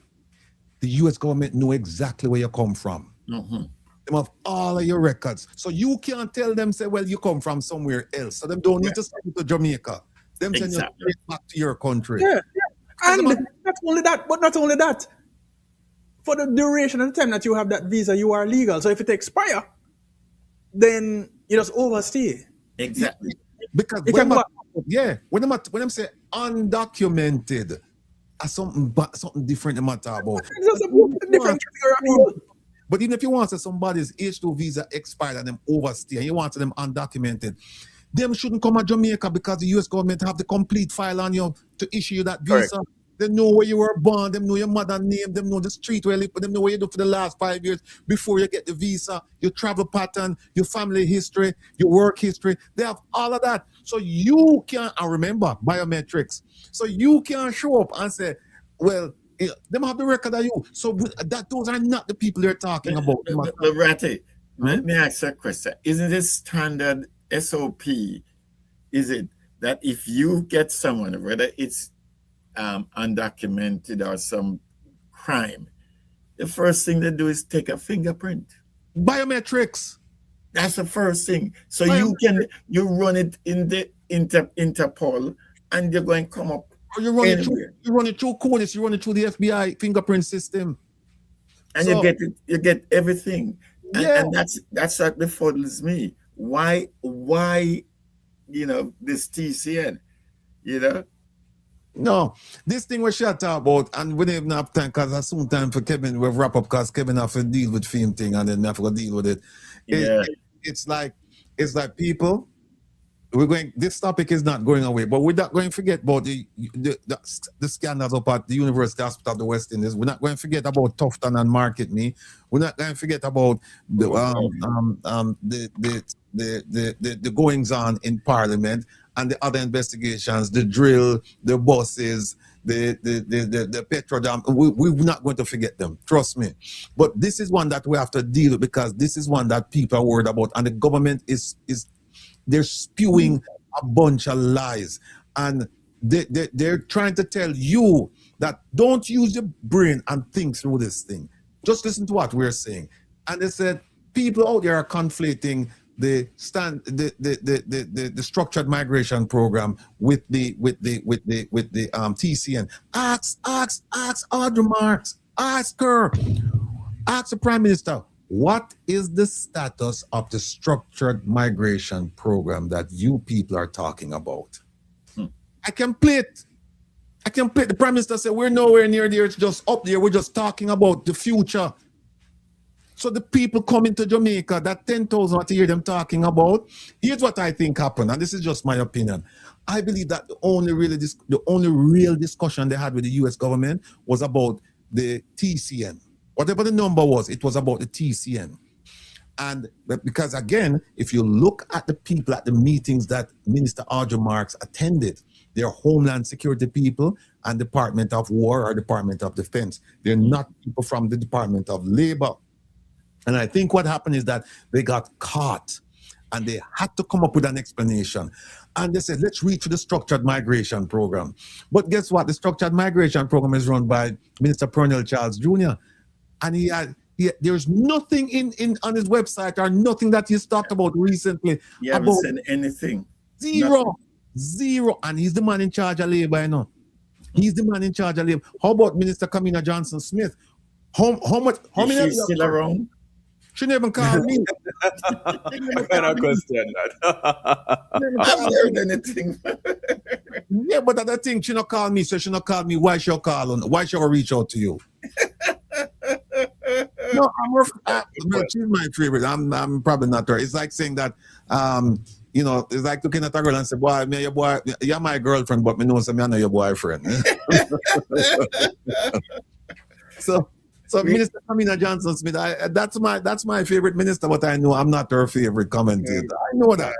But you don't hear anything from her. Zero. She's the one should be up front doing all the things because she's supposed to be the foreign affairs person. Central. She's supposed to be central. And the meeting in Jamaica in December with the official. We're gonna show you at that time. We're gonna show you the documents and show you that the same people that Minister Audrey Marks met with in Jamaica in December of last year are the same people she met with in Doral, Florida in March of this year. And those folks, they're from the Department of Defense or War, and they're from Homeland Security, and they're talking about TCN. And what happened is that she got caught. They got caught because it was leaked. And so now they have to come up with an explanation. Yeah, and they say, oh, it's a structured. And if you go and look, there's nothing but any structured program. And then the Prime Minister himself, people, I'm repeating it, but it's worth repeating so that I can sear it in your head that what you're hearing is pure, unadulterated manure coming from them. Nonsense. They're coming up with excuse after excuse. And that's why you say the beauty about telling the truth is that you don't have to remember what you said. Them are lies, so them can't remember what them say. So and every time you talk to them, you get a different answer. And the beauty about telecom and the videos and all that stuff is you can't erase it because once people see them start save it, you can't erase it. Somebody remind me of them, I'm Pina Rattigan. I'm Pina Rattigan. And make our husband come look for me, you know. Oh, I've never met the lady. You put out the disclaimer already. You are not her favorite, but she is yours. Remember, I don't know if she's met me, but biblically, I don't know her. You don't know her. I don't know her. You know the Bible say he knew her, and you know what that means? But I say, I don't know her. I don't know her. I know not this woman. I know. But yeah, boy. But you know, they have to deal with that leak right now because there's a large secret something act. I can't remember it right now, where you prosecute people for leaking these kind of documents. Mm-hmm. And I tell you one thing: if it was leaked on the American side, you would have heard about it in light of WikiLeaks. You would have heard that we are going to start an investigation and we're looking to see who leaked this document. But they knew it wasn't leaked on their side; it was leaked on the Jamaican side. And you hear what and Minister Audrey Marks confirmed it. She said one person. She said the person who leaked it had all these other documents. So you know what? It's somebody, I believe, from over at the Ministry of Foreign Affairs and Foreign Trade. It's somebody over there. So exactly. But you know, and I think that person's an expert in doing that. And Lachlan, right? Lachlan says it's not a leak, it's information sharing. Well,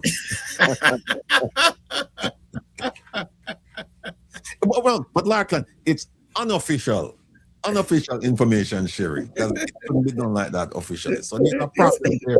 Is the action of a sieve.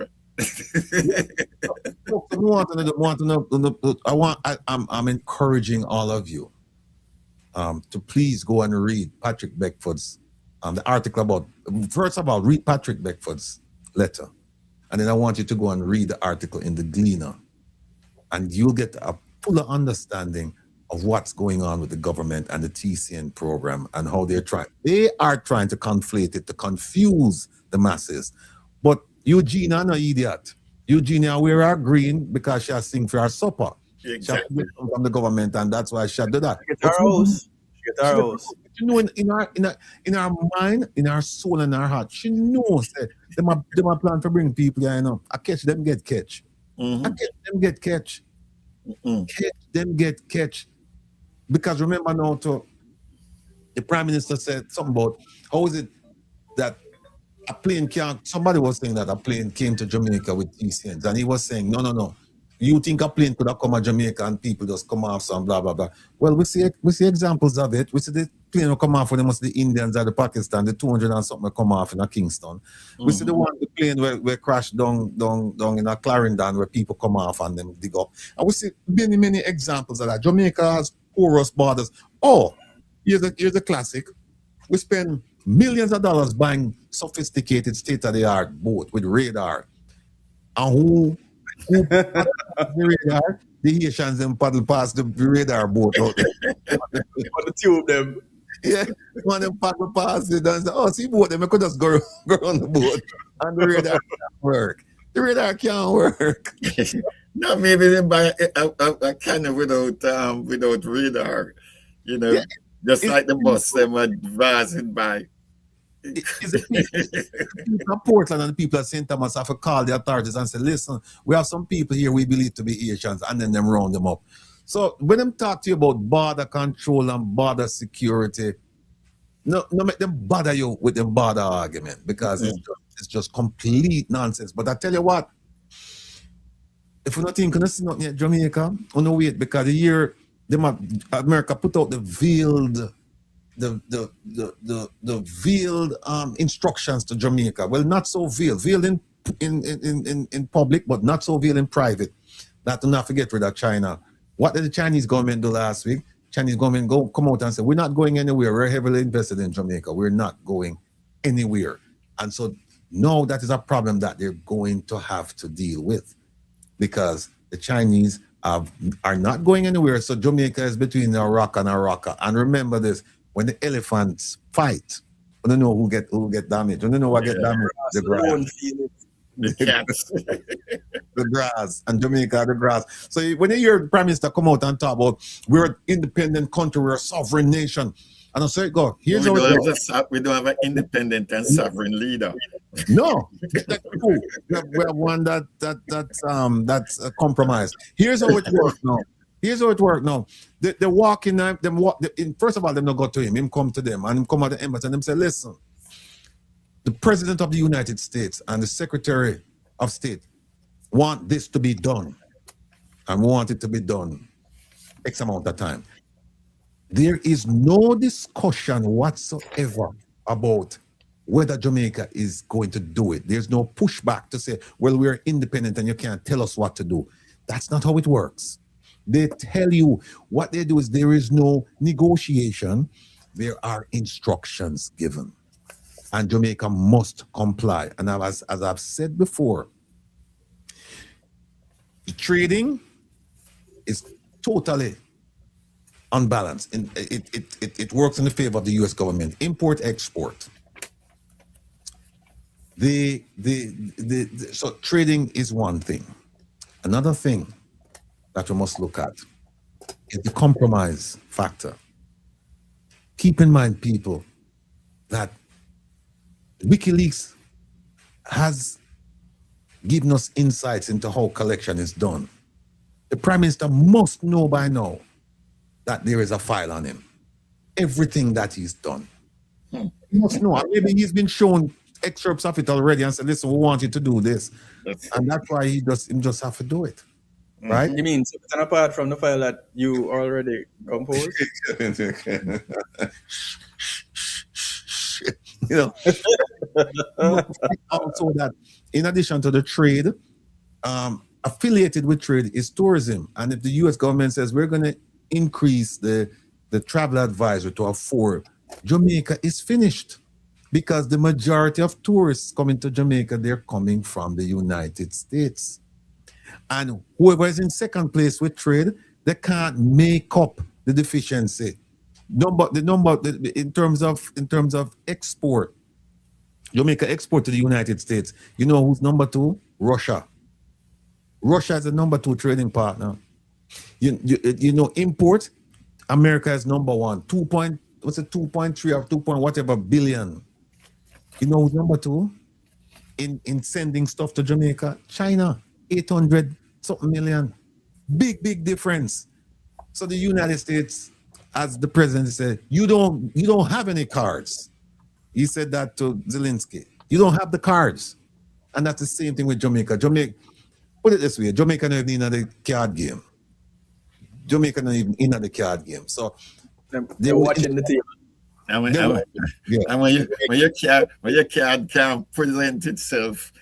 You know what Jamaica do? It remind me, Jamaica in the card game, Jamaica is like a send out boy when the man them play card and them say, go bring a rum from a buy a bottle of rum or bring some cigarette or bring out food, and them just send them out and them bring it back. You know, and them give Jamaica the change. Whatever I said, them say, hold the change. That is what is going on, people. So I want people to understand that this is how the thing works. Patrick, boy, I want to thank you for being the advocate you are, for being as brave and courageous as you are, for being as intelligent as you are, for being the prolific writer you are, for being the person challenging the system in the hopes that it will change. You're not doing it to mash up a system, you're doing it so that system will change to reflect our most lofty ideas. Too many relatives are there that, you know, you have to step aside and do that. And my thing is that too many pretzels members of parliament or the cabinet is like, you know, who make the best pretzel? That's true. That's true. You know, Paul Wilson make a point. Paul Wilson said the U.S. was being transparent because the same thing with the Cuban doctors. Marco Rubio said we don't want this program. Right. That's it. And then the Jamaicans twist, like it's a pretzel, them twisting a pretzel and come up with all kinds of things to escape it. Yeah. And there's the same thing being done here. And see, we're ordered with, I know somebody's grandfather, one of the eyes get fixed with the whatever cataract thing, and by the time they were supposed to get ready to do the other eye, them gone. You know, so that is what is happening. You know, so I mean, and there was no need because I think isn't Mia Motley says she's gonna take the Cuban doctors because you know whatever and they're going other places. You know, so I mean, but when you're compromised, you have to take everything, whatever way they want to stick you. As that's where family come from, you compromise, you know. I don't know in compliment and compromise. I don't say man. Compliment you. Man, good. Tomorrow I'm gonna pray for Jamaica and pray for you guys. Pray for Jamaica. We are gonna wheel out, but we can't wheel out without to play this. All right. 10 long years and look how Jamaica stay. No light, no road, no food pan we plate. People are suffer while Andrew live great. You stand up on the platform, smile wide and proud. I tell we about prosperity, but we can't see it all now. Hurricane come true and left the people bare.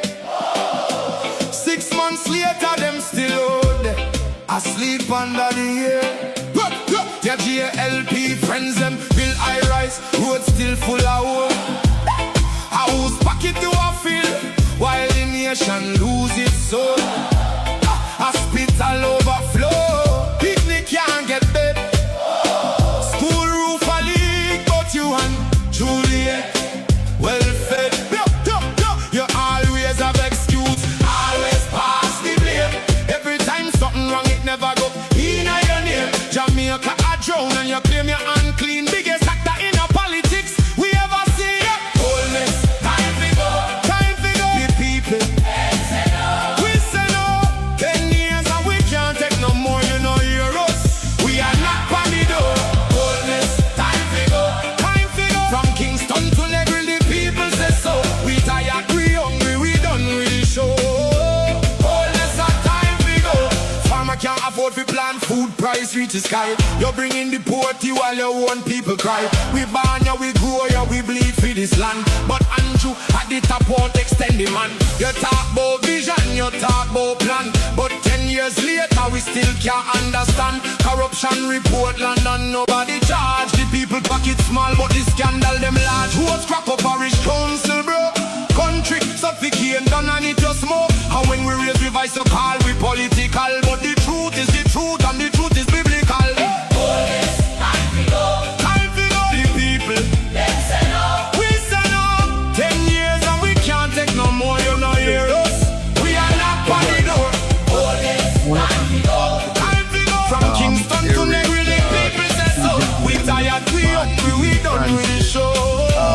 Rose,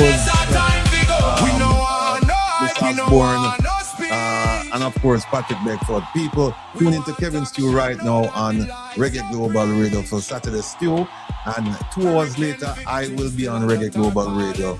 Come and relax with the Rebel. We're going to play some nice Jamaican music. And just let us relax and put all of the concerns away. But just kind of put it on pause a little bit. So, Patrick, I will talk to you. Pick up yourself. All right, people. See you soon. Jamaica speaking and I'm not too late. Time to go, people. We said no, 10 years and we can't take no more, you know, hear us. We are not by the door. Time to go. From Kingston to Negril, people say so. We tired, we hungry, we done with the show. Oh yes, our time to go. This one is for every Jamaican. We can't afford feet. We are sleep on cardboard. We are drive on broken road. The people don't forget. The people don't forgive. Enough is enough. Jamaica.